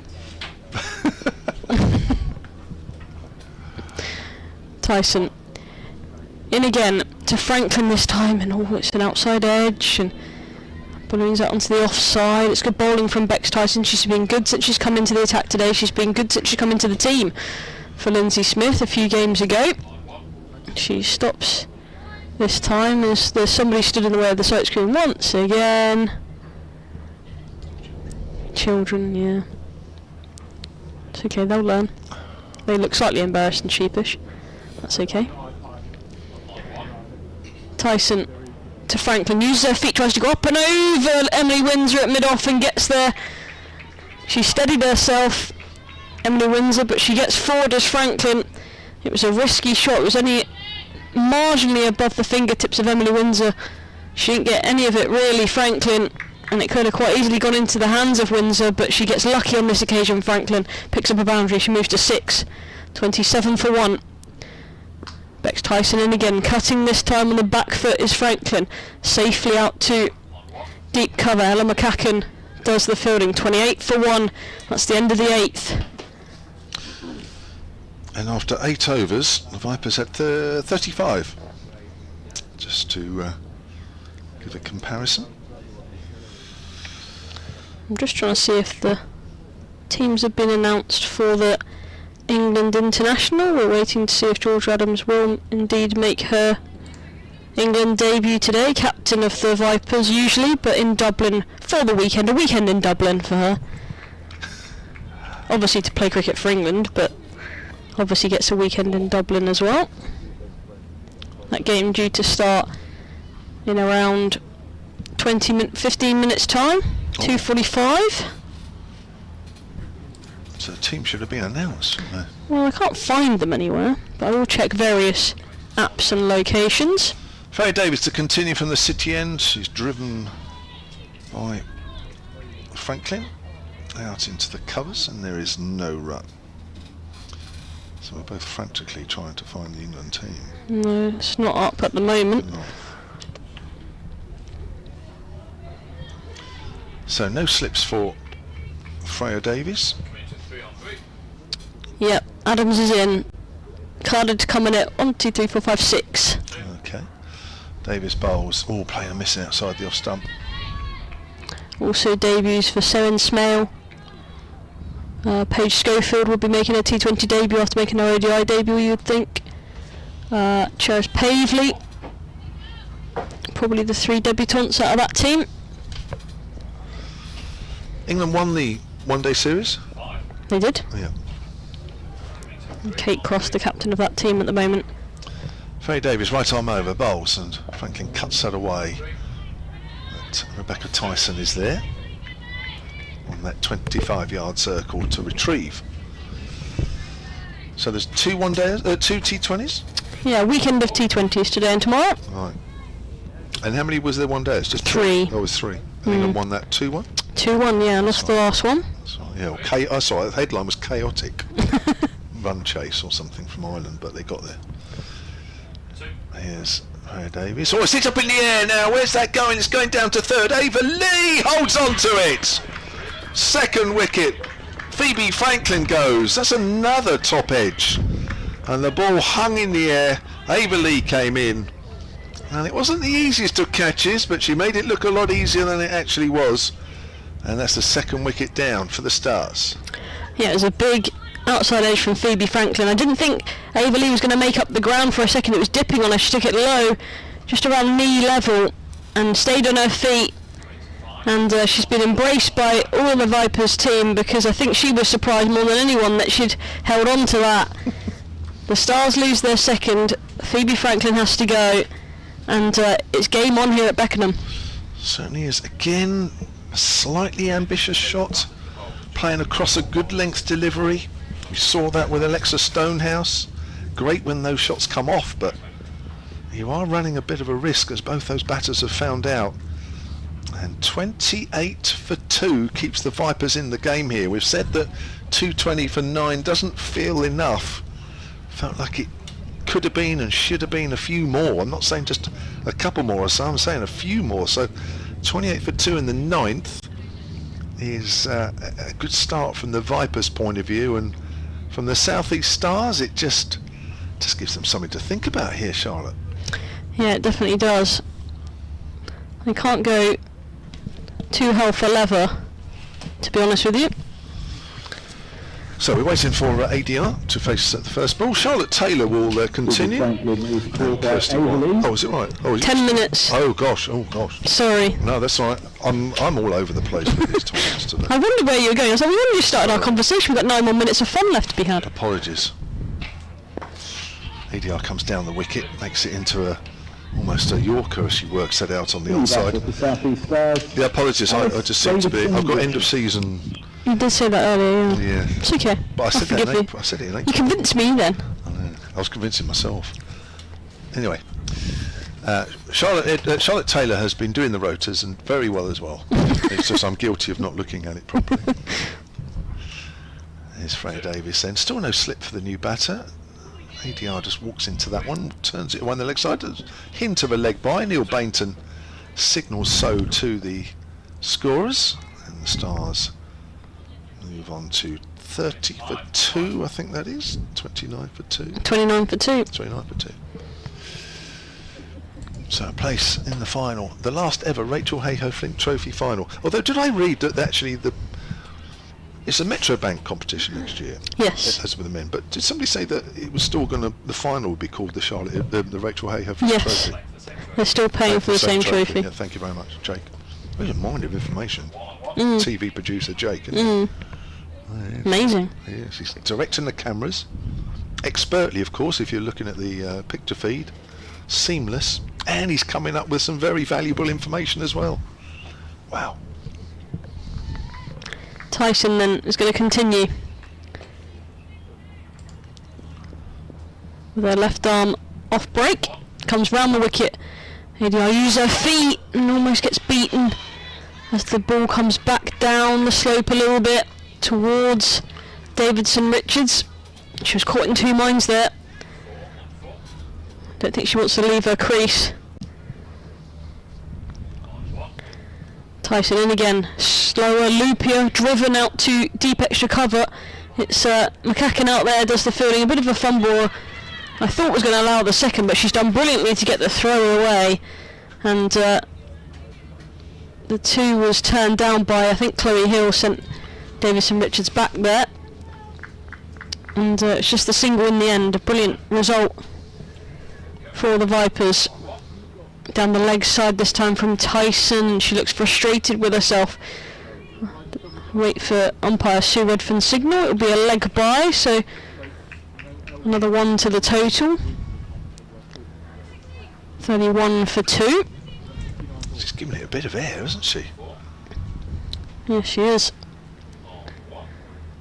And a sweep opted by Davidson Richards, and she's going to get 4, I think. Yep, it's running away from Monaghan and away from Ava Lee as well. And it's just a bit off target from Bex Tyson. Again, more flight opted by her, but Davidson Richards gets a good stride in to get to the sweep shot, and she picks up a boundary off the back of it. 4 more to the total, 35 for 2.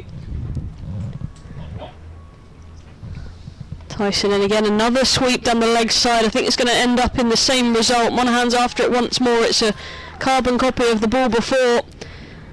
Another full delivery on leg stump, another sweep by Alice Davidson Richards, and another boundary for the Stars. This is a good little period of play for the Stars after just losing a wicket to get a couple of boundaries away. Just releases that pressure on you as a team. 39 for 2. 1 delivery left. Ruining her figures a little bit here, Tyson. That's better. A straighter delivery defended by Davidson Richards back down the pitch. And a dot ball to finish. So 5 overs for Bex Tyson, 0 for 21. It was looking good until those 2 boundaries came along.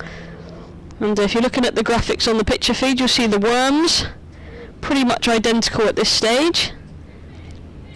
Vipers have just lost their 3rd wicket around this point. And the Stars are still 2 down at the moment, but pretty much neck and neck right now. Yeah, pretty much where they need to be as well. The Stars on course to win this game. Just looking at ADR's figures in this competition, she came into this game with nearly 470 runs, averaging 35. Yeah, she's a big wicket. She is. I'd say herself and Kira Chatley are probably the 2 biggest at the moment, the 2 players that are in form. Right, we've got some Georgia Elvis with her right arm medium paces, hoping to keep things a little steady. There's Hill, Chloe Hill drives her up to mid-on, and there is no run. I'm sure Emily Wins has thrown Georgia Elvis the ball and said, give me 5 overs. 4 on 4.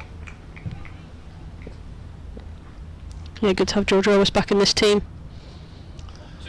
Here's Elvis again. That's wrapped Hill on the pad.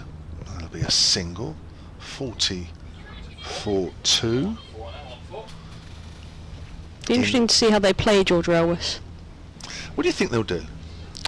Well, I think you've got to play straight against her. That's for sure. She's skiddy, so you don't really want to be playing too much across the line or anything like that. But I think they'll be sensible against her.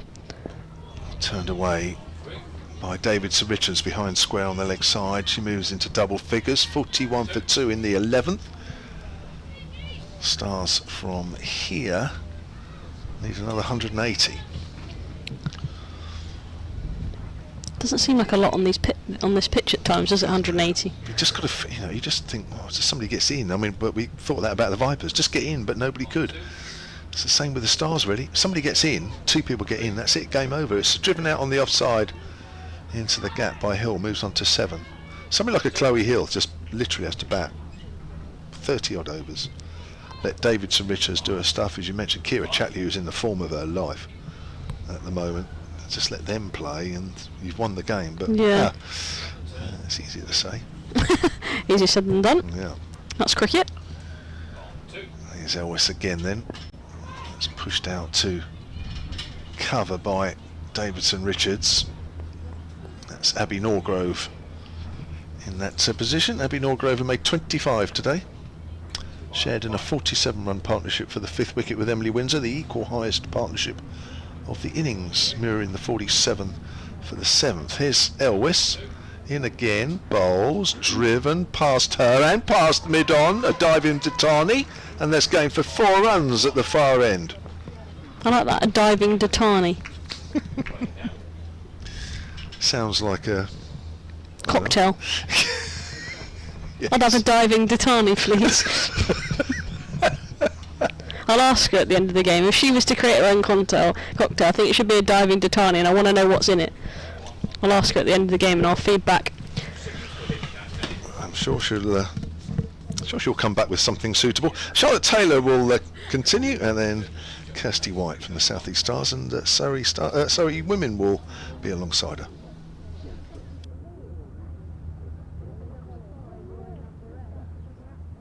Yeah, diving Ditani. Change of Do you reckon bowling. we'd be in a diving Ditani? Oh, I don't know. Would it be a long or a short Okay. drink? I don't know. From the size of that dive, it's quite a long dive, so maybe a long drink. A tall tumbler. Talking of Ditani, she's now got ball in hand. On loan from the Lancashire Thunder for the last few games, and she's done well on impact. She's got a 5-wicket haul, a maiden 5-wicket haul. Yeah, against her old team, the Sunrisers, as well. Yeah, old team. Old team, yeah. How do you... What equates there? Left arm round the wicket, bowls to Chloe Hill, who's defending, taking a couple of steps up the wicket and defending firmly into the onside. Yeah, interesting that she's starting over the wicket straight away, indicating there's not really any swing going on, so she's looking to just bowl really tight angles at the batter, not come across them. And she's cramping them for room. Here's Ditani. She bowls to Hill and gets an outside edge and goes down to third. It's Ava Lee down there does the fielding, and for a second then I thought maybe it'd gone to hand, but there's nobody there at short third. The fielder's out in the deep. We're outside of the power play now, of course, so there's 4 fielders outside of the circle, and they're implementing all 4. Deep cover, deep third, a fine leg, and a deep backward square as well for Ditani. A hop and a skip, and she's into her run now, and she bowls to Chloe Hill, who, sorry, she's not, that's a lie. She's bowling to Alice Davidson-Richards, who drops that in front of her on the offside, doesn't take a single though. They don't even look remotely alike. Not in the so slightest. I can't even... No. No, it's fully my fault, that's okay. I was saying before we went for a break actually that there's no demons in this pitch, but actually just for the seam it just seems to be just keeping a little bit low now, causing the batters a bit of trouble around that length. Yeah, is it going to get more difficult to bat on? And it's a good defensive shot from Alice Davidson-Richards. Her expansive Labuschagne-esque no. I was going to say, yeah, it was really giving Labuschagne, wasn't it? If she's watched him bat, then she'll want to stay in for a long time, because he definitely does that when he plays Test cricket for Australia. Well, But he does it with some style. Yeah, he does, and ADR knows a thing or two about batting in a Test match as well. She definitely does. 100 on debut. She works that leg side and can't get it past Nancy Harmon at mid-wicket, who made her career best earlier on today with 38 in this competition. That's that ball that's just kept a little bit low again. Yeah, she's skiddier, Ditani, and can bowl a heavy ball at times. But I think it was something ridiculous, like, you know, she bowled 10 balls at the stumps and 5 of them took wickets. Wow. And they went on to hit the stumps. As that one's just run off the face by Davidson-Richards down to third. Will pick up a single. Horrible throw back into Southby, but well collected. And that ends the 12th over, 48 for 2. At the end of the 12th, Ditani's first one just concedes 2 singles. It's a good one to start. Davidson-Richards 15 not out. And Chloe Hill maybe struggling slightly, 8 from 28, but all she has to do is bat. Remember, the target is 221 for the I love South that. East Stars to reach the final. I love that. All she has to do is bat. Yeah, I know it sounds easy. It's that easy, This isn't is it? a bowler. I would say that. It's that Well, that's easy. all you have to do is bat, really. Yeah. Well, she's got all afternoon if she wants it, and That's that's what I mean, think- and then she doesn't have to score quickly. I mean, No, Davidson, no. Richards, Shatley, they're scoring quickly enough. Yeah. So she can just take her time a little bit. Elwas back into the attack from the city end, just tickled round the corner there from Alice Davidson-Richards down to fine leg. Rebecca Tyson does the fielding. Yeah, Elwas bowls typically a very tight stump-to-stump line, She'll cramp you for room and very much target the stumps, so can pick up a big string of dots. She actually gets through her overs quite quickly as well. She's at the top of her monk before you know it, really. Watchful Chloe Hill there, just defending. Yeah, she'll make you think about every delivery. There won't be many freebies on offer. If anything, it'll be maybe the over-pitched outside off stump, the one that's easy to drive, but it's very rare from Elwes. She mainly gets her wickets, LBWs and bowls, nipping off the seam and then waiting for somebody to make a mistake and try and force the issue.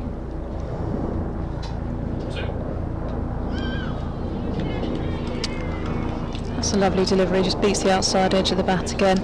Yeah, she bowls very tight to the stumps as well. In her delivery, she's very close to the stumps.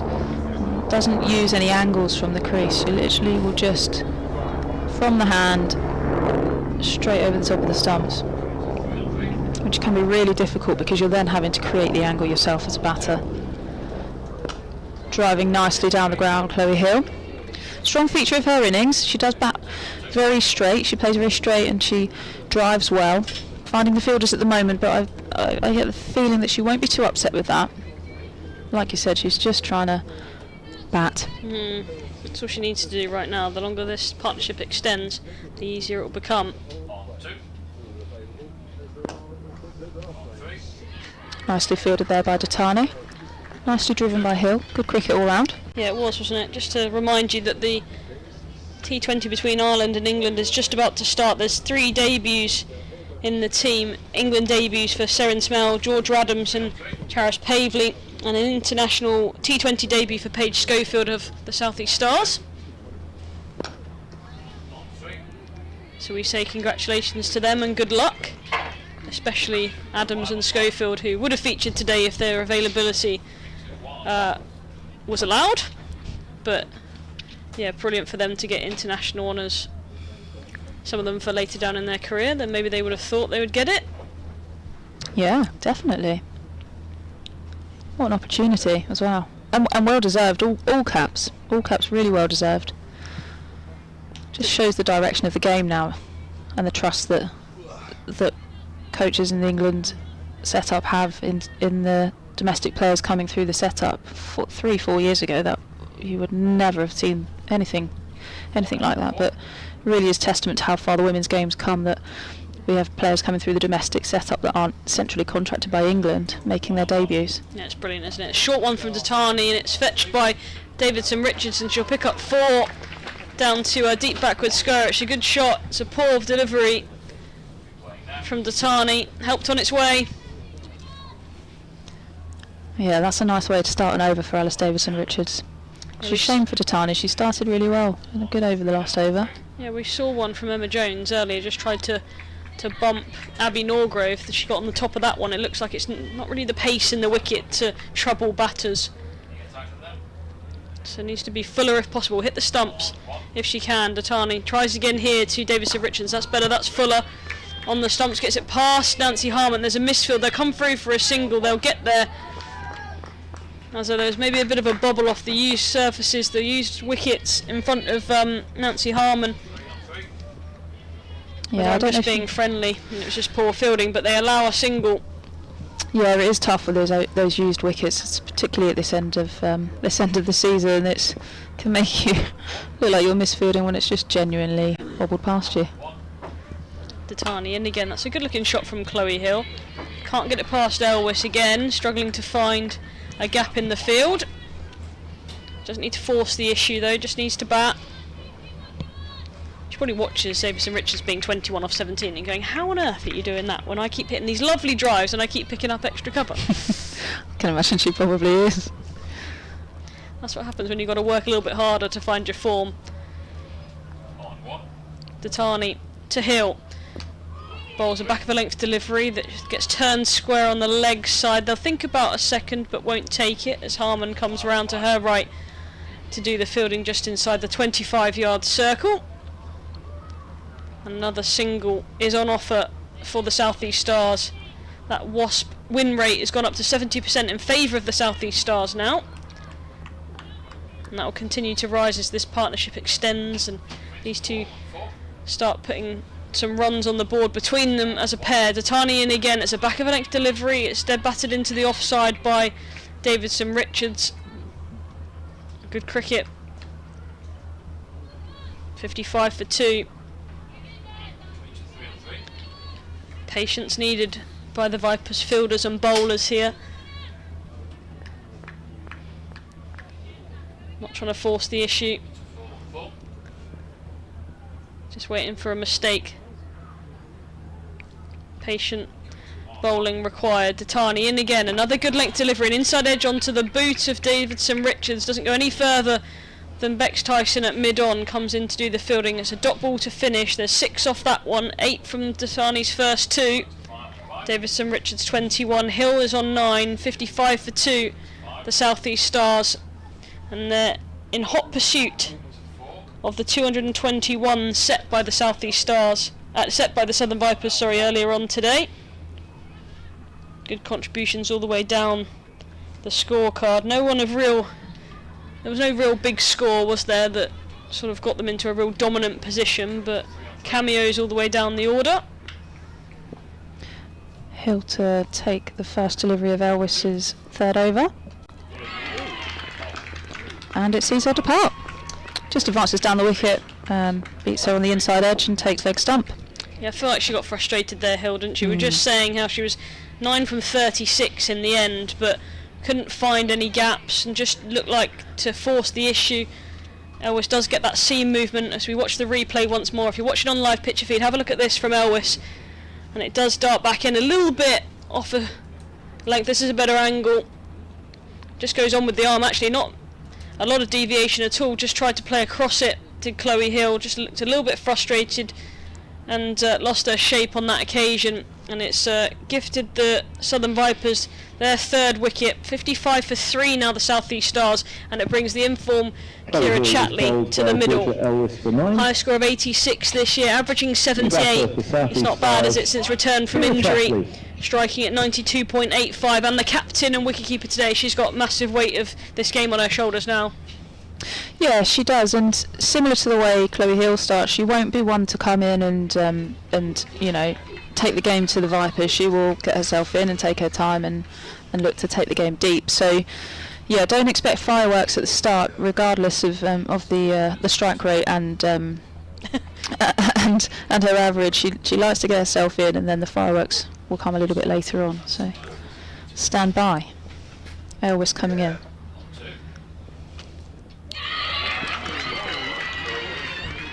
We're stunned. 2 in 2 from Georgia Elwis. That one's done the same thing, come back in, maybe a bit more off the pitch on that occasion, hits the top of off stump, and the bells have gone flying. Elwis has gone flying, she's got 2 from 2, and Chatley's gone first ball. Well, we hyped her a lot, didn't we? But I mean, there's not much you can do about a delivery like that. That has taken the top of off. That's a bowler's dream delivery. Just watching the replay here, Elwis coming in, and this, yeah, pitched outside off and taking the top of off. Chatley just standing there saying, oh, what can I do, to be honest, and as a batter there's not really anything you can do other than say, well bowled. Yeah, that's a great delivery, not one you want to get first up. A slightly dangled bat from Chatley, but there's nothing she could have done about it. It's an absolute peach, a brilliant delivery from Elwis. The Vipers are now, you can hear them, they're up and about here at Beckenham, they're on top of this game. That was a key wicket for them, they knew that, the captain, the informed batter, and but they keep coming at you, the Stars. There's 2 experienced professionals out there in Cranstone and Davidson Richards, and they won't lie down. No, certainly not. Cranstone coming to the crease sooner than she has in previous games, but certainly plenty of experience and form behind her too. Very busy player around the crease, so she'll look to score. The slow motion clap is going on round the ground. There's about maybe 10 people getting involved, but it's happening. Yeah, for the hat-trick ball. No changes in the field actually. Left-handed Ailish Cranston coming in. Elwis is experienced enough to say, I don't want anyone in front of the bat catching, thank you very much. And it's a dot ball. I think a sigh of relief comes from the Stars dugout. And probably from Cranstone as well. Definitely from Cranstone. Although there won't be any relief from Ailish Cranstone until she's got herself off the mark, I think. Yeah, she's a busy cricketer. Loves to sweep. in true left-handed batter style, she certainly does love to sweep. Going to 3 on 3. I think this was coming in that much. Good, straight. Beats the keeper. We'll throw in. Yeah, careful there. You don't want to be throwing it at the batter. We've had an incident earlier on this year when Charlie Dean threw a ball and it struck Katie George. And there was a bit of hoo-ha, and she got a warning for that. You're not allowed to throw the ball anywhere near the batter now. The wicketkeeper's got to take the play away. Going to 2 on 2. Even if the batter's standing in front of the stumps at head height, Yeah. kneeling down. Yeah. Apparently that's not allowed. I don't know, safety or something. Health and safety or something like that. Safety. Comes into it. Grant has space. Tell that to Sam Curran. He wasn't happy about it the other day when he got a ball thrown at him that was... And he was legitimately outside of his crease. But there we go, that's another story. Oh yeah. Sorry, of course, losing today in the Vitality Blast finals day, losing to Somerset at Edgbaston. Final ball of the over, just defended out to extra cover. That's a double wicket maiden there for Georgia Elwes, and a welcome bit of pressure for the Southern Vipers, really piling it on South East Stars, who are now 55 for 4 from 15 overs, as Davidson Richards 21 from 19 and Cranstoun 0 from 4. Tables have turned a little bit here. Yeah, cricket can do that. It's a funny game when you think it's going in one direction. A couple of blinks later, or if you leave and go to the toilet and come back to the game and things have changed, it's just cricket for you. You blink and you miss everything. That is very true, yeah. Basically, don't go to the toilet. Stay tuned. Yeah, who is going to the toilet? I'm just going to have a little look out and make sure no one's leaving, because I'm... And the From a listeners star's at home, perspective, Pleasure bowling. can't afford any more wickets going down. So just Ava hold those There you bladders, are. please. Yeah. And if you're listening at home, do the same thing. Do not try. If you're going to go, get your AirPods in. Other headphone manufacturers are available, of course, and please go and take us with you if you need to leave, because you don't want to miss a thing. Ava Lee, her first delivery of this affair. She's going to be bowling from the Beckenham end, and it's a good one to start. Davidson Richards drives, can't get it past her. Good fielding and a follow through. Took a good catch earlier on, did Ava Lee, running in from third, deep third, to take a catch to dismiss Phoebe Franklin. She's got a job to do now. The 19-year-old with ball in hand, 33 on her back, bowls, and just turns into the leg side by Davidson Richards off a good length, and she'll pick up a single. She's now a really key part of this run chase, along with Cranstoun, but she's got 22 from 21 and she looks good, Davidson Richards. Hopefully that's not a commentator's curse on her, because she really does. Yeah, be careful there, please. There are no croissants around. I've done this so many times. Throughout the 100 I must have dismissed at least 5 people throughout the competition. I was terrible. I think we may have been instrumental in Kira Chatley's departure, to be honest. Just don't tell her that afterwards. No, absolutely not.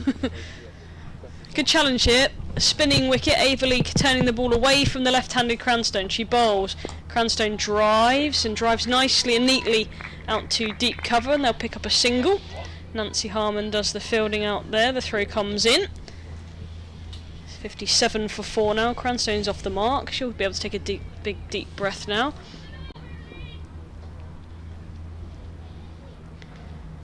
As Lee is in, bowls to Davis Richard, who shuffles across to the offside and tries to work it into the gap at square leg. Can't do so, finds Abby Norgrove at mid-wicket. Just wondering how long it'll be until we see a paddle here from Alice Davidson Richards. Not just yet. She uses her feet on that occasion and tries to get it to long on. Can't get it past Abby Norgrove. They're swooping in there. Norgrove at mid-wicket, Elwes at extra cover. They'll be hunting down every single inside that ring. She takes an off-stump guard, does Davidson Richards, and waits for Ava Lee. And this time she finds Tatani at long on. Will collect a single. 58 for 4. That's the end of Ava Lee's first. Concedes 3 singles in that one. 58 for 4. 16 overs have gone. The required rate 4.79. I can never say, and I've actually said it first time. And they're currently scoring at just a touch under 4. So they do need to pick it up a little bit, but they've got time to do so. It's definitely not out of control. 4.79 is definitely nowhere near out of control. So that's not an issue. The wickets, however, they've got 6 to play with. That could be more of an issue. as it was for the Vipers as well. Yeah, Elvis continuing from the City end. Captain and experienced seam bowler Freya Davies as well, just having a little bit of a chat at the top of the mark.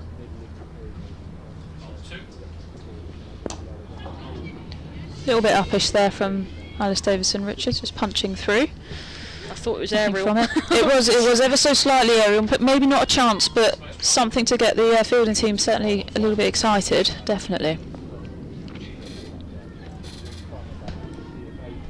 Elsewhere at Headingley, Sunrisers have just lost their first wicket. They're 70 for 1 from 14. Elvis into the attack again, blocked by Alice Davison-Richards, picked up by Naomi Ditani at mid-wicket.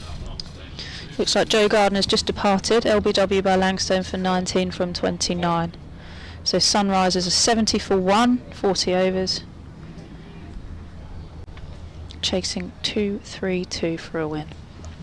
And of course, the winner of that game plays the winner of this one in the final next week, next Saturday, at Grace Road in Leicester.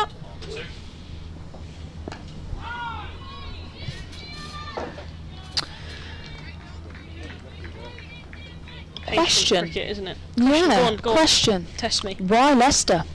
I suppose it's just in the middle of the... It's a great question. I assume because it's in the middle of the country. Uh-huh. So they tend to do fun. Northants has been sort of the favoured ground in that area. They've done Derby for the CC finals day in the middle of the country, I suppose. It pleases all that might get there. Elvis doesn't quite field that one on a follow-through. I suppose it's...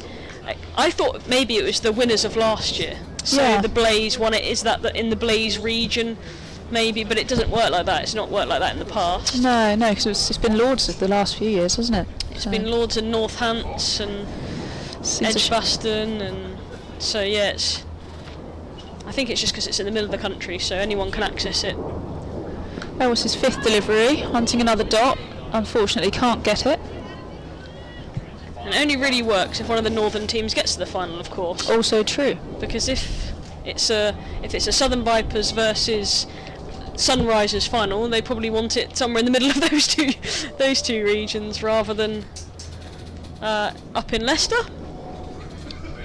But there we go. Elvis at the top of the mark for the final ball of the over. Coming into bowler Ailish Cranston, who just nudges it really nicely actually out through down to fine leg and actually picks up 4 there. Yeah, it's not the best fielding from Averley. She's been better than that this afternoon. Kirstie, a couple of thoughts from you, and then you're going to be joined by the one, the only, the Kevan James. Yeah, interesting there, because it seemed as though Averley was there to pick that ball up, and Ailish Cranston just kind of hung the bat out and picked up so classily as left-handers tend to do off of her, outside of her front foot, and somehow has managed to pick up 4 from it. A very welcome 4 from South East Stars perspective, but I'm sure Elvis will be a little bit disappointed to have gone for a boundary of the last ball of that over. Sussex 35 for 4 against Gloucestershire in the second semi-final up at Edgbaston, T20 finals day. It's been shown that by Charlotte. This is a big partnership here, Kirstie, isn't it? It is, and we spoke a little bit earlier on in the day about, partnerships being what win games so often, particularly in the women's game. It's not necessarily about individual scores, but really is about repeatable partnerships. So far, Stars haven't really had any partnerships to write home about. A few small partnerships under 50, but a couple of 40-odd partnerships from Vipers. Stars will be looking to build some real strong partnerships here. This one will be really important. Yeah, I'm just looking at what's to come. Emma Jones, Kalia Moore. I mean, good players, but I mean, for me, this is the main one, I think.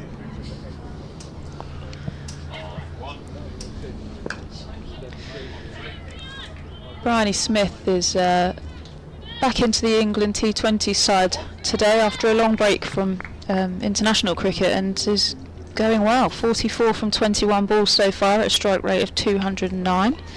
England are 53 for none from 4.4 overs. Wow.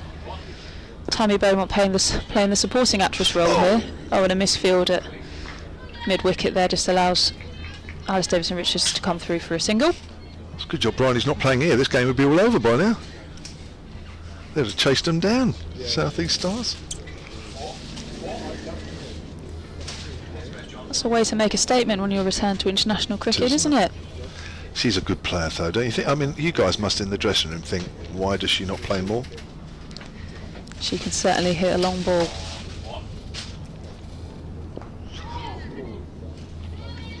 You chip back to the bowler, Cranstone. Lots of experience, 30 years of age, Alice Cranstone. Yeah, recently turned 30, joined the club.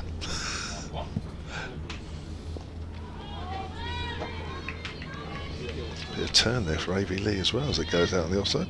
You're only just older than her, aren't you? Yeah, only just, marginally. Yeah. Marginally. Never ask a lady her age. I haven't done. A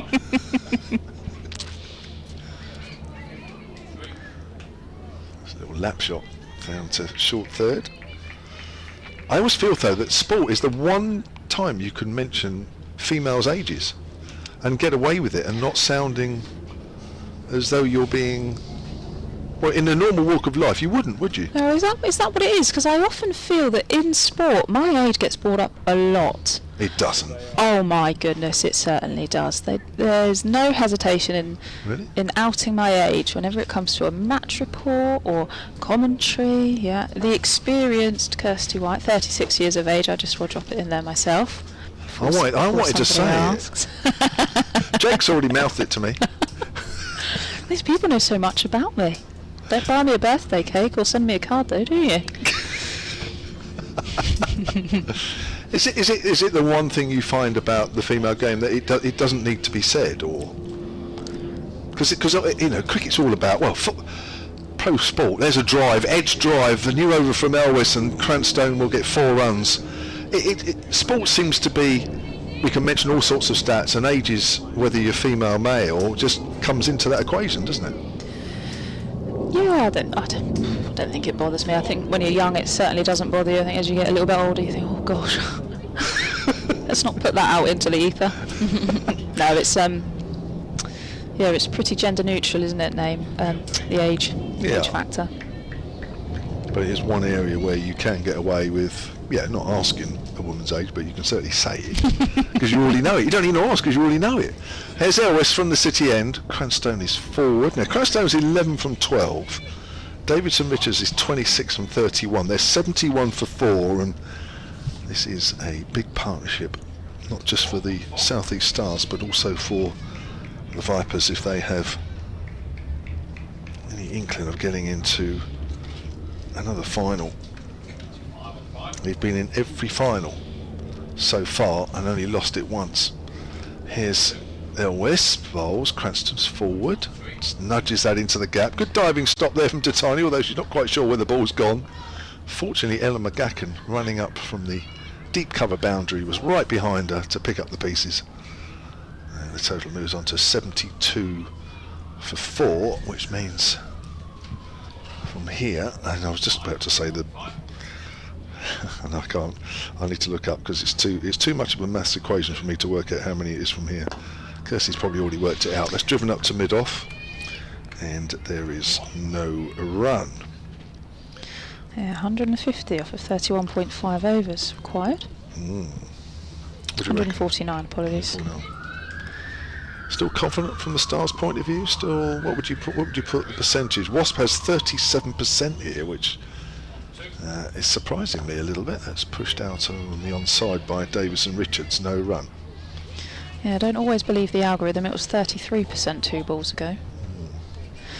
I think Stars will be confident still, especially with these two at the crease. Work to be done. They probably won't even be thinking about run rate too much. Just picking up runs, rotating the strike, and boundaries where they fall, to be honest. Nice shot from Davis and Richards off the back foot.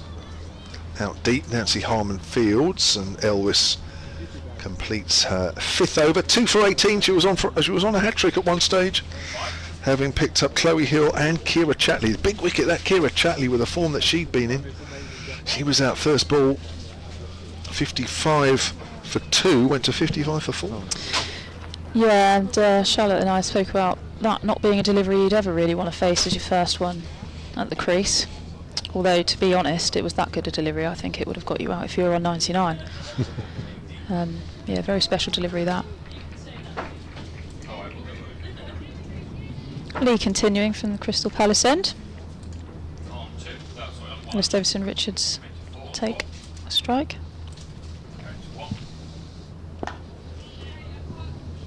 Ooh. Was that ricocheted off something? Oh, she was taking a single. Yeah, Davison Richardson just drives down the ground, and instead of it beating Eilish Cranston, I think it might even just nudge her pad. Yeah, she's actually just passed it back out to extra cover, and they've not got a run for that. So there we go. Davison Richards much happier that one has picked up the single there. Has to hit it wide of Cranstone. And looks like she wants to get out of the way. Yeah, well, she's so small. I don't quite know how she's not managed to, or how she's managed to hit her. So Cranston, ball's turning away from her here. Slip in place. Oh, and rightly so. That has absolutely flashed past the slip. Not quite sure who it is. I think it might be Abby Norgrove. That slip there, diving to her right. I think it is. I think you're right. Yeah, it went quickly though. Very quickly. Let's just have a watch of this on the replay. Yeah, might do that. Might have even tickled her fingers there, but yeah, Eilish Cranston going back and cutting. Probably not the delivery to go back to, actually, in hindsight there. We've seen a fair bit of that today. Yeah, it's bounced a bit, isn't it? It has bounced, yeah. Just landing on that seam.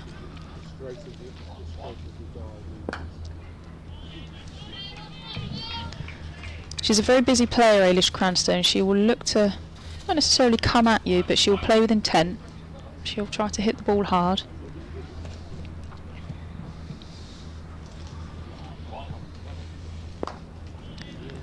As she drives down back past the bowler to pick up one. 6 from the over so far. Because Eilish Cranston also played for Hampshire Women. She didn't play at the... Did you overlap, you two, at Hampshire? No, we didn't, no. No, I think I must have finished as she was coming through. I never had the opportunity to play with her at Hampshire, which is a shame. When I played at Hampshire, I was very much the baby. If I was to play there now, I'd be very much the grandma.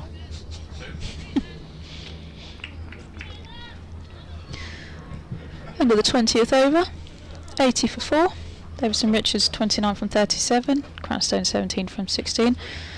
Stars picking up the run rate a little bit now, so run rate required 4.7, just going at around 4 and over here. The last couple of overs they've gone around 6 and 7, so nice bit of intent here at the crease. Something for the Vipers just to keep an eye on, and a change of bowling has been brought about with Freya Davies coming on at the City end.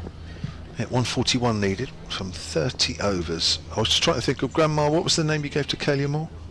Denise. Grandma Denise. Are you a Grandma Denise? I don't Do know you if I think? could ever be a Grandma Denise, to be honest. I think I don't know. I'll let somebody else coin that one. Returning from the City end, Freya Davis. So, Freya Davis, formerly of the Stars, with her right arm pacer. She's got to keep her standing up. Rihanna Southby, also formerly of the Stars. That's a nice drive on the up by Davidson Richards, out to deep cover, and she moves on to 30. Very much a key player, as is Eilish Cranstone here in this Stars reply. 81 for 4 they are now, and that Wasp has just gone up to a 44%, so this partnership is also pushing the Stars, according to Wasp, a little closer to victory, but a long way to go. Yeah, a wicket will certainly upset things, but not at the moment, as round the wicket comes Davis. Cranstone gets a length ball, quietly pushed out on the offside, getting the planes from time to time overhead, which is a feature of this ground. Not a bit like being in Richmond, where you play cricket there and they're going over every 30 seconds or so. This is not quite as much as that, but they're certainly low when they come over. Here's Freya Davis again. Cranstone cuts that away down to third. Rebecca Tyson is the fielder, and the Stars move on to 82 for 4. think they'll be quite tense in that Stars dressing room, because as I say, they've never won this competition, they've never been in the final, this is the last one. Yeah, and before those 2 quick wickets fell, you could just feel a little bit of energy picking up in the dressing room, and you could hear, that's just defended by Alex Davison-Richards to extra cover, you could hear the girls just really getting on top of the boundaries. Davison-Richards scored those 2 lovely sweeps behind square, and you could feel a little bit of energy picking up, and then just a bit of a rebuild going on at the moment. I think they'll feel confident, but it is a nervous patch, so... Davies just pushing 1 or 2 fielders before she comes in next. Straight delivery, which is worked to mid-wicket. Datani again on the floor, picks that one up. Score remains on 82 for 4. So these two now have put on 37. My maths is right. Yeah, 37 for the 5th wicket. There has yet to be a 50 partnership in the game. Yes. Here's Davies again, bowls, and it's pushed into the gap at mid-on by Davison-Richards, moves on to 31. She'll keep the strike, and 21 overs have been bowled. The other semi-final up at Headingley, Northern Diamonds made 232 for 8. The Sunrisers in reply are 91 for 2. In fact, they've just lost a wicket. Grace Scrivens is out for 56, and Joe Gardner out for 19. That's in the 19th over, so the Sunrisers need another 142 from just under 32 overs to win that one. It's going to be a fascinating game. Sunrisers might feel that they're in a decent position there. Haverley into the from the Crystal Palace end. These used wickets just causing these short fielders at extra cover and mid-wicket a little bit of mischief. Quite bare that square, isn't it, up this end? It's very dusty. Oh dear. Oh no! She's put it down. Oh my word. It was almost easier to catch than it was to drop. And Haverley's put it down. And it's Avis Davison-Richards as well. Wow. Well, that's a chance that the Vipers will not want to be punished for not taking. Alice Davison-Richards just needs to refocus now, reset. Haverley needs to respond here now too.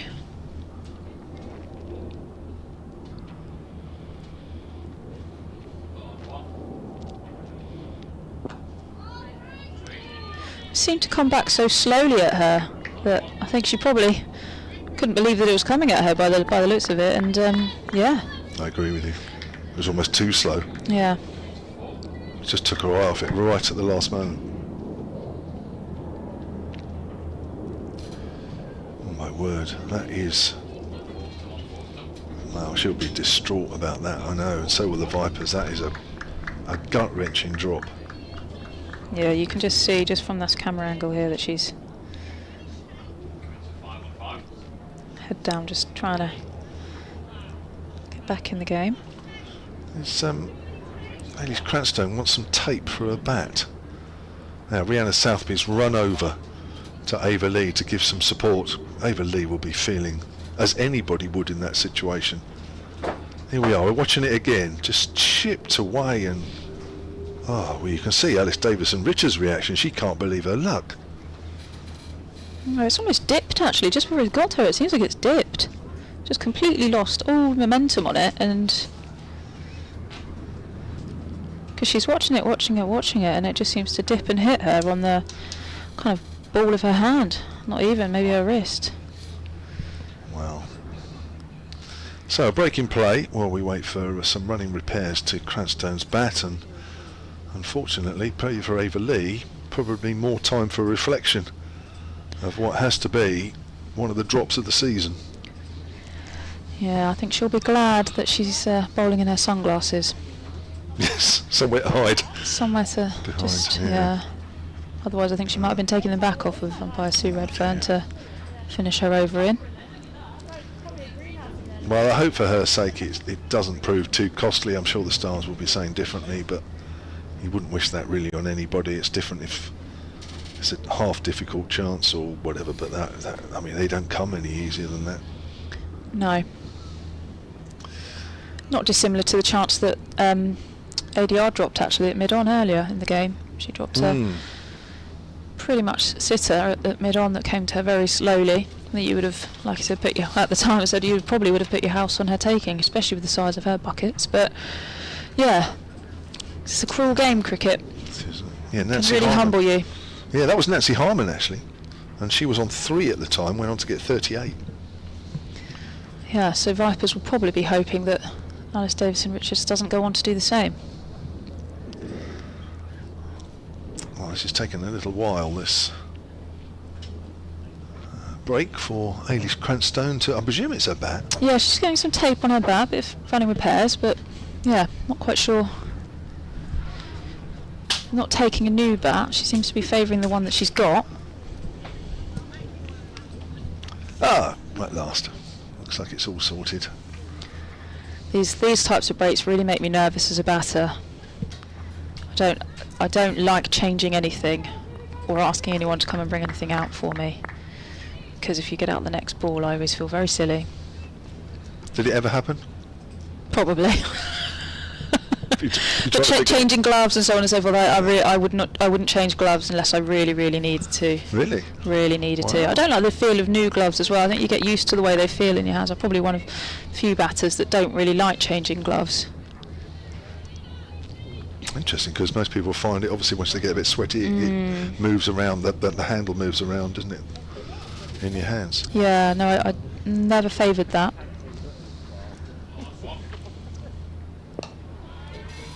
Survives the next ball, which is good. One to come from Lee's 4th over. She'll be happy once it is, I'm sure, to go and take a breather somewhere in the field.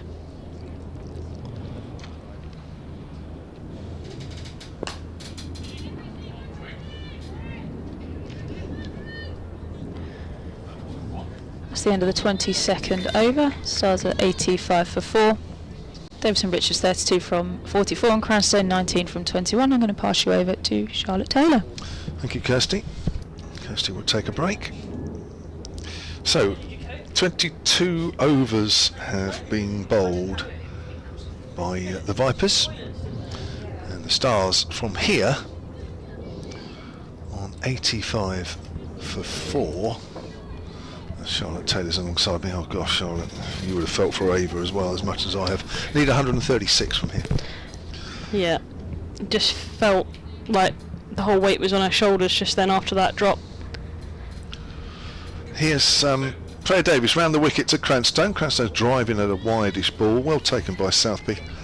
And there is no run. Talking about Southby, I mean the fact that she came straight up to Ava Lee there, I think it was a nice move, because it's very easy in the field to actually almost sink as low as the bowler feels, Yeah. and think, oh gosh, there's one big chance to really get stuck in here, and is it gone? Is there another chance coming? But Rihanna Bath Southby was straight up to Ava Lee and just trying to lift her spirits. It's pushed out to point, no run. Yeah, I think you've got to as a team, that's the whole point, isn't it? Young player, and she didn't mean to drop the catch, and I thought she maybe didn't think it was going to carry, and which is why she was so surprised almost when it came back to her. But I know she's worked so hard at fielding off her own bowling as a spinner, off a bowler. You're a fielder, aren't you? So there's so much pressure on you. It's gone for the ramp shot across the offside and missed it. I think that ball's ended up outside off stump. I think it's come off the pads of Southby behind the stumps and then ricocheted onto the stumps, because she's asked umpire Sue at square leg for a stumping, of which was turned down immediately. But I think it might have just hit the shin pads of Southby and gone onto the stumps, but Cranstone remained in her crease. Davies again. Cranstone gets a length ball. Not sure the ramp was particularly the best. No. I mean, there is a gap down here at a very fine leg, but I don't think that it was potentially the right shot to play in the situation. Well, it's a risky shot at the best of times. if you haven't actually played it up until now, then it certainly looked risky. The execution of it. She's gone for it again, and she actually has got hold of this one, and that's going for 4. There's such fine margins there, because even though there was a deflection there, it didn't feel as though it was too far away from the stumps. No, if you're looking on the live picture feed, we're going to watch it once more. And yeah, she gets right outside the off stump and helps it round to a fine leg. But it is, like you say, if that ball's straight and she misses it, she's going to be knocked over. So it's a brave decision from Cranstone, but it pays off on this occasion. 23 from 26. It's obviously a shot she's happy with. 89 for 4 now are the Stars. There's Davis around the wicket again, comes in and bowls. Little Fuller this time, driven out to Datani, who's not picked that up cleanly. That's happened so often, not just to Datani, but several fielders on both sides who are fielding, saving the one, where the ball has just ricocheted off various parts of the body. I think sometimes you can say that about the square, certainly the top end of this square towards the pavilion. It looks like the Gobi Desert, and yet the second half of the square looks like it's still about April, maybe even May. So you can see where all the wickets are favoured here, on the right half as we look. I wonder why that is. I don't know. Just they just play better, or closer to the pavilion, maybe Thank you, for bowling at the Beckenham end. Weird, isn't an it? entertainment value. I don't know. Rebecca. They do have good wickets here, so maybe they just find a few good ones and they know that they can get, 8-10 games out of them, and just rotate through those ones rather than sort of going across the square. It does feel as though half the square is wasted, really.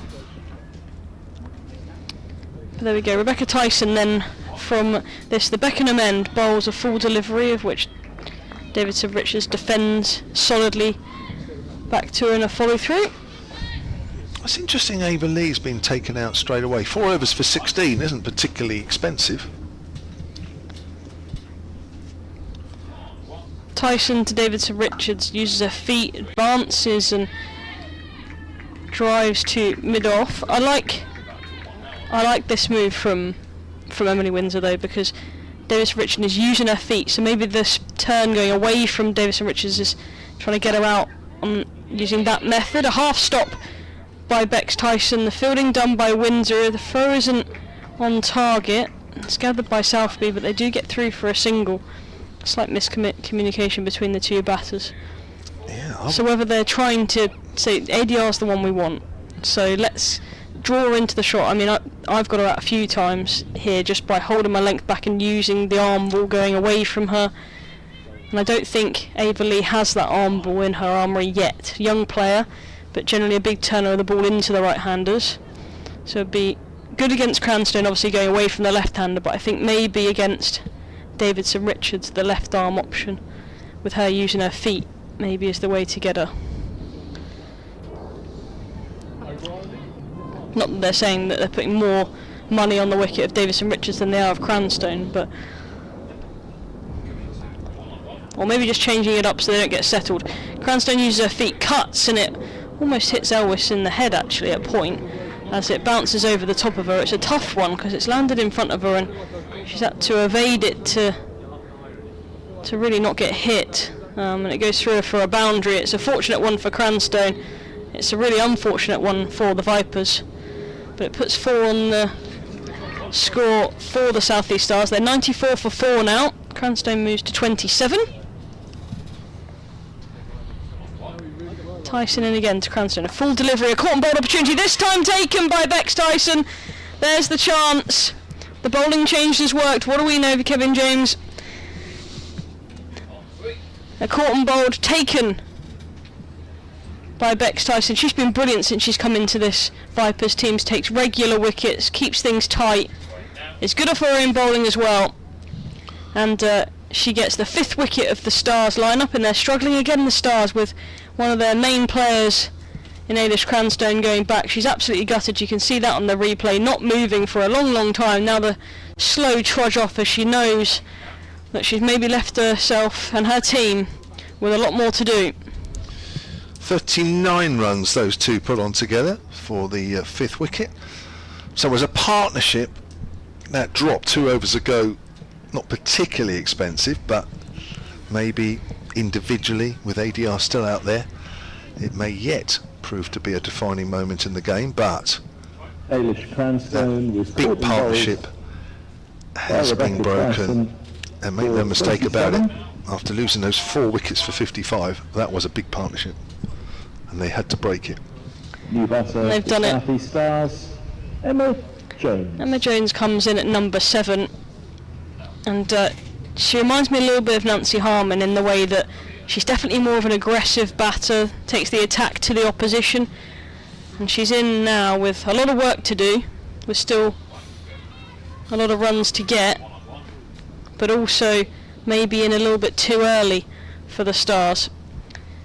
Left arm round the wicket to her, and she's pushed back on the back foot and pushes it, the delivery back to Bex Tyson, and a follow through. It's a wicket for Tyson in her 6th over. She's got her first of the day, 1 for 26, and the Stars, they need a further, let me just work it out, I'm going to do it on my calculator because I'm lazy.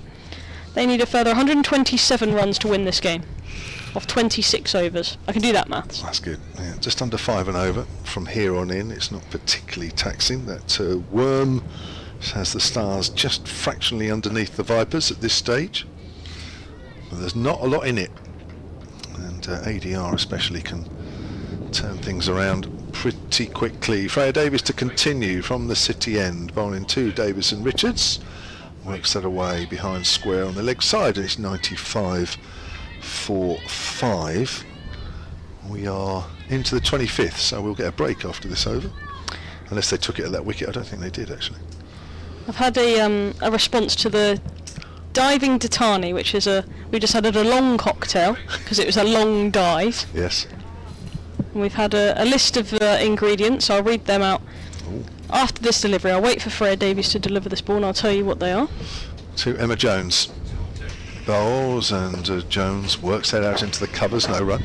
So it's from Joy Godbold, who is long-time Hampshire scorer, long-time Southern Vipers fan and scorer back in the KSL days. It says, white rum, lemonade, crushed ice, orange juice with an orange and lemon garnish, and obviously orange citrus of course, so a general orange theme, but fruity, summery. I like it. Thank you, Joy. Length ball, half stopped by Davis on a follow through. Just, I mean, obviously I guess there has to be some of Datani in that. When you say fruity, is that I don't know what I'm saying. In fact, I tell you what, I'm going to concentrate on the cricket as we're halfway. Yes, that's right. Thank you, Jake. I don't know whether she likes. Stop when you're ahead. I don't know whether she likes orange flavoured sort of ingredients. The orange juice, orange citrus syrup. That's driven in the air just wide of mid-off, and it's going for 4. Elwes moving across to her left, but actually the ball was always moving away from her. That's a good strike, actually. It was at catchable height, but still a good strike. Yeah, this is how dangerous Emma Jones can be as well. If she doesn't hang around, let's put it that way, she'll play her shots, and there'll be an element of risk involved, because it's just the way that she plays. She's just signalling there to Davis and Richards to keep her left shoulder in the shot, to keep her head in the shot a little bit longer, wanting to hit that one along the floor. But she gets 4. 99 for 5 then are the Stars. Davis bowls, that's worked up to mid-on by Jones. She's only playing her 5th game in this year's tournament. I guess that's because of injury, mainly. Yeah, she was in a boot again. I think she's been in a boot for quite a lot of her career actually, bless her. But I think she had a stress fracture of the foot, I believe. Both feet. Stretch fractures in both feet. Last ball of the 25th. Davies in, bowls. Jones edges that one down to 3rd. Lee will come round to pick it up. Single takes Jones on to 5. That's from just 6 deliveries. And that is the 25th over bowled. So we are going to take, well, the players are going to take a bit of a break for refreshment. The Stars at 100 for 5 need another 121 of 25 overs with 5 wickets remaining. I have to say personally at this stage I think it's a little closer than I thought, because it didn't feel a particularly brilliant score, 220 for 9 the Vipers, but they've done well just by virtue of taking 5 wickets. Yeah, I think Ellis has been pivotal in that, hasn't she? She's only bowled 5 overs so far, but the 2 wickets she got were 2 beauties, one to dismiss Kira Chatley and the other one to get Chloe Hill. So she's been the pick of the bowlers for me, with her 2 for 18, and good support from the spinners as well. And Davidson Richards, she's the big wicket now. Emma Jones can be destructive, don't get me wrong, but Davidson Richards could just farm this to a successful run chase. She's still got a big task in front of her. 121 runs still required, but the longer that she stays out there, the longer the Stars will feel like they're still in their semi-final, of which there's another one going on, of course. 2 semi-finals makes a final, that's the simple maths of it. The other one going on at Headingley, up north, where we thought we were going to be going last week, and then we're firmly relieved when we didn't have to make that trip. The Sunrisers had to though, and they're 118 for 2. 24 overs gone up there. Grace Scrivens has been dismissed now by Katie Levick. No guesses how many wickets she's taken this year. Again, had a successful year. 56 for Scrivens, but they need a further 115 to win from 26 overs, but they've got those 8 wickets remaining, the Sunrisers, and that'll be a real good finish to their 4 years of being the Sunrisers if they can make a Rachael Heyhoe-Flint Trophy final. They've never made a finals day or a semi-final or the knockout stages of any competition in their history, so they've already done that by reaching the semi-finals today. But if they can go one step further and get themselves to a final, it'll be a brilliant end to their time as the Sunrisers before they manoeuvre into their Essex world. Vipers in a huddle here, obviously all being directed by Emily Windsor, who's clearly chatting to there Georgia Elwes. Obviously the two of them trying to formulate 1 or 2 plans from here on in, because this game does feel in the balance. As we've been mentioning, a lot rests on Alice Davidson Richards. I'm sure Emma Jones will have something to say, but you're right, I mean 47 is her top score, but we've already seen that she's prepared to put bat to ball. So we'll try and win it one way. Alice Davidson Richards will try and win it another way. Sometimes that's the beauty of a partnership though, isn't it? 2 people playing completely different forms of the game and the way that they play. Yeah. But actually both can be equally successful if they stay together. Right, Rebecca Tyson will continue. 1 for 26 from her 6. I have to say, whatever happens in her next 4 overs, the 3 games that she's been brought in from relative obscurity, it's been a good selection, hasn't it, really? It's been a very good selection. She's very accurate, and that's really all Lindsay Smith was, really, as she's replacing. She's in to Emma Jones, who's driving a wideish full delivery into the covers, and she'll get 1 to Ella McCann out there at deep cover.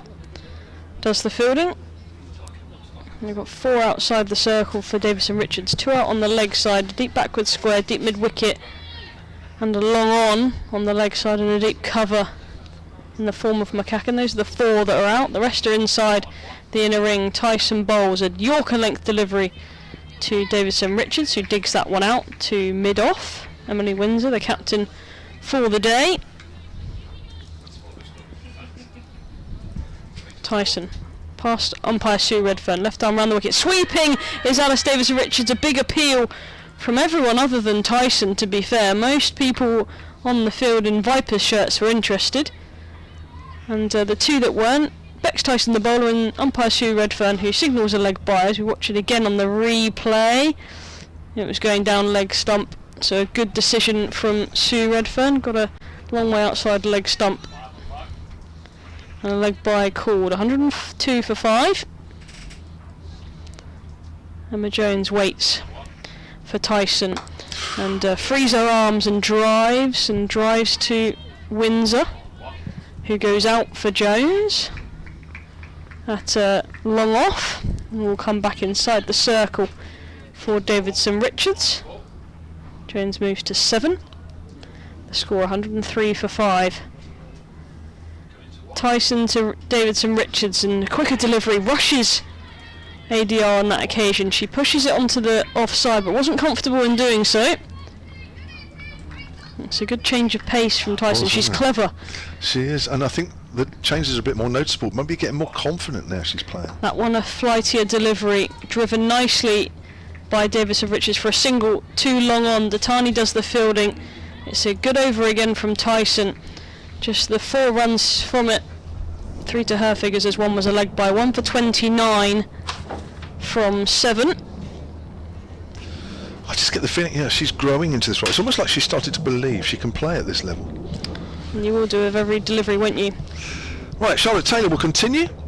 I'm going to take a quick break, and alongside her from the South East Stars and the Surrey women's team, it's Kirstie White. Thank you, Kevan. A well-deserved rest, Kevan. He works hard, that man. Too hard. Up and down the country.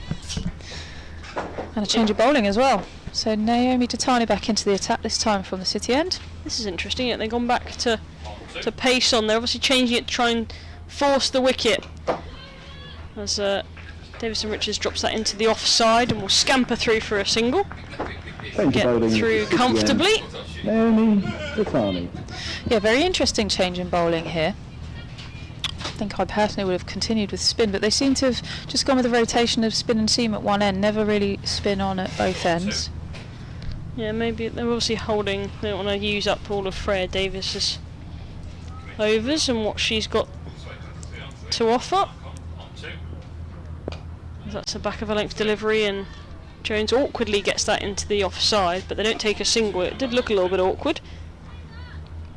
Yeah, I think she probably was expecting that to come onto a little bit quicker than it did. She just hit the ball very hard, Emma Jones. Yeah, Davies has got 2 remaining, so they didn't want to eat into too many of her 10. Datani's only bowled 2. This is her third delivery of the third. She bowls to Emma Jones, who hits that upwardly and gets it to extra cover. George Relwas takes the catch. It's a bit of a poor dismissal from Emma Jones. She I don't really know where she was trying to hit the ball. I guess she was trying to hit it over the infield is my guess, but she cleared the front leg and tried to get it over the infield but couldn't get it past Elwes, who takes a comfortable catch. Just gets a little bit off the outside edge. I think she was trying to hit it straight but wasn't able to get her body into the ball, and it's another wicket for the Vipers.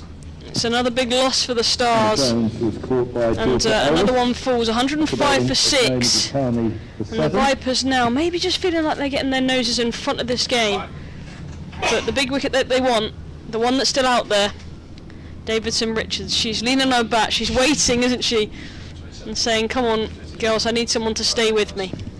New batter for South Yeah, East Stars. big weight on Fiona Alice Davison Richards' Kevan. shoulders here. She won't feel that pressure, I don't think. She's definitely not a player that can be too affected by pressure, but again, she does need that person just to stay with her at the other end. Interesting here, Priyana's Chatterjee's come out to bat, not Kalia Moore. I was expecting to see Kalia now, but Chatterjee comes to the middle. We spoke a little bit earlier about what her role is in the Scotland team, and Kev asked if she has a bit more of a bowling role. She can definitely hold a bat. She's got plenty of overs to do so here, so let's see what comes from this final few deliveries of this over. There's a Tani in, bowls a full toss to Chatterjee, gets that away to deep cover. Freya Davies out there does the fielding. She gets off the mark of the first ball. It's a nice looking shot to start. Yeah, nice freebie to get off the mark. First ball actually, just a full toss outside off stump for her, just to nudge into the boundary. So that'll be a nice way to get off the mark and settle any nerves that she might have had. Well, her best is 17 not out in this competition. Well, she's only played 2 innings, only 18 runs, so not a lot. We haven't seen a lot from her in this competition. Datani in, round the wicket to Davison Richards. She works that nicely into the leg side and ambles up the other end to collect another one to her total. She moves to 37 and the score 107 for 6. Yeah, 1 ball remaining in the over here. Just keeping an eye on that run rate now. It's going to be important for ADR just to have in the back of her mind that we can't get too caught up in facing too many dot balls now. An outside edge from Chatterjee runs away from Ava Lee, but she does the fielding in the end, gets the throw back in, not a great one. And I'll only concede a single for the Vipers. Another one to the total for the South East Stars, 108 for 6. Chatterjee moves to 2. Just having a look at her. Sorry, Kirstie, if I lean across you. I'm just trying to have a look at her career stats. Chatterjee. So, batting, ODIs, a high score of 33. 123 runs. She's only played 9 ODIs for Scotland. So a best of 33, an average of 13. So maybe more of a bowling, because she's taken 7 wickets in 9 games in ODI. So not too much international experience, but definitely more of a, I would say, a bowling all-rounder. But she's got a job here to do to support Davison Richards. Just get the sense that this wicket is slightly deteriorating a bit here now. Seems to be just holding a little bit. Maybe that was a decision why the Vipers chose to bat first as well. Maybe that played onto their minds. I don't know whether they'd know that as a home and an away team. Whether this was going to get slower and lower. Another half drive by Chatterjee. Yeah, Tyson into her 8th over here. It might be worth. She's been dangerous. She's bowled really, really well. It might be worth just seeing her off here. Get through this over. Chatterjee in behind, just blocking, pushing back towards the bowler. They've got other bowlers as well, the Vipers. They could turn to Nancy Harmon. Leg spin of Nancy Harmon hasn't bowled yet. Alice Monaghan has been used in the past as well. They've obviously got 5 more from Elwes. Ava Lee has 6, but Davies and Tyson have done the majority of the heavy lifting thus far. 5 dots there from Tyson. Yeah, my suggestion would be possibly to bowl out one of the 2 of them, just see if you can get a couple more quickly and then leave the other one to the end. I'll show you what I've got. I've got a very basic version. You could see if you could get a couple of overs out of Monaghan or even Harmon as well. It's a good sliding stop from Monaghan actually on the boundary. Yeah, nice sliding stop, offloads to Datani, who sends the ball in. Well run by the 2 batters in the middle. 2 off the last ball of the over to prevent Tyson from bowling and Hayden. 110 for 6 from 28 overs. Yes, when you do bowl out 2 of your, so say if Tyson was going to bowl out here and you've bowled out her within 30 overs, say, well no, it'd be just a touch over 30 overs. And you've got a lot of overs to then get to without your sort of front 2. Elwes would obviously play a key role. Yeah, it's a hard decision to make here as a captain because you've got the opportunity to kill the game by bowling your 2 best bowlers out, but also you've got the opportunity to then not have your 2 best bowlers should it go to the death overs. Yeah, it's difficult to know what to do. Datani in again then to Davison Richards, who works the ball onto the onside, looks for a second, won't take it, as Nancy Harmon there at long on does the fielding. And get 1 to the total, 111 for 6. All the South East Stars fans will stand now on 1 leg, as Nelson's up. Datani to Chatterjee. Bowls a shorter delivery that rushes Chatterjee a bit actually. Gets her high on the bat. She tries to pull it into the leg side. Gets a bit of an inside edge, gets away with it. Rehearses the shot. And says that's one I was meant to play, the one where I middle it out to deep square. Yeah. Oh no, not deep square, she's middled it for 4. Those rehearsals in my head, they're always boundaries. Oh yeah, that's true. There's no point rehearsing anything but. Datani in again, a full delivery on the legs of Davison Richards. Works it just behind square on the leg side. Yeah, this is nice from Stars, just rotate the strike, no need to do anything extravagant. Obviously boundaries are a luxury here, but there's nothing to say, just rotating the strike, picking up 1s and 2s. There's nothing wrong with that here. Datani to Chatterjee, a shorter delivery, nicely played by Chatterjee. To deep cover. Gets another single to the total, 114 for 6. the more singles they can just knock off, the more that the Stars will feel like they're in the game. The prize on ADR's wicket is still massive in the context of this game. Tatani to Davidson Richards, nicely played up to long on, another single to the total. Davidson Richards moves into the 40s, 115 for 6 the Stars. The Wasp predictor is down at 19% in favour of the Stars now. It was up to 70% at the start of this innings when they were going nicely at the top, but those wickets to fall in the last sort of 10 or 12 overs has put a real halt on this game for them. Tatani's final ball of the over defended into the offside strongly by Chatterjee. She's 6 from 11. That's the end of the 29th over. There's 21 to go. 4 wickets left to play with for the Stars. 115 for 6. Yeah, 5 from the over. Run rate required is 5. It's just currently sitting under 4 and over at the moment. Just get the feeling here that Davison Richards and Chatterjee have just had a conversation about taking it deep. I think let's both be here in the back end of the 40th overs, 45, 46 overs, and then see if we can knock the runs off from there. So still requiring 107. Oh no, sorry, 106. 106 from Change of bowling with the 21 overs. Ava Lee. But wickets in hand, not so many. That's the worry, isn't it, for the Stars? Pick up a couple here, just one. Looked for 2, just the one. Probably a wise move. Yeah, the thigh pad just kills that ever so slightly. Because if it runs off the bat, you get 4, but unfortunately it tickles the thigh pad and just kills any momentum. And just the one. Lee here into her 5th over. What's given us runs off the bat.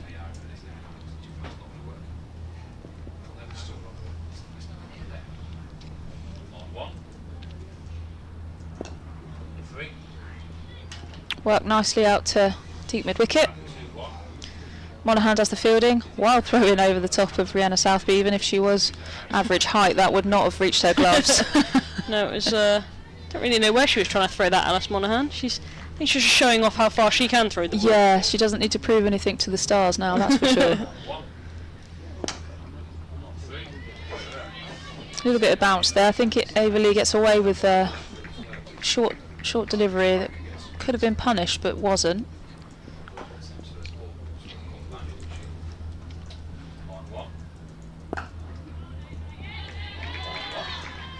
Good fielding of her own bowling on that occasion.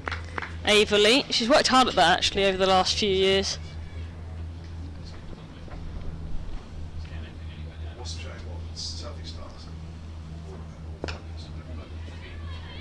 Can sense a bit of frustration. Well, don't need to sense it, you can see it. Just creeping out of ADR here.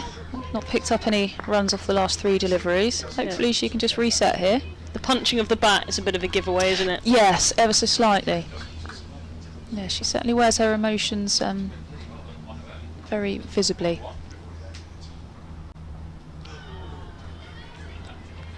It's a very good over there from Ava Lee, just 2 coming from it. She's bowled 5 overs, none for 18 so far. 117 for 6 from 30, the Stars. Yeah, good from her.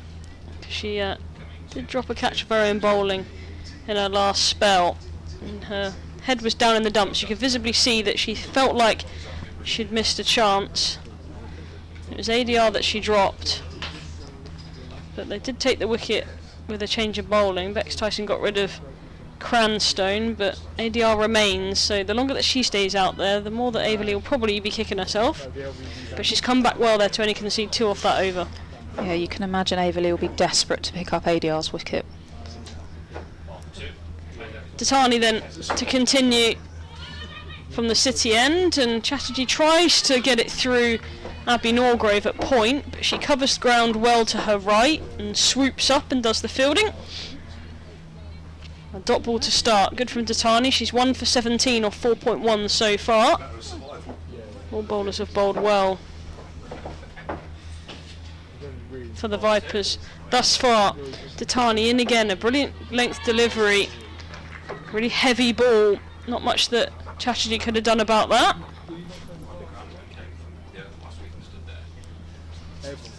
Dot ball. Just need to string a few more together. Put the pressure on Chatterjee to even get the big shot. They can take wickets at the other end. Driving Chatterjee does get it through the offside this time. And picks up a single. Good batting from her. She's 8 from 15. She's played a really good supporting role actually since she's come in for ADR, because it's not easy if you're non-striker or you're new batter who's, you know, a middle to lower order batter and struggles to get off strike, but she hasn't done that. She's really managed to keep the pressure off ADR and not chew up deliveries, and means that she can just continue her merry way. She waits for Datani, who's pulling into the leg side as Davidson Richards. She's going to get 4 as that's a poor delivery. Back of her length, and 2 straight and 2 short, and gets the treatment it deserves. 4 to the total, 4 more to ADR score. She's really taking it upon herself to say, hey, I'm going to do the majority of the batting here. Yeah, a bit of relief from that too. Yeah, absolutely. I'm going to win this game for my team. 122 for 6. ADR waits for Datani. The reply is a good length full delivery on the stumps. That's where she'd want to be, Datani. Last ball. Oh no, there's one to come, sorry. Yeah, as a non-bowler, this is very easy for me to say, but I'd be very frustrated if my teammates were bowling short on this wicket when it's very slow and low. That was an absolute gift. I'm not entirely sure what the intended impact was of the delivery. Maybe it's something that's gone wrong, but it was an absolute gift. I'd be very frustrated. And that one's worked out to deep mid-wicket. Monaghan out there does the fielding. That's a better throw from her, not quite as wild as the one previous. They get a single though. 123 for 6. 31 overs have been bowled in this second innings. And we're at a semi-final here in Beckenham between the South East Stars and the Southern Vipers. The Southern Vipers won the toss and batted first here earlier today, made 220 for 9. So the South East Stars need 221 for victory.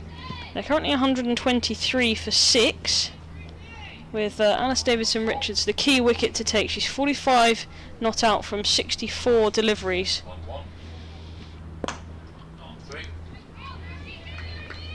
Just seen George Relwis warming up as well. Whether she'll be back into the attack sooner rather than later. Yeah, Raveley continuing here still, so into her 6th over. Looking for a bit of turn, does get it. Punched out nicely into cover to bring Priyanaaz Chatterjee back on strike. This is good fielding from McCann. The other games going on, the Northern Diamonds semi-final against the Sunrisers. The Sunrisers going nicely, 140 for 2 up at Leeds.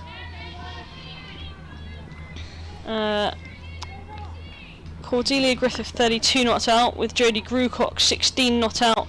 They need a further 93 from 21 overs. They've still got 8 wickets in the bank there as well, so they're going really nicely to secure their spot at finals day next Saturday. Who would Vipers rather in the final? Oh, that's a great question. That's a great question. I personally would love to see the Sunrisers there. I think they've had a really up and down, you know, tournament, and the last 4 years they've really struggled in the first 2 years of the tournament. I think they might have finished bottom both years in both competitions, and they didn't have the strongest squad, and they've just got better. They've not really added too many players or taken too many players away, but their players that they've got have just got better, so I'd love to see them in a final. So I'd have to say Sunrisers. Raveley, let's see attack again.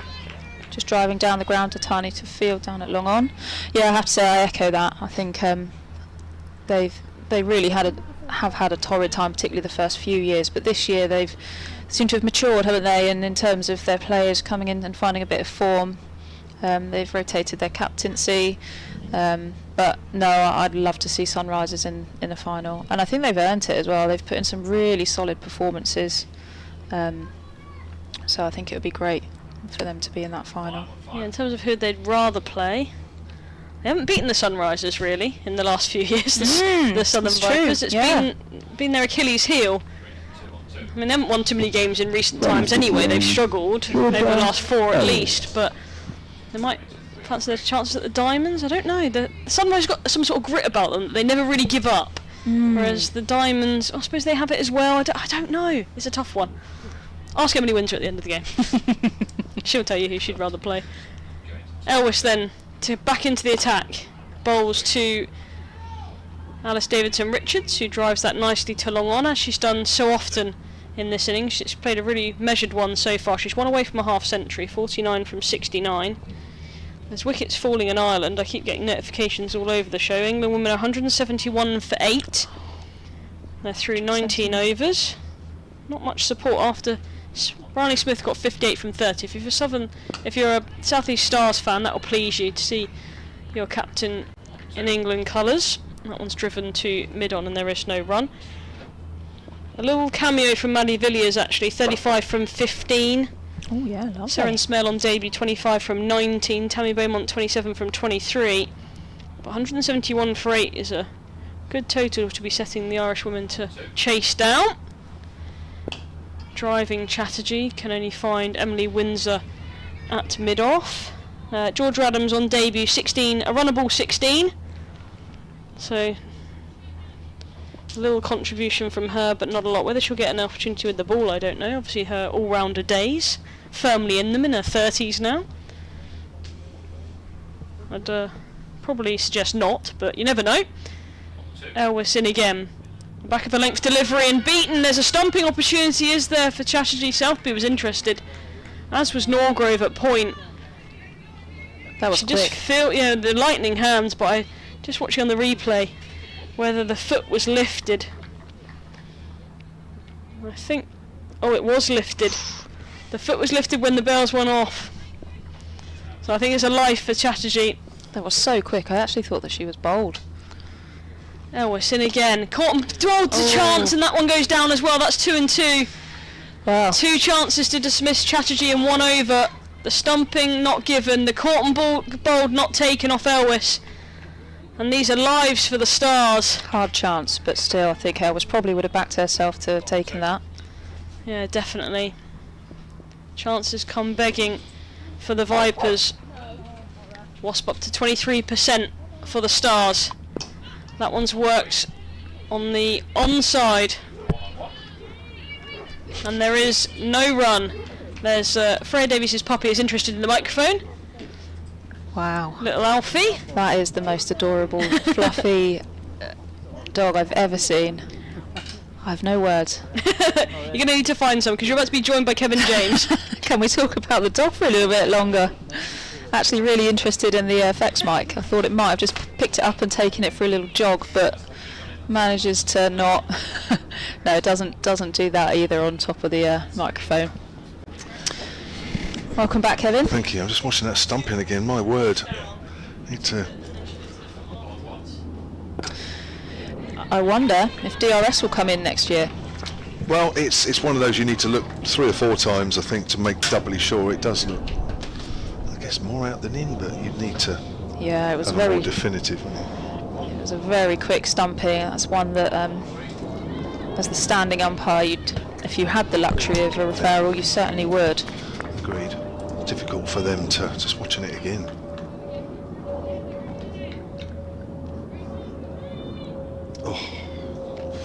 It's fractionally in the air, isn't it? Yeah. Southby was very confident too. As a keeper, you always know. Try at the stumps and miss. Could have been very close. Umpire Sue Redfern was in an excellent position to have made a decision. Again, that would have been a very tight one to make. So it's 50 for Alice Davidson-Richards. Not really interested in celebrating. Just acknowledge the crowd, but a job to do here. So she's keen to get on with it, I think. I'll tell you what, the direct hit there, she's run out. Yeah. Looking at the replay, living Well. a bit of a charmed life, isn't she? She's played well, mind you. Yeah, I think when the luck's on your side, you just got to cash in, and she certainly is doing that at the moment. She refers to the cricket gods. Chatterjee rocks back nicely, pulls out to deep square leg for 1, brings Alice Davidson-Richards back on strike. So what have we got? 92 to win off 98 deliveries. Good game. Good Yeah, game, this. yeah, definitely game on.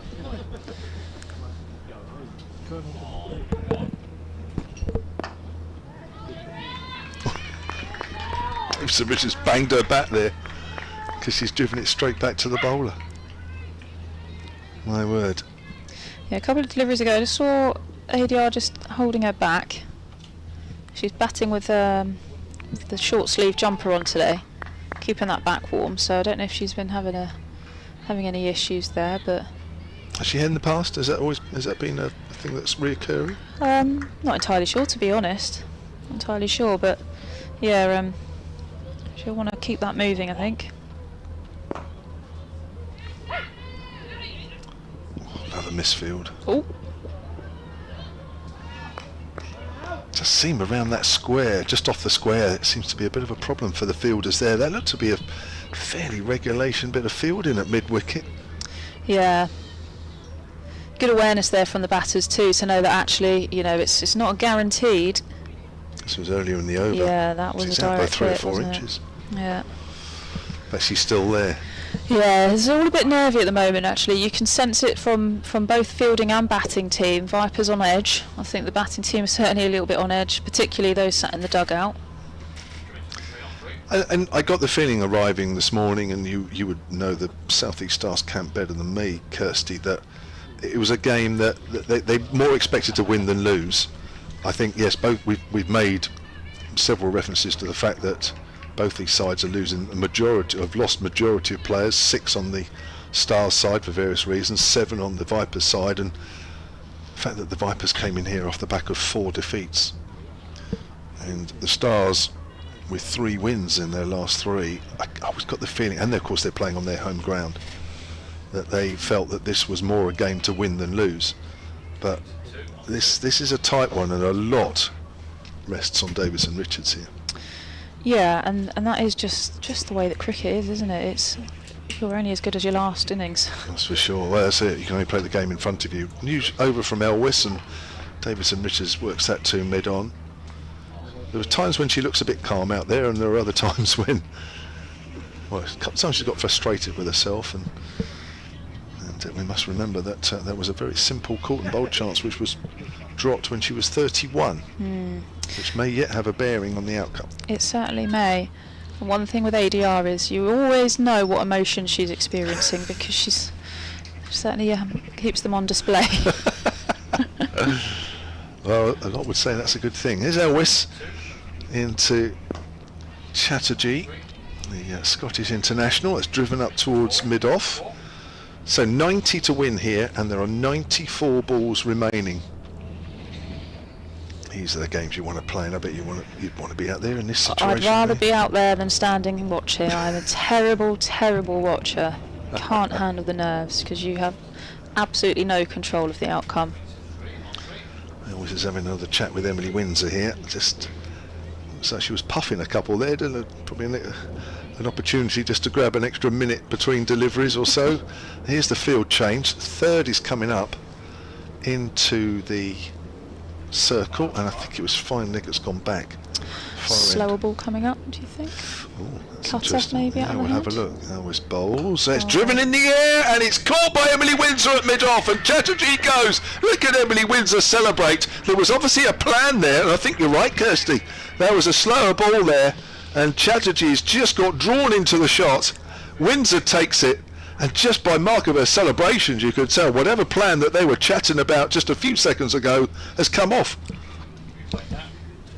Yeah, really unfortunate there for Chatterjee. I think she's seen the gap and thought, right, yeah, I'm just gonna use that. I'm gonna drive it straight down the ground, but the plan from Elwes was absolutely otherwise, and I think she's fallen into the trap there. So Priyaz Chatterjee goes. Another Well, leading edge. Yeah, I've seen Emily Windsor celebrate a few times for various reasons over the last few seasons. I don't think I've ever seen quite as animated as that. It was the throwing of the ball down into the ground. I'm surprised the umpire didn't say, hang on, we'll have less of that, thank you very much. Yeah, that was a raw emotion there, caught on camera. Yeah, well, sometimes you talk plans and or nearly, or most of the time they don't come off, but when a plan comes together as quickly as that, Yeah. and almost what you've envisaged in your mind, Yeah. then you can kind of understand it. But that was a raw outpour of emotion. That was 131 for 7, which puts even more pressure now on Davis and Richards out there in the middle, and it's Kaylia Moore that's joining her. Yeah, we're not definitely out of batters yet. Kevan Moore can certainly do a job here, and Alice Davis and Richards would feel confident with her walking out to the middle for sure. As long as Elvis doesn't bowl another one of those seeds that she bowled in her That's true. first spell. That was on the money, that one. Just played out quietly on the onside. Top scorer 42 this year for Kaylia Moore in this year's competition. Coming to 4-1-4. So 90 still to win and 92 balls remaining. It's getting down very close now to a runner ball. Kaylia Moore drives out to Datani in the covers, picks it up cleanly, throws it into Southby, and that's another dot ball. Georgia Elvis, well, didn't quite come off with the bat today. Should have been disappointed to find the fielder at deep mid-wicket off a poor ball from Daniel Gregory, but as often as an all-rounder, you've always got your bowling to fall back on, and Elvis will look back at the moment and say, well, the bowling's gone very well indeed. Driven towards mid-wicket, she's completed 7 overs. She has 3 for 20, 131 for 7 then the Stars. They need 90 from 91. Or 90 from 90 now it is, of course. Now it is a ball, and 3 Ballable. wickets. Yeah. Ballable. Yeah, we're really into the business end here now, aren't we? 90 from 90, run a ball. I don't think that'll be phasing Davis and Richards too much. I think the wickets in hand will be the major contributing factor here as to what team comes out on top. Averley continuing into her 8th over.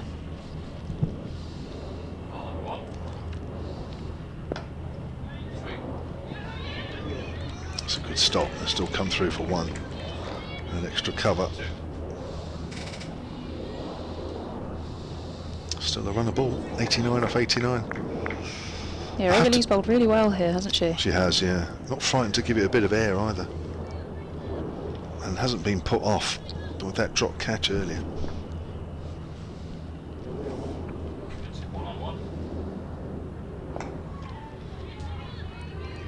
It's played into the ground. Every dot ball here is crucial from a Viper's point of view, and maybe less so from a Star's point of view, but even so, it just keep that scoreboard ticking along, even if it's only singles. Oh, yeah, and that is the flight that you said that she was not afraid to give. Just really trying to entice Kaylia Moore there into driving. She obliges, but unfortunately doesn't make the connection.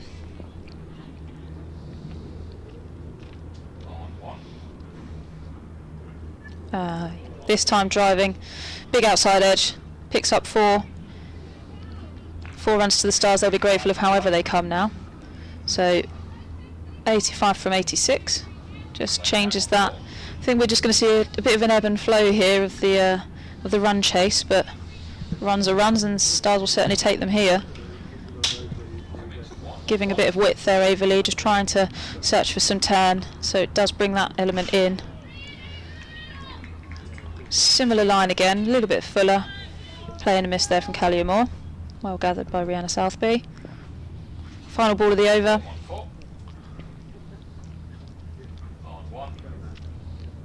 Oh, nicely played there by Kaylia Moore. No one behind the bat there, so that's another boundary for Kaylia Moore. Just laps that, well, reverse paddles really, down through 3rd. Finishes the over nicely. Big over. Yeah, good over that for Stars. Much needed as well. Much needed. Very well played. Gets her head nice and close to the ball. Is that the secret to that shot? It certainly helps. Yeah. Certainly helps. Get your head as close to the ball as you can. Contact. Don't try and force too much. And let the ball do the rest. So 140 for 7, 36 gone. 84 balls remain, 81 needed. Davis and Richards is 53 not out. Up at Headingley, the Sunrisers are going well. chasing the Diamonds total of 232 for 8. They're 177 for 2 in the 34th. They need another 56 from just under 17 overs. Elwes continuing from the city end, worked on the onside by David Richards. The Stars move on to 141 for 7. Jodie Grucock 36 not out there, and Griffiths is that's I should know that. Cordelia Griffiths, of course, it is. She's 47 not out. Oh, they'll be getting excited at the Sunrisers in that situation. Dizzy heights for the Sunrisers. It certainly is. It is. Here's Elwes. Bowls, and that's nicely driven out into the covers by Kalia Moore. She'll pick up a single. Takes the Stars onto 142 for 7 in the 37th, needing 79 from 82.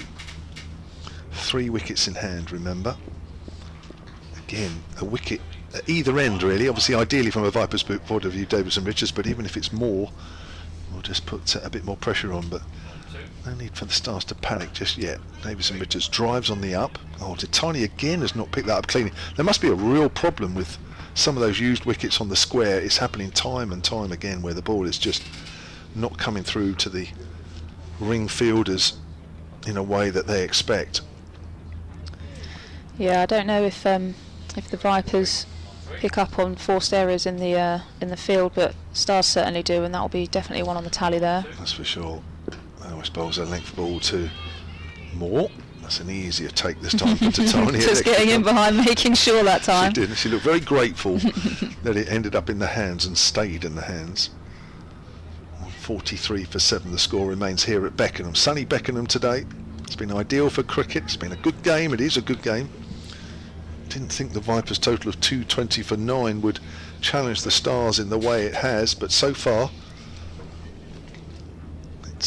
this game could go either way as Elwes bowls, and that's worked on the onside. It's gone past Elwes, it's gone past Alice Monaghan, running over from mid-wicket and rolls up towards mid-on, and there's a single to the Stars total. 144 for 7, 1 ball left of over number 37.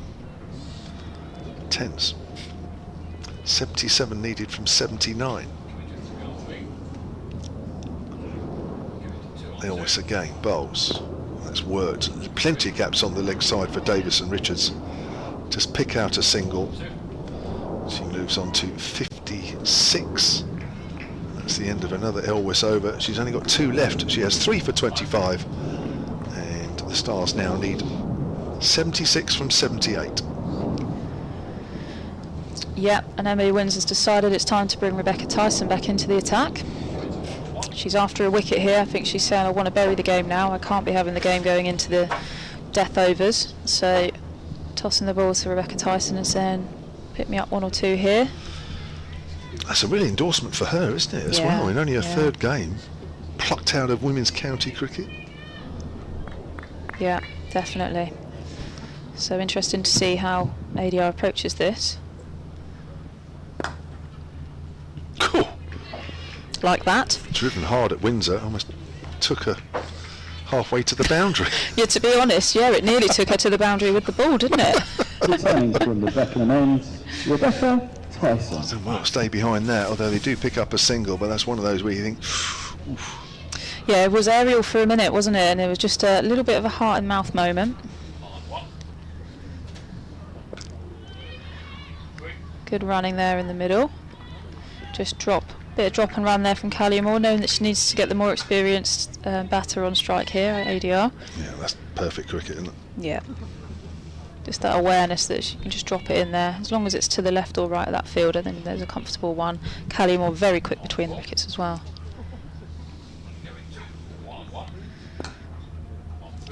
Oh, that's a great stop, Abby Norgrove. She's drilling these. Yeah. ADR. She's on the right side of the wicket there, Abby Norgrove, because had that been on the more used side of the wicket, I think that would have bobbled past anyone and been 4, but yeah.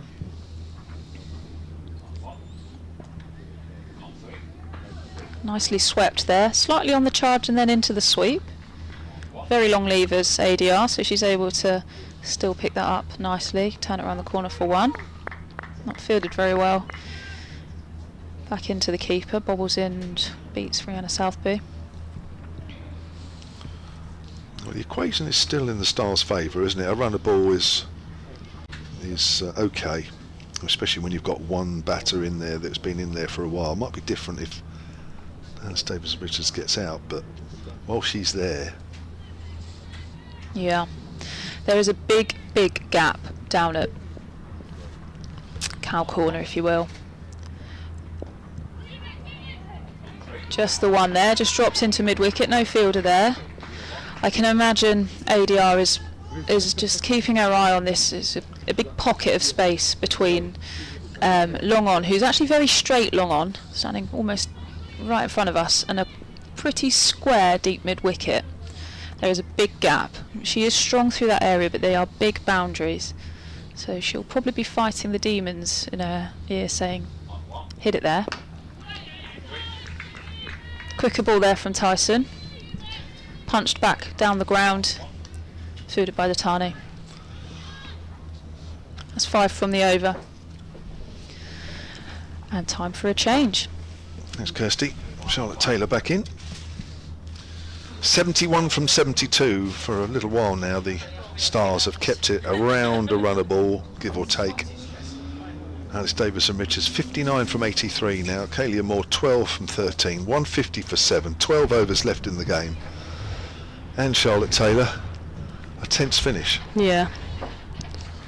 If you're swayed by either one of these teams, you're in the next 72 balls could be quite stressful for you. Yes. Apologies in advance. That's right. If you're a neutral, then it's going to be great entertainment, I feel. Perfect, yeah. If you're not, then apologies in advance. That's right. We'll try and make the commentary as stress-free as possible for either side. I'm not sure I can do that. I'm not sure I can either, but we'll try. We'll try our absolute bestest. Here's And our bestest Georgia. English. Yes, that's right, yes. Here's Georgia Elvis with a right-arm medium pacers. Hits in the air, safe over mid-wicket. This could be going all the way, and it is. Good shot, Alice Davis-Richards, and you can hear the South East Stars contingent just to our right there. They enjoyed that. Good If they start get to the across over. the line, they're going to have to thank her in abundance, because she's playing a blinder here. 63 from 84, 67 to win from just 71 deliveries. 3 wickets in hand. The game's in ADR's hands, you would think. Elvis driving on the along the ground to deep mid on. Moves on to 64. She feels and she looks in control. Alice Davis and Yeah, Richards. that's the danger for the Southern Vipers, that she looks like she might have all of her sort of ducks in a row, Yeah. all bases covered. She looks unfazed. Somehow you always want a batter in there that looks as though they're a bit of a rabbit in the headlights. That's what you want. Neither of these two look that way at the moment. Moore to face Elvis this time. Moore just works that down to short third. Oh, a bit of spin on that. Ava Lee does well. Just as it reached her, it just straightened a fraction, but she kept her eye on it. 66 needed from 69 deliveries now. Here at a sunny Beckenham. For a place in the final. Only next week to wait for one of these two. Here's Elvis. Comes in and bowls, and that's a length ball. That's a good one. Hit into the ground, back to the bowler. Dot ball. Crucial to try and build a few of these up together, but it's still a little too close to a runner ball at the moment for the Vipers' liking. 66 from 68. Need to just widen that gap a little bit if they can. Of course, the Stars will be hoping that keeps pretty close. It's a nice drive up to mid-off. Moore thinks about a single. It's gone too quickly to Windsor at mid-off, who has done a pretty good job standing in for Georgia Adams today. I think you were telling me before the start of the game, was it last week, that Windsor's only captained the Vipers twice, and she's been on the losing side on both times. Was it you telling me? Somebody was telling me It that. wasn't me that told you that. Somebody else told me that. There's not many times she's No. been given the reins. That's true.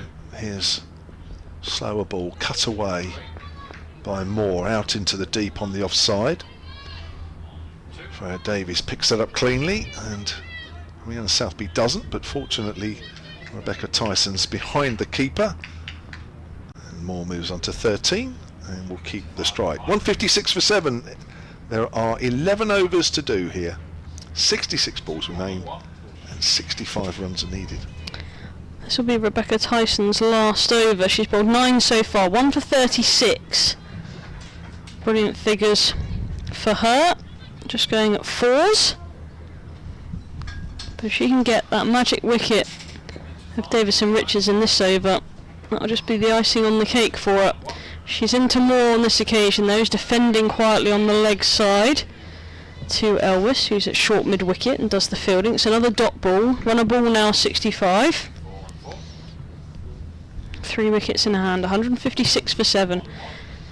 Tyson to Moore, she's driving on the up, it goes in the air, watch the spin. Goes into the hands of Freya Davies. Gets lucky, does Kalia Moore. Thick outside edge, and for a minute then I thought it carried to short third. But lands in front of Davies, and those are the ones that can spin past you if you're not aware, but she was. And 64 from 64 the equation.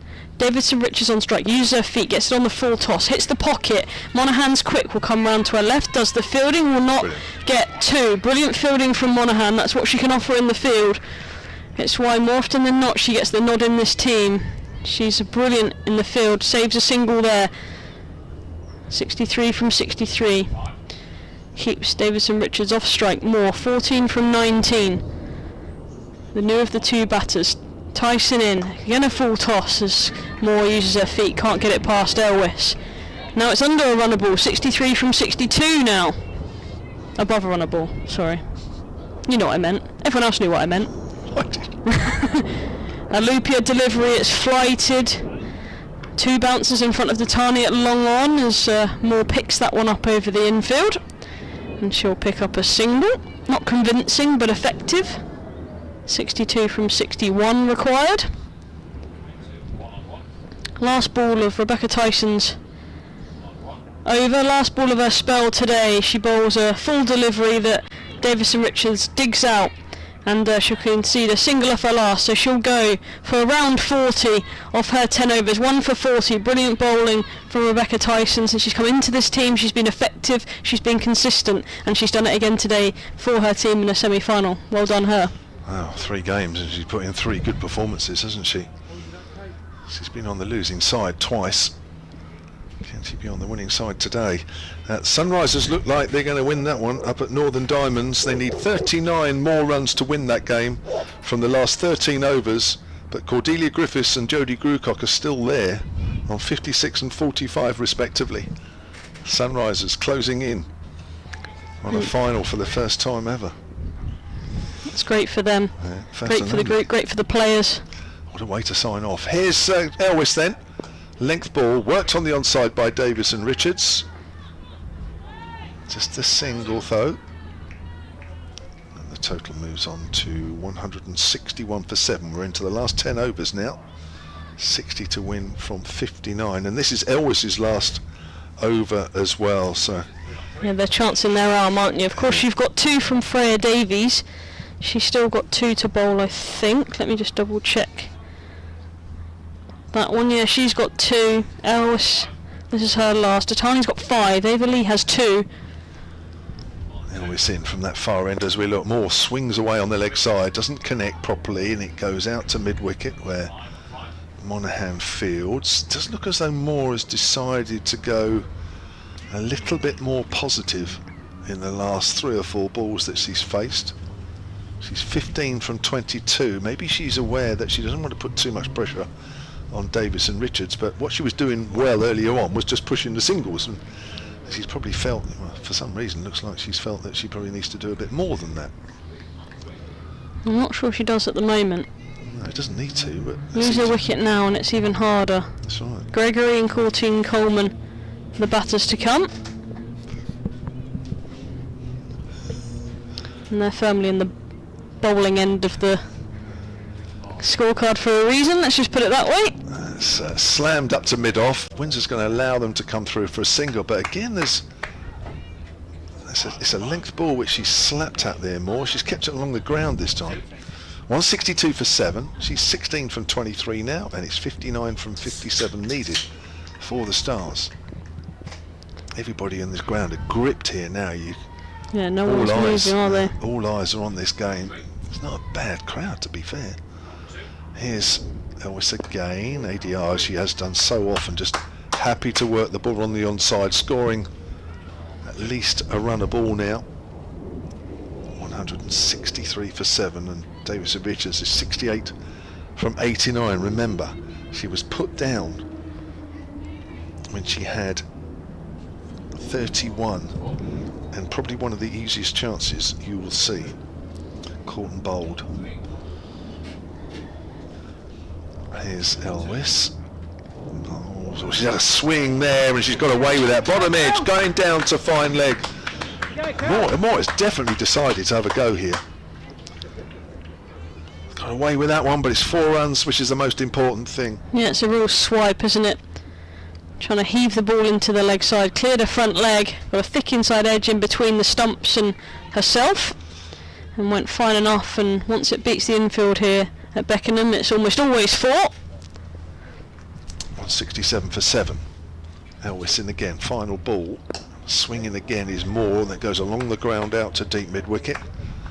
And Elvis will complete her spell with the South East Stars onto 168 for 7. Davis and Richards even is 68 off 89. Moore is 21 from 25, and Georgia Elvis 10 overs, 3 for 39.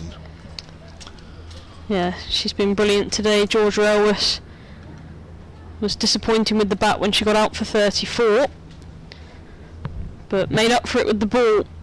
3 for 39 for her, possibly her last bowl in a Vipers shirt if they don't get across the line today. She'll be fairly happy with how that went. Partnerships on the screen now if you're looking at the live picture feed. The biggest one between Davis and Richards and Cranston, that was the big one to break, but this one is now worth 37. That's the second highest for wicket number 9. Wicket number 8, sorry. As Moore just tries to paddle that round the corner, leads back into the attack to replace Tyson, who'd bowled out. She's bowled on her 6th over. And they don't get a single. She's bowling her 9th over, sorry. That was his best figures of the season, by the way, 3 for 39. Yeah, it's brilliant. Heave into the leg side. Monaghan thought about coming in for the catch, decided against it at deep mid-wicket. Good decision, as it would have dipped on her, I think, and then you've got to run the risk of not protecting the boundary. The runs are just as important to save as taking the wickets at the moment. It hangs in the balance at a runner ball. 169 for 7, 52 required from 52. Stayed pretty constant, didn't he? A runner ball now for quite a while. And it's not swung one way or the other. They're just happy to tick along. But this is the big wicket. This is the one they want. Davison Richards waits for Ava Lee. She comes down the wicket, sweeps fine, sweeps nicely, well picked up by Harman. There'll be one more, another run. 69 for Davidson Richards, 170 for 7. The Stars, 51 from 51. When this ticks under 50 as well, that's a mental gain for the batting side. Lee to Moore, she's got it on the up. Datani's running in, won't get there. A couple of bounces and she's missed it. And they'll pick up a second. It won't concede a boundary, but it's not the best fielding from Naomi Datani. She'll pick up 2 more, Kalia Moore. This is a handy knock from her actually at number 9, 24 from 28. So this is a real cameo, this one. Could be a winning contribution for her team that was so badly in need of it. A full delivery from Lee, squirted out onto the offside, and they'll pick up a single. I just feel like in the last 10 minutes, just feels like the game's completely swung in favour of the Stars. Even though it's still only at a runner ball, it's just, they just feel in control now. 2 set batters. It's going to be a big ask to swing it back the other way. Lee bowls to Davison Richards, who's sweeping fine. Nancy Harman comes round, one-handed pick-up. Will there be a run-up? There's a bit of a mix-up between the two of them as Moore was coming back for the second. Sent back by Davison Richards. And they'll get a single to complete the over. She moves into the 70s, Davidson Richards, 70 from 91 deliveries. 8 overs to go, 47 required from 48 deliveries. It's a great bit of fielding. They could have so easily have gone for 4. Good pick up there from Nancy Harmon. What Moore's done particularly well, just watching that sweep shot again, and just watch Nancy Harmon here on the boundary. It looks like it's going for 4, then she's around, she's right on the rope, she picks it up and in one movement gets the ball in and keeps it down to 1. Had no right to do that. Superb bit of fielding that. Change of bowling. But yeah, what Moore's done is take all the pressure off Davidson Richards. Tony. Absolutely. Davidson Richards, you can see, she's just happy to push the ball on the onside. There's always a single for her. Moore's the one taking the chances, and the South East Stars are benefiting from that as well. It's the perfect partnership for them at the moment. 8 overs left. And we've got Tatani, Nemi Tatani back into the attack for the Vipers. She'll bowl left arm seam around the wicket. And again, there's plenty of runs on the onside, or certainly easy singles. Tatani comes in and bowls, and there's Davidson Richards just closing the face, jogging through for a single. She'll do that right the way through for the rest of the innings, as long as Kaylin Moore is playing the way she is. 46 to win off 47. Somehow the Vipers do have to find a way of breaking this partnership up. Moore's wicket has almost become as important now as Davidson Richards. Absolutely. Tatani into her 6th over. 1 for 24 she has so far, and bowls. Moore drives into the extra cover, and this time it is stopped, although nobody, especially Georgia Elvis, who's been there most of the time, looks particularly comfortable fielding on the edge of those used wickets. No, I think when the throws have come back in as well, they've kicked off that surface as well and deviated or not bounced. It's been quite interesting to watch, actually. Yeah. Compared to the other side of the square. Tatani in again to Moore. Moore just works that away down to fine. Rebecca Tyson picks it up. 176 for 7 now. The Stars, they need 45 from 45. It's a brilliant game here unfolding in front of our eyes. Semi-final here at Beckenham between these two sides. Playing for a place in the final next Saturday at Grace Road in Leicester. There's Tatani, bowls to Davidson Richards again. She's just working it on the onside and jogs through for a single. I think we'll get bored of saying that by near the end of the innings, but it's effective. Davidson Richards moves on to 72 from 93. You just get the feeling that neither of these sides want this to be their last ever game in these colours under this name. For one of them, they'll be playing another game. The other one, their history. That will be the end of their history. Here's is that right? That's a hit over the top of Windsor. That's a good shot, Kaylin Moore. That's 4 more. What an innings this has been. Just pitched up there from Tatani. She hits through the line.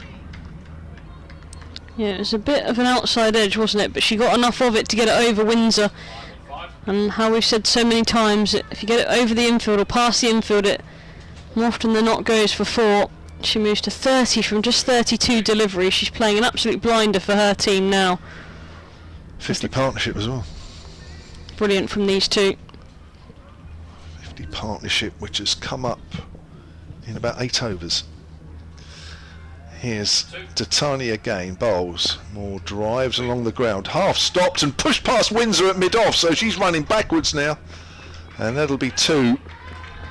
Can just hear the Stars camp to our right getting a little bit more animated now. 1 for 32 from 6 Tatani. And with 7 overs left in the game, the Stars are 183 for 7. They need 38 from 42. And this partnership has put the Stars now, even though they only have 3 wickets in hand, favourites. Yeah, it's interesting if a wicket was to fall imminently, what that would do to the game, whether we'd be saying, oh, it swung the other way. But it has to fall sooner rather than later. 38 from 42. If it goes on any longer, this partnership, it becomes a real problem. We've got a sub-fielder. Elvis is going off. I think she's just been struck on the hand or something. So Megan Sturge is on the field. Yeah, I think she's looking at the side of her hand, Elvis. She departs the field. These next 2 or 3 overs are important. I'd hate to subfield in this situation, by the way. Especially where she's fielding. Megan Sturridge comes in, short mid-wicket, in the game straight away. In the desert. In the desert. That is the right of the square. In the Sahara. Lee to bowl her last. Bowls to Davison Richards, who's driving back to Overley in a follow-through. The trouble is Davison Richards hasn't had to play a shot in anger for absolutely ages.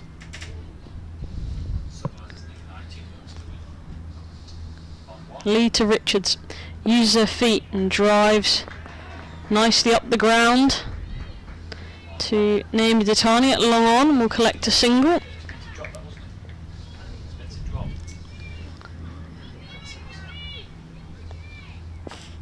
More weights. Just surveys the field. Not quite sure if she needs a boundary anymore, but she might still be looking that way to take the pressure off Davison Richards. She definitely uses her feet and swipes, but swipes all the way along the floor, a little bit agriculturally. But gets her single. Doesn't matter how you get them, it still says 1 in the scorebook. If they still use scorebooks, they probably don't actually, probably do it all online. 1 more the total. Davison Richards again uses her feet. Ditani fields 3 in a row at long on. And another single is taken. 186 for 7, 35 from 38 required. 3 wickets in hand. And the Vipers need a wicket right now. Averley with ball in hand. Driving nicely is more. Full delivery outside the off stump. Drive it straight to Abby Norgrove at extra cover. And there is no run. Lee to bowl her final delivery today. Bowls 2 more. Back of the length delivery. It pushes it into the offside, and there's a bit of a fumble. I think they would have got through anyway, as Abby Norgrove does the fielding. 187 for 7, 34 from 36. And Charlotte Taylor will stay on. I'm coming off. This is it's really getting exciting. And Charlotte Taylor will be alongside her, Kirstie White. Thank you, Kevin. 6 overs remaining. 34 from 36. How are you feeling? I'm stressed now. Yeah, I bet good. you That's are. exactly what I was going to leave with. I'm stressed. If you're swayed by either one of these teams, you will be stressed. If you're a neutral, you'll be loving it. What a great game of cricket to come and watch if you're here, or if you're watching along at home or listening to us. And hopefully you're feeling the tension, just as we're feeling it. Freya Davies is going to return. She's got 2 overs remaining. Is she the trump card for the Vipers to get 1 over on her old side, to dampen the hopes of the Stars? Is she the answer? She's going to have to be, I think, for the Vipers if they're going to stand any chance of winning this game, because in the last half an hour or so it's swung completely in favour of the South East Stars compared to where we were about half an hour or so ago. 34 for Kalia Moore, 74 for Davison Richards. The partnership is above 50.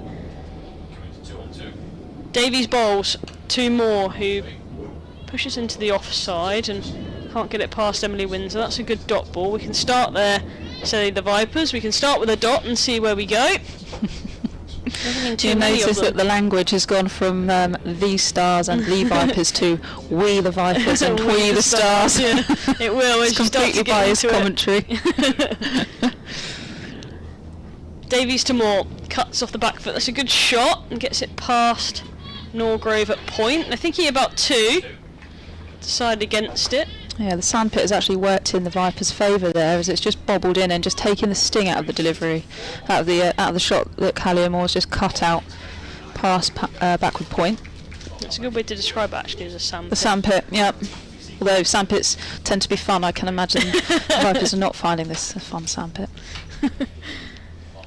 Davies to Davidson Richards. That's a good looking shot off the back foot. Guided nicely up to Ditani at deep cover. Gets the throw back in, avoids the sandpit altogether. That's probably the best thing to do, actually. Probably is, yeah. It's just to throw it in on the full if you can. I would need about 6 bounces before my through got there, of course. But Well, I mean, softening the ball up can't help. Can't be It's not too bad a thing to have. On 2. Davies to Moore works it nicely on the leg side this time, out to deep mid wicket, and Monaghan gets out the old-fashioned long barrier and gets the throw back in nicely. 190 for 7, 31 from 32 deliveries to win this game. The South East Stars are playing for a place in the final, and it's well and truly in their hands right now. Davies in, bowls to Davidson Richards, pulling this time off the back foot. Sits up on this wicket, doesn't it? And it's pulled nicely out to Monaghan at deep mid wicket. Another one to the total, 30 from 31. Yeah, I think she might be a little bit frustrated with that there, because I think Davidson Richards would have wanted to pick up the boundary. It certainly was a ball that could have been dispatched to the boundary. So although she's got 1, I think she probably feels she probably should have got 4 there. More waits for Davies, who bowls, and she slaps that one up to long on. Does Kalia Moore? Gets a single for it. Looks disappointed at the result, but she gets 1 for her team. 1 more to her score. She moves on to 37 from 40. It's a brilliant knock from her, batting at number 9. 192 for 7. You said she might be coming above Chatterjee. Maybe she's saying, well, I definitely should have done.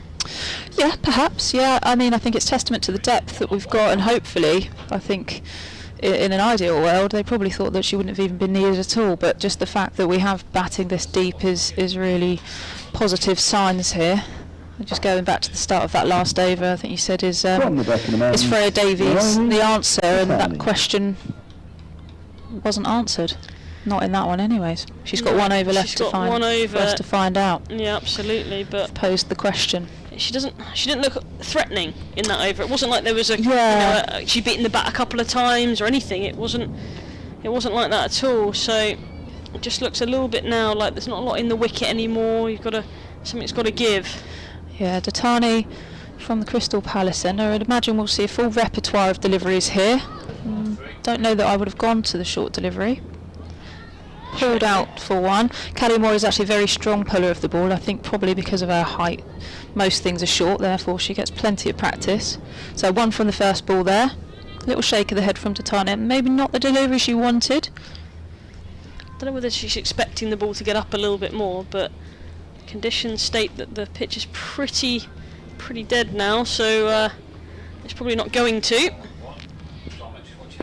Slower ball there. You can just see that in the hand as she was coming in to bowl. Callie Moore coming back for the second.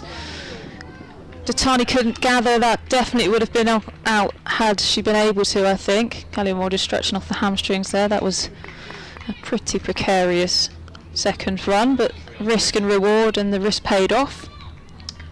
Yeah, the gather and take of the stumps was key there for the run out to be taken. Good throw from Monaghan, but wasn't able to be gathered. 26 from 28 required. Nice straight delivery there from Datani, just played down to long on. Elwes back on the field, just fields that down at long on. Yeah, it's one of those ones now with fielders throwing the ball in and the run out opportunity. As a bowler, where do you stand? Yeah. How do you get yourself into a good position? Where do you stand?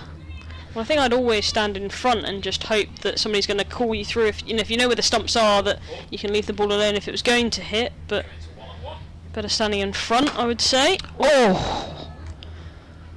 I think she saved 4 runs there. She might not be able to walk, but she's definitely saved 4 runs. It was firmly struck by Kalia Moore, was it? I think. Really firmly struck. Or was it Davidson Richards? It was Kalia Moore, so they did come through for the single as well. Oh gosh, she's even done it deliberately. It wasn't even by accident. I thought she'd rolled her ankle there for a moment as well, Datani, because she fell awkwardly after the ball had struck her on the boot. But they get a single and she's fine.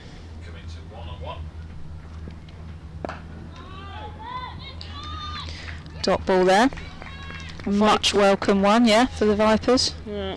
Now they've got to try, and maybe wickets aren't the answer. Maybe it's just trying to reduce the amount of runs being scored. If they can squeeze some dots together, now the scoreboard pressure comes into it rather than the wickets being taken. It's a brilliant game to watch. Don't go anywhere. Final ball of the over. What can ADR produce? Just a single there out to Alice Monaghan at deep mid wicket. good over for the Stars there, 6 from it. Yeah, there's 4 overs remaining. They need 23 runs to the South East Stars to get themselves into next week's final. And the Vipers need to keep them below these 23 runs or take 3 wickets, whichever comes sooner, to get their place in the final. Sunrise is just requiring the 2 runs to win up in Headingley. 1-2-1-2. So they're probably guaranteed their place in a final. So one of these teams is looking to play the Sunrisers in the 2024 version of the Rachael Heyhoe-Flint Trophy final at Grace Road in Leicester. The final over for Freya Davies starts with a short one that's pulled into the leg side by Davidson Richards. 1 more to her total. She's on to 81. 22 from 23 required. ADR and Freya Davies, very good friends off the field, but I can't imagine they'll be delving too much into that friendship right now. It's very much a business relationship. It is now. Both hugely competitive. Sunrisers through to that final. Congratulations to them, the staff, the organisation that have worked so hard over the last 4 years. Haven't had the easiest of tournaments across the years. Finished bottom at least in the first 2 years. Struggled in both formats of the competition. Had a slightly better CEC in 2022, I think it was. And then just started to blossom last year. And started to gain momentum and now find themselves into a final, into a major final. So congratulations to the team, the girls, the staff, the organisation for getting themselves into the final. One of these 2 teams, the South East Stars or the Southern Vipers, are vying right now to meet them there. Freya Davies with ball in hand, bowls to Clearmore. She's 39 not out, Clearmore. She tries to pull a fairly full delivery into the leg side. They've blocked off that option now for her for an easy single into mid-wicket. Nancy Harmon is there. Yeah, they've just made a change in personnel there as well. Nancy Harmon was at long on, and I think, you may have to confirm this, but I think they've just swapped Ella McCann and Nancy Harmon down on that long on boundary. Sounds good to me. Davies to Moore. It's a low full toss, and it's worked out to mid-wicket. I thought for a moment then it might have been actually over waist height, but it wasn't. It dipped on Clearmore, but she gets a single. She's into the 40s. 40 from 44 deliveries for Clearmore. 21 from 21 balls required for the South East Stars. It brings Davidson Richards on to strike. It's the 200 up for the Stars as well. A slower delivery. It's punched up the ground towards long on. McCann does come round quickly to her right to do the fielding. Gets the throwaway quickly and prevents the second. That's good fielding by Ella McCann at long on. 20 required from 20 deliveries. Yeah, from a Stars perspective now, just going into these final 3 overs, I think they'll be wanting to be chasing as little as many in that final over, if any. I think they'd like to probably get it done before that final over starts, but wanting to be going at less than a run a ball into that final set of 6. Back foot slap from Clearmore, gets it to Windsor. The throw comes in. It's backed up by Harmon. A single is taken. 19 from 19 now. The equation has been a run a ball for about, I reckon, 40 minutes. It's been pretty much bang on a run a ball for about that length of time. So it's really hung in the balance for a long time. But it's the Stars to lose now at a run a ball. Davies to Davidson Richards, slower ball and pulled into the leg side. Doesn't get all of it, a bit of a bottom edge, but she gets a single. That's all she really needs, Davidson Richards. So we've got 3 overs to do here. The South East Stars, they need 18 runs off 18 deliveries. The Southern Vipers, they need to keep the South East Stars either underneath those 18 runs required, or they need to take 3 wickets. Yeah, what a competition this is. This is what you want from a semi-final, isn't it? And I think at the halfway point, maybe many people would have thought, well, it's Stars to lose, but Vipers have just stepped up, and every time Stars have said, right, we're going to raise the game, we're going to raise the bar, Vipers have been right there with them, and it's reflected in the runs to win versus the balls remaining. So really, really is a great competition here. Don't go anywhere. Literally, don't leave your seats. No, please do not move. We're swaying about still. We really can't stand are. still. Yeah. From our commentary gazebo. There's actually a nice chill breeze coming in, but I'm not going to get my coat. I'm literally not moving until I'm told to by Kevan James, of course, because he is the boss. But currently he's not here. Datani again from the Crystal Palace end. Coming to 4 and 4. On 1. On 3. Nudged into that onside. Alice Monaghan putting a good shift today. Yeah, she's running from boundary to boundary at the moment. I don't know how long she's been doing that for. Sometimes she's probably been doing it the whole game. We haven't really noticed. Well, the game in games like this, and especially the way that the game's poised, you want your best fielders in the most important areas. So you've got to take one for the team in that position. She's certainly saved a good few runs out on that Scary mid-wicket prospect boundary. next year that Surrey could have Alice Monaghan and Phoebe Franklin operating. They'd be fighting for deep mid-wicket, won't Oh they? gosh, what a fielding unit. Coming to 1 on 1. On 3. Full, touch round the corner. Boundary, Stars have gone mad. It's a full toss down on leg stump, and it's helped on its way by Kalia Moore. Rebecca Tyson couldn't get round to her weaker right side. She's left-handed, of course. She was sprinting round there, but couldn't get low enough. Maybe dives over it in the end. But Yeah. that's a welcome boundary for the Stars. A very unwelcome one for the Vipers. 13 from 16 now, and it swung back in favour of the Stars. Yeah, indeed, the Stars celebrated that boundary like they might have won the game there, but On 4 still, John. like we said, any move that Stars have made towards winning the game, Vipers have stepped back up and put their foot back in the race. Driven hard, straight down the ground, back past the bowler. Elvis in pursuit, can't stop it. That's a boundary. That's 2 back-to-back boundaries from Kalia Moore. Pressure mounting now on Vipers bowlers. Tails up in the Stars camp. What's your next move, Charlotte? I think I'm going to go. I'd go pace off. She's just swinging through the line. I think she's got to go pace off here. I don't know if she's got a back of a hand slower ball, whether she just uses her cutters. But either or, she's got to go pace off. The 2 pace on have gone the distance, but she's got to get it right. Maybe it's got to be a good length. Can't be back of a length because she'll pick up on that quickly. Pressure on Datani.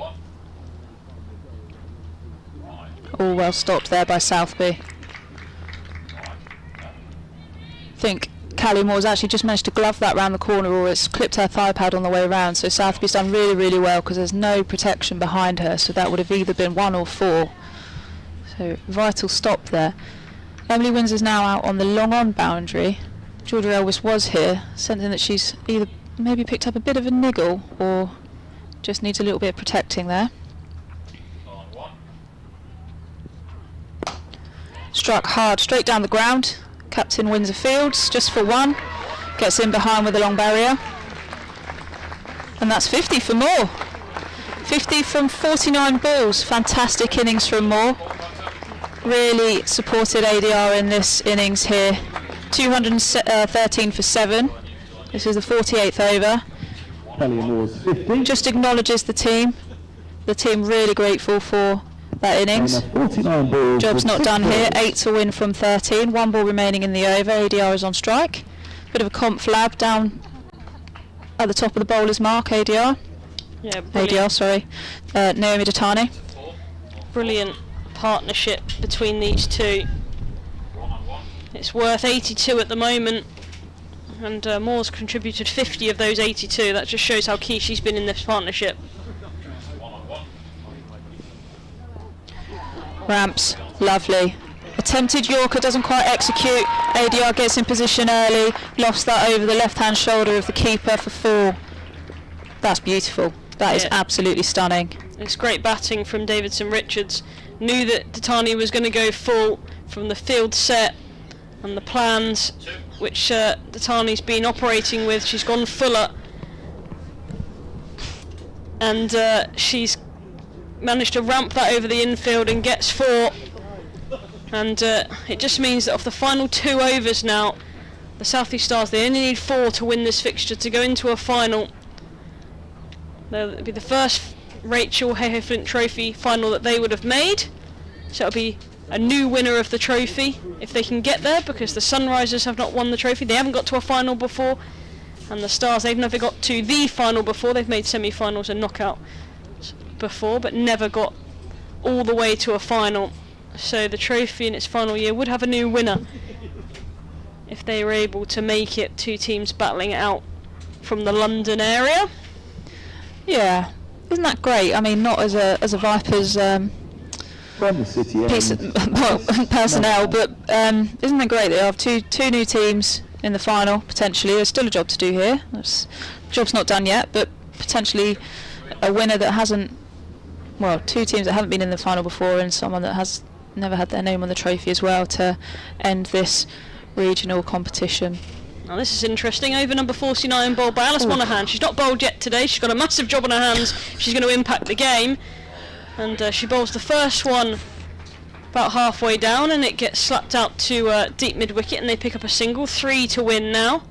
That's tough, that. Yeah, I just think that, I mean, the other bowlers that have bowled out today, so they were just banking on having this game sort of strung up before, because obviously Datani can't bowl 2 in a row, so Datani will bowl the last if it goes that far. But they just needed one person to bowl 1 over. So Monaghan's got that job. She's got ball in hand now, driven on the up by Davidson Richards, and she'll come through for another single. They're within 2 now, the South East Stars. 2 to win from 10 deliveries. The game's just fallen away from the Vipers in the last hour. But weren't able to break that partnership.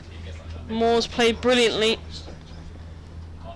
Yeah, Davidson Richards, so animated in the first half of her innings, is now really settled, really focused. Oof, drilled at Georgia Elvis, who went off a few overs ago to receive some treatment after fielding at extra cover. Has been absolutely creamed there, but gathers cleanly.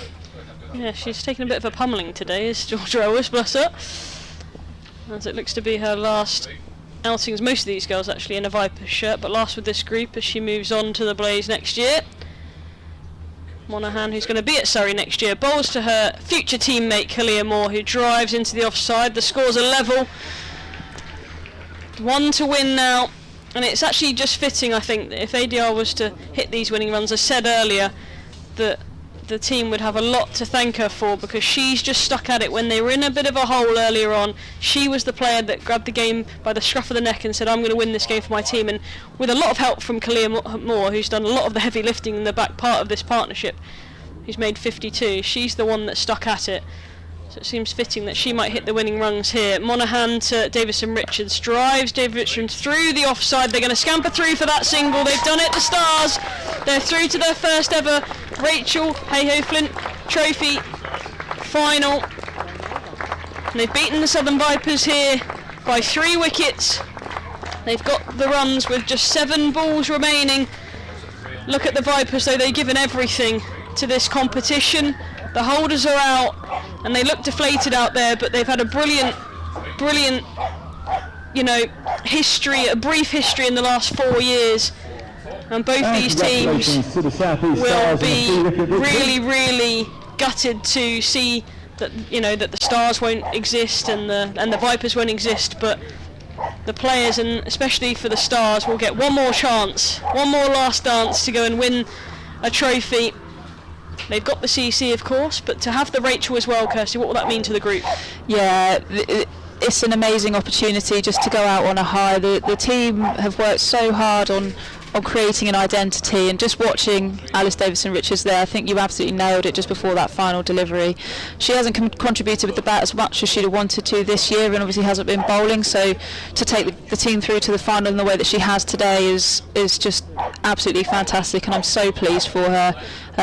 You know, she's had a pretty awful year. She lost her dad back last year, so you know, it's been a really tough year for her, so this will be absolutely fantastic for her and the team. Everyone will be completely celebrating her and that achievement today. She's been outstanding, and she deserves it. She so thoroughly deserves it. And Kalia Moore as well, especially, just going in and playing that supporting actress role and quietly going about her business, and then before you know it, she's 52 from 52.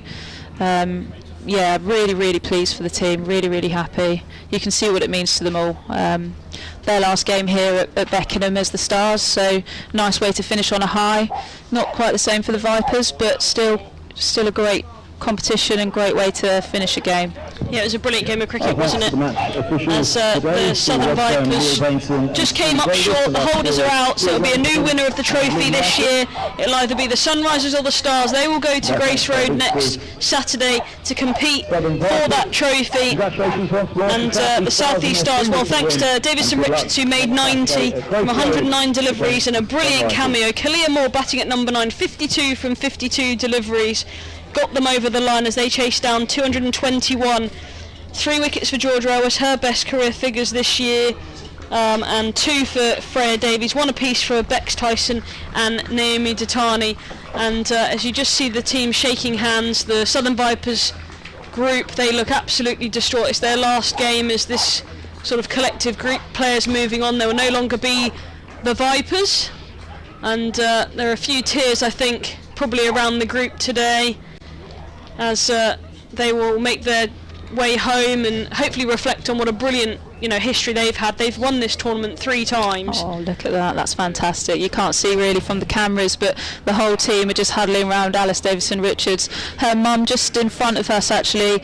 And I think what you don't see when you come to these games is obviously you see the girls and the winning and what it means to the girls, but actually the parents and the support networks that have been here for every single game.